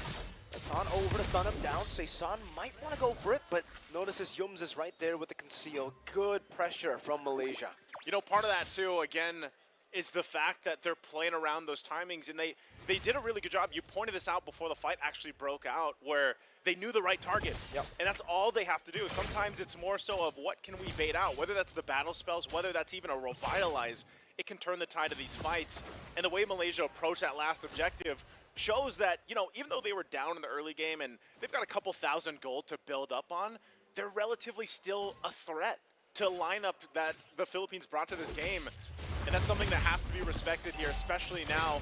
You know, Yums picking up another defensive item, has that Harass now, and he's able to actually get in a position maybe where he just gets the kickoff. He takes a couple shots, but it's all right because he's got now some of the defensiveness that he needs to land it. And earlier, you saw who he kicked, right? He got Torres right when he needed to, which gave the space for them to take the objective. So Philippines will have to go with the adjustments on how they approach the next phase of this game. That's the way the Dragon Revitalize used up. Netherrealm 2, Fernandez displaced completely away from Netherrealm though. Galantas still able to dash away. Now Fernandez, AOG, just in time to escape. Galantas picks up the Starlium Scythe in the 8th minute of the game. All right, Fernandez had to use a lot to survive. Luckily he does. But again, you're 15 seconds away from the Lord coming up, and Malaysia has looked like they've gotten the pendulum in their favor, at least for now. Yums putting some pressure there, of course. They want to get this tier 1, open up the map a little bit for this. It looks like they will get it. The poke, you got to respect it. Good push up top as well from Saison. They have not been able to answer him just yet. And this is what he loves to do. You know, whether it's the Nolan, whether it's the Suyo, he'll push the other side of the map. And so Malaysia will constantly have to worry about that. But now that Lord's up, this is where you can go ahead, put Loliel there, let him go ahead and push that wave in, do his thing, and just SOD, and Saison gets the Blade of Destruction. He's got that available to him, so now they have to just go and claim their space around this Lord take. Being that the first one, again, either team can go ahead and prioritize that if they want to, but relatively take their time. Skies will go ahead and get in position, and again, it's up to see this conceal.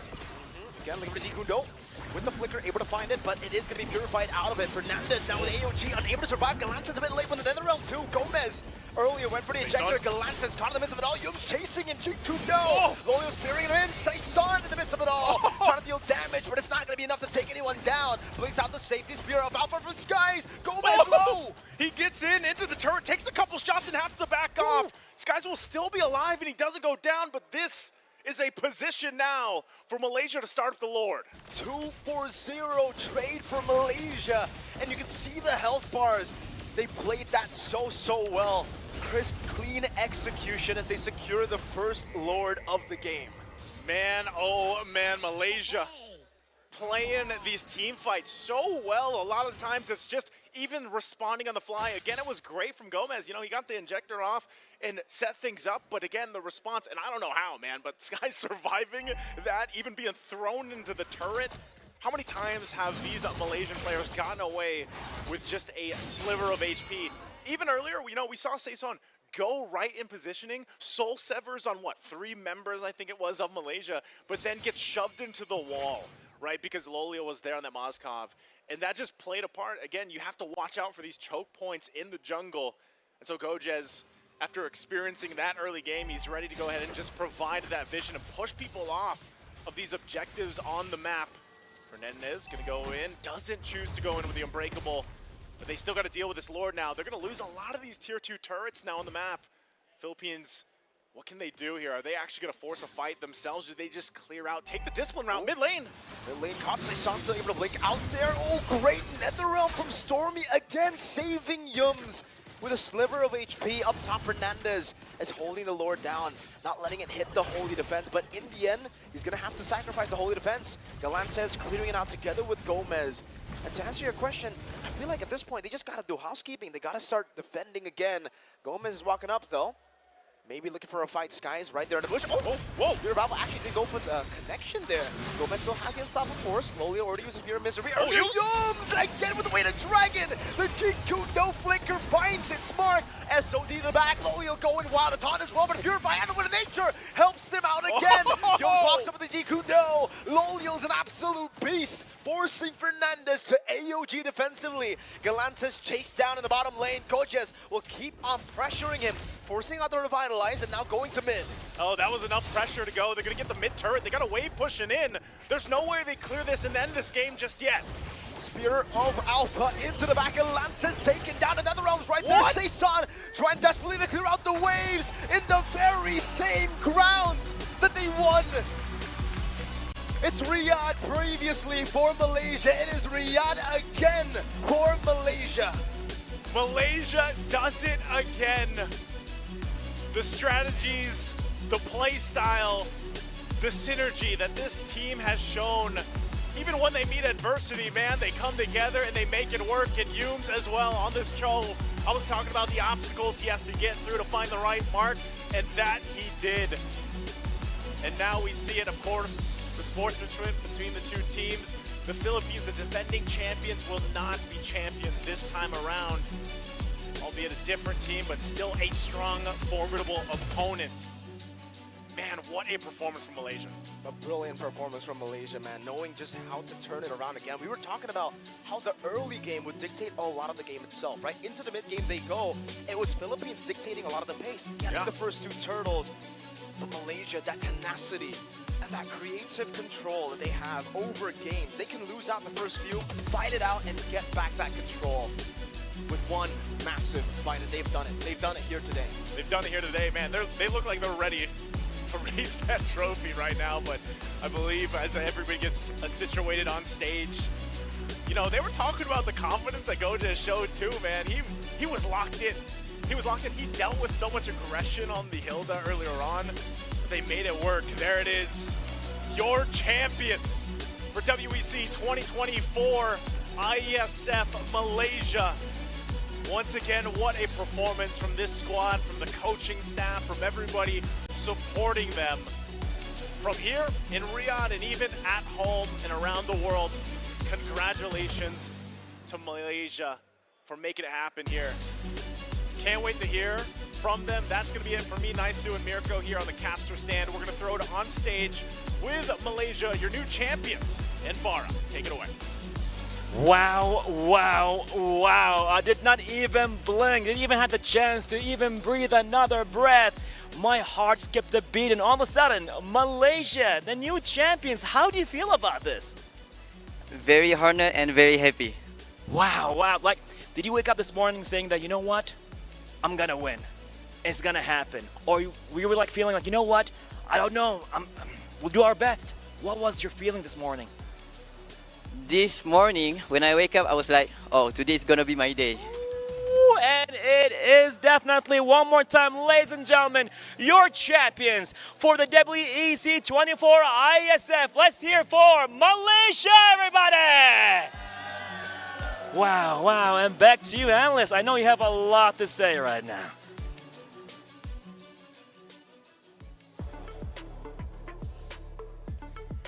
Wow. Congratulations to Malaysia winning it all. From going, I can't even talk.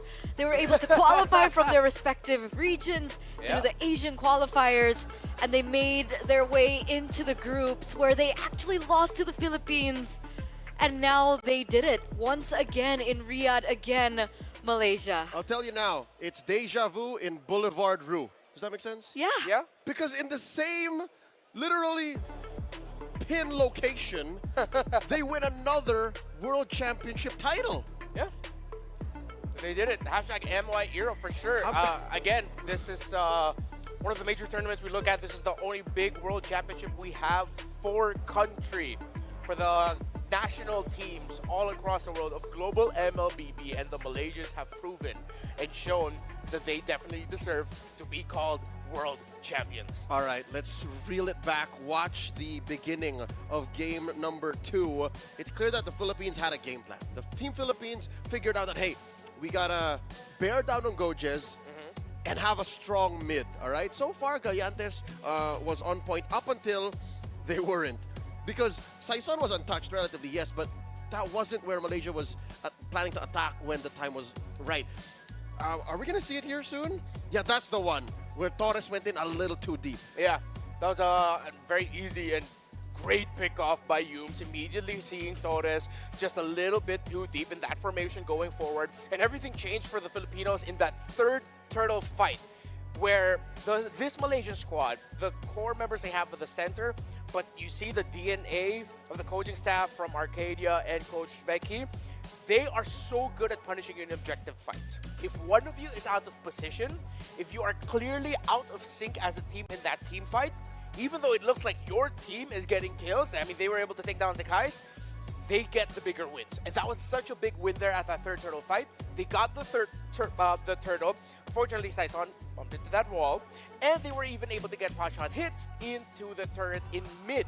And that came from them with the Moskov pushing down the tower up top. That was a big win and the swing of the game that Malaysia, Humes and Stormy found their footing, can go forward, which decreased the chances of Gomez and Gallantes being aggressive with their heroes. They needed to play defensive now. Essentially the end of the game. That third turtle was what opened up the 12-minute moment. Yeah. Because from then on, Team Philippines were scrambling. I don't know if in the moment they knew that, but Malaysia already got into their heads. And this was from the genius of, I'm going to say it now, and I've said it about 15, 16 times this game, Gojes knew what his job was. Yeah. And despite getting beat down as a Hilda for the first 5 or 6 minutes, he kept on it. It was a man-to-man defense. Stormy, S-God, was just keeping up the damage and the on-point Netherrealm, which, by the way, even if Gallantes did pick it up a few key moments in the game, you can't beat the original. You can't beat the singular Netherrealm button press compared to how Gallantes has to go, all right, where is he? I have to time this, and then I have to save my teammates. It's just a very different approach. And game 2, I'll say it now, mimics game 1.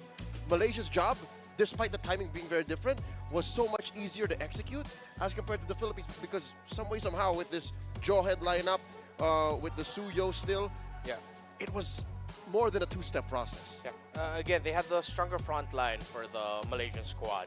The sturdier front line, easier to pull off, plus add to that the Faramis. Their bases are covered.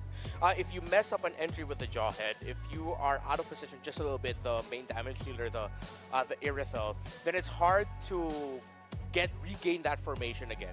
And not just be met with a team that will fight as 5, stick together around the Netherrealm, and then fight back. Again, yes, Netherrealm is back, and available also for the Filipinos, but with what they had to go up against, with Alpha being able to quickly take that out, the Moskov as well, relatively untouched. Moskov became a problem. That was one of your predictions, became one of the biggest problems that the Filipinos had to deal with.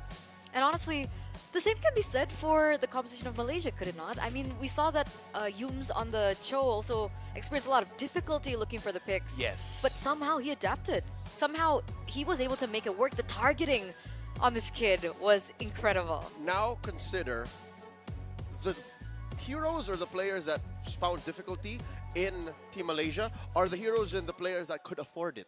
Yeah. Gojes, you're fine as a Hilda. You're just going to keep getting beat down and beat down. Just find the bush, you're fine.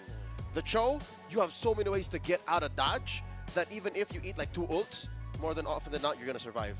Compared to Team Philippines, who I think even in the mid-game, Torres struggled to find good kills. Torres needed, more than just the core items to be able to wreak havoc as the Irithel. He needed the perfect positioning. And this is a sprint Irithel. I'd say 95% of Irithels will play sprint. And you need to get into the line of fire to be able to get fire out there. So consider that. We didn't really see that often because, again, Malaysia were on him from minute 1. And Leo, I find that really unfortunate because if we look at it from the early portion of the game, he was actually winning that matchup. The lane Lane-wise. Yeah, he won the lane. We were mentioning it behind the scenes that Torres was not afraid to duel against his Moskov. And usually there are some Irithels that up against a Moskov are going to be a little bit more reserved, play around the minion waves with the shrubs. No, Torres was like, no, I am confident in my matchup here in the lane. I will beat him in lane. He did. But then once it got to the later portion of the game, you started to feel now as to why there are some Irithels who won't even pack sprint. They pack Purify. Yeah. You pack Irithel sprint knowing that you'll win the early to mid. Confidence from them. They did. They won early to mid up until that third turtle. But Torres didn't watch his positioning. And that's what got them. When you're packing a sprint on that Irithel, you have to watch your positioning. And this is exacerbated by the fact that Loliel had one goal anyways. Yeah. He wanted to get out of that lane Yeah. eventually. He wanted to push where Team Philippines wasn't. And that's what made that 12:30 finish possible, is because the rest of the map was already beat up anyways. Yeah. And that's courtesy of Loliel. And that's what spelled disaster for Team Philippines. That's what ended it so quick. Off of a single bad engage. Sure, Yeah. there were like 2 or 3 members alive. Saison's Suyo, I think deathless up at that moment. Didn't matter. The rest of the map did not favor Team Philippines getting a comeback. Yeah. Less the error of Torres, I feel like we also have to credit Humes for reading the situation and going, hey, that's a pick-off right there. The quick reaction from the roamer of Malaysia to spot out the Irithel being out of position and still being able to commit the Jeet Kundo third activation plus flicker with that kick. My goodness, Humes, that was way too fast. And on a macro level, if you're going to play back that moment, folks, you can scrub back later. You'll notice that Sekai's overshot from the initial engagement. Yeah. So I think that alone was the catalyst to how far and how deep Team Malaysia went, because he went into the second shrub from the pixel brush, and we gasped off broadcast like, whoa, they missed each other. They missed the jawhead. Yeah, but just the same, that was the clear go signal for the rest of Team Malaysia to go, all right, they're in. We're in. Lean hard into it. Team Philippines cannot respond. And alas, that's what happened. It was brilliant. I feel like it just went down to decision making. Yeah. Like split minor decision making that they had to be made. Because in terms of micro level, I feel like both of the teams, they were on par. Up until today, I've talked to dozens of MLBB experts. They'll say the same thing. What took down Falcons AP Bren at MSC 2024 against SRG was the fundamental understanding of team fighting. From game 1 to game 7, the games that Team Malaysia won, or in that case then, SRG won, were off the back of fundamental team fighting. Understanding the flow of battle, understanding the positioning, and what you're allowed to give up to get more out of the fight. Team Malaysia brings it again here in this Grand Finals. Yeah, 100%.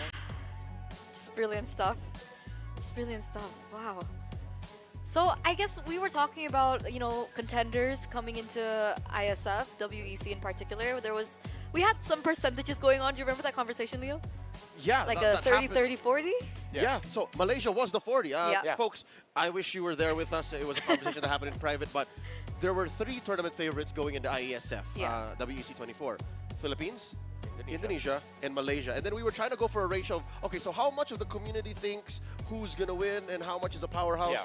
We were in agreement that it was 30-30 Philippines, Indo, and then 40% Malaysia. And here we are, finally coming through.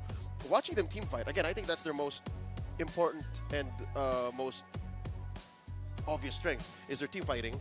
Malaysia's like harimaus. Yeah. Like tigers. Yeah. And one of the best things also about them is that they, even in their regional league, there have been times where you see them lose their footing, similar to in game number 1, because they forgot to take care of the long lane. But then they adjust, and they adjust quickly to the situation. And what you call the split decision making very quickly, that's also an adjustment. The fact that you missed the entry as an alpha, and for Humes to go, hey, let's fight, and everyone else to go, hey, okay, Captain, let's go and fight. Yeah, it's called the SSDM. SSDM? The split-second decision making. There you go. And by the way, that reflects what? That reflects experience. Yes. Which I think definitely Team Malaysia had over Team Philippines. Yeah. And big credit also to the Philippine squad. Again, then they are mainly comprised of development league players. They're young bucks. They're young bucks. They're paired up with Kyle Teasy, yes, Saison. But they took it all the way to the grand finals. They had a chance to defend the championship of the Philippines. That effort has to be commended. But then here comes the big dog. Here comes SRG. the monsters, you know, the giants, the titans. Big Tiger. And they were able to show that, okay, you took us down to the group stage, but we learned.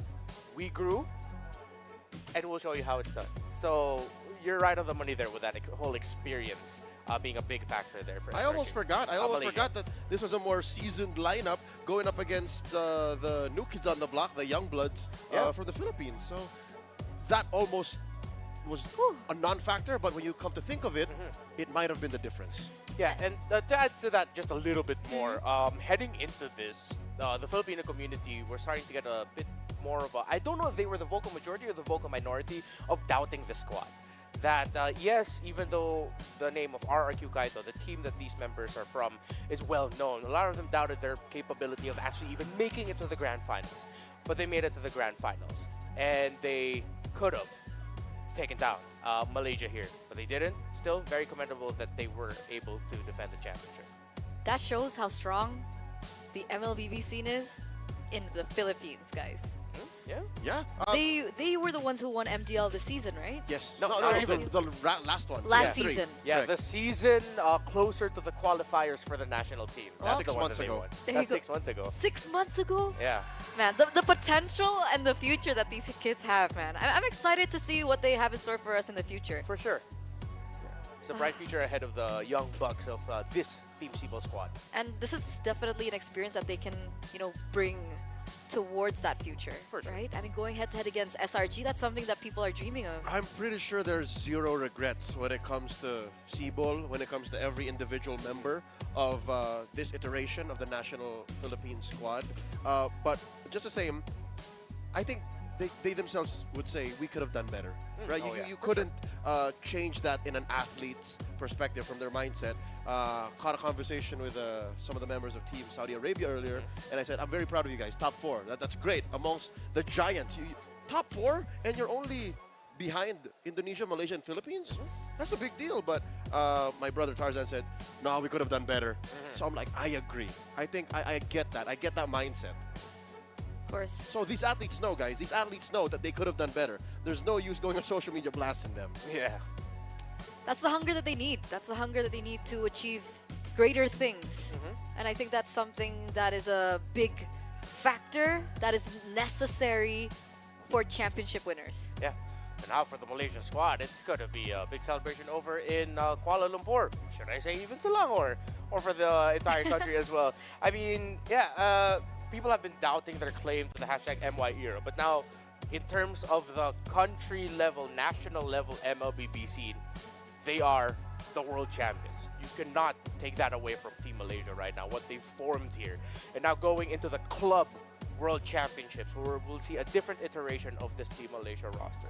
That's going to be a factor in here. But now, 100% for country, for national team, Malaysia can just be very proud of what their team has done here today. It's an amazing turn of events. Again, you could have sworn the story was over. After MSC, after a Snapdragon, after, all the other international events between now and M6, you could have sworn, no, yeah, MY era's over. It's going to be Philippines-Indo again, whatever. Nuh-uh, they're the host country, folks. So all the more they're happy now to welcome us. And on behalf of all the other countries competing, it should be a grand time when we come back around to Kuala Lumpur. It will be. I'm excited. Yeah. This is shaping up to be very interesting, honestly. It's a champion's welcome. And they might pull a deja vu again. I think Malaysia's very at home with repeated experiences because in M5, it was the Philippines who was host, and they won. Yeah. Malaysia, this time around, host, looks like they're shaping up to be the winners because look, they won here today, and that means they're the talk of the town. It's the same. Like M4, Indonesia was host. That's a different story. Oh.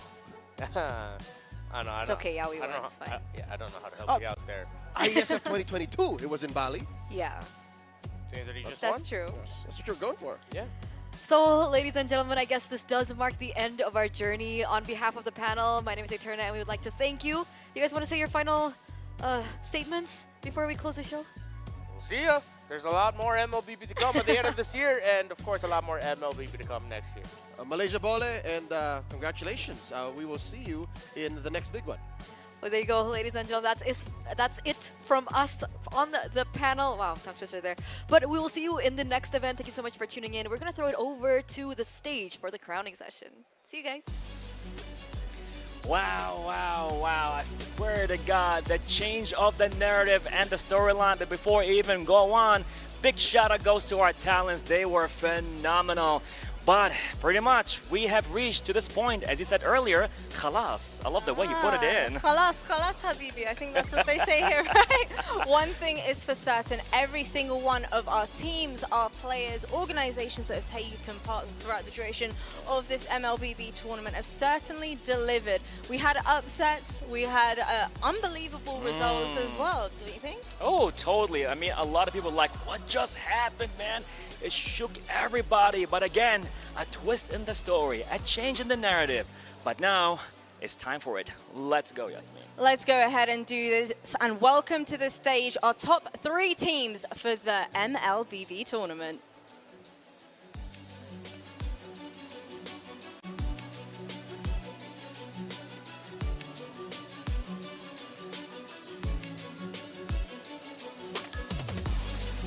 And here they come right now, making their way to the podium. They fought everything they got with their might, the fight for appreciation in this celebration. Look at them coming right now. And for so many of these players, it is a moment of pride, not only for themselves, for their families, but also for their countries as well. Mobile gaming is big, mobile gaming is real, and mobile gaming is here to stay. You got that right, but again, you said it, pretty much playing not only for their teams, not only for their families, but for their countries. And now, ladies and gentlemen, it is with great honor to bring to you and to announce and as well to welcome on stage the head of esports ecosystem at Moonton, Mr. Ray Ong. As he'll be joining us on stage to hand over the medals to our champions.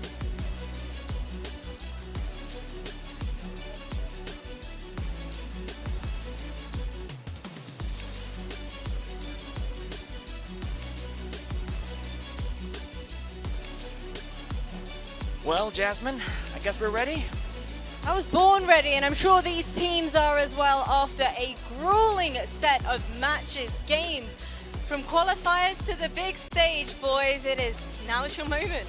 Let's go, ladies and gentlemen, for everybody watching us online and even here in the arena. Don't forget to make some noise and bring some hype, starting with the third place, winning $20K US. Let's hear for Team Indonesia!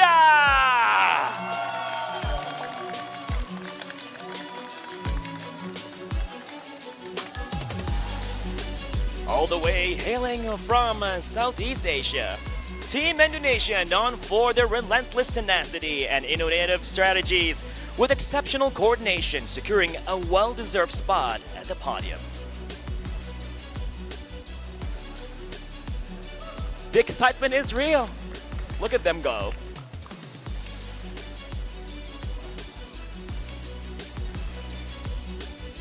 I love it how they keep the smile on with a positive attitude, knowing that this has been a blessing and a lesson. You might love that, Bara, but I'm actually loving the fact that they're kind of pushing each other off the podium as well. Make way out. No, I'm the better player. No, I'm the better player. Third, first, second, as long as we're here, we're here. And now I would like for everybody in the chat, everybody here in person from the comfort of their homes, please a round of applause for your second place country. It is Team Philippines. The former 2023 IESF World Esports Champions gave it their all after going undefeated during the group stages in this year's event. And then, Bara, not dropping a single game in playoffs until Malaysia claimed their revenge. These guys should be proud of their journey here in Riyadh, on LAN, and walking away with $40,000 and a silver medal around their neck. They will hold their heads up high. and will no doubt come back hungrier than ever to place the Philippines at the very top of the podium once more. Everybody, I need you to make some noise for Team Philippines! Couldn't say it better myself, Jasmine. And now, ladies and gentlemen, let's hear it. Right now, right here, at the World Esports Championship 2024, IESF, right here in the Kingdom of Saudi Arabia, Riyadh. Let's hear it for your champions, for the MLBB tournament. Let's hear it for Team Malaysia!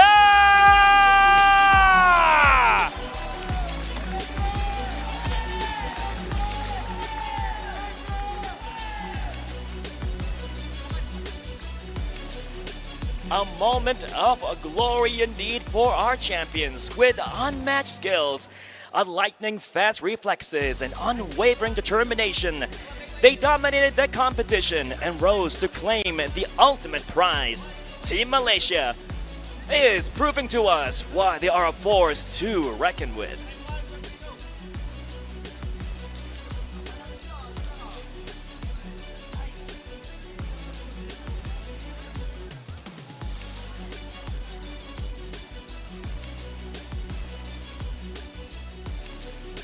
I can only imagine what's happening back home right now in Malaysia. The cheers, the sounds, the hype, the screenshots taking place, you know, sharing this moment right now in every group, in every place, going back home as champions. I love that. And now, ladies and gentlemen, please all rise for the national anthem of Malaysia.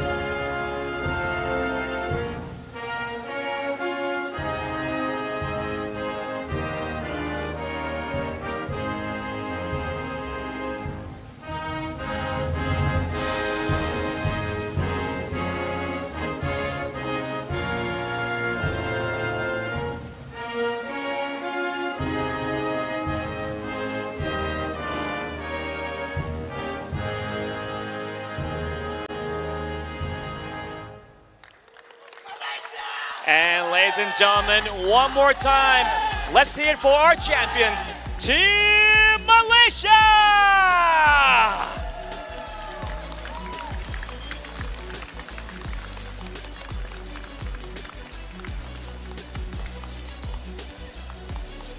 It's been a long road for every single one of these players, these teams, the people behind the organizations, the fans at home as well. And one thing is for certain, Saudi Arabia is certainly going to be an event for every single one of them to remember. You got that right, but we are not done yet. A lot is coming up. We still have more tournaments being hosted right here at the main stage and even the secondary stage. Pretty much with the MLBB women, we got Dota 2, all taking place right here, and of course, CS. Yeah, we've still got some CS2 going on with the Open tournament that's taking place right now as well. But you know what? Esports action, I'm here for it. We got more days ahead of us. Let's go. And I'm super excited to continue this show, so I guess we'll see everybody tomorrow. Congratulations once again to all of our teams, everybody here joining us in the arena, and also everybody at home. We'll see you all next time. And keep your game on.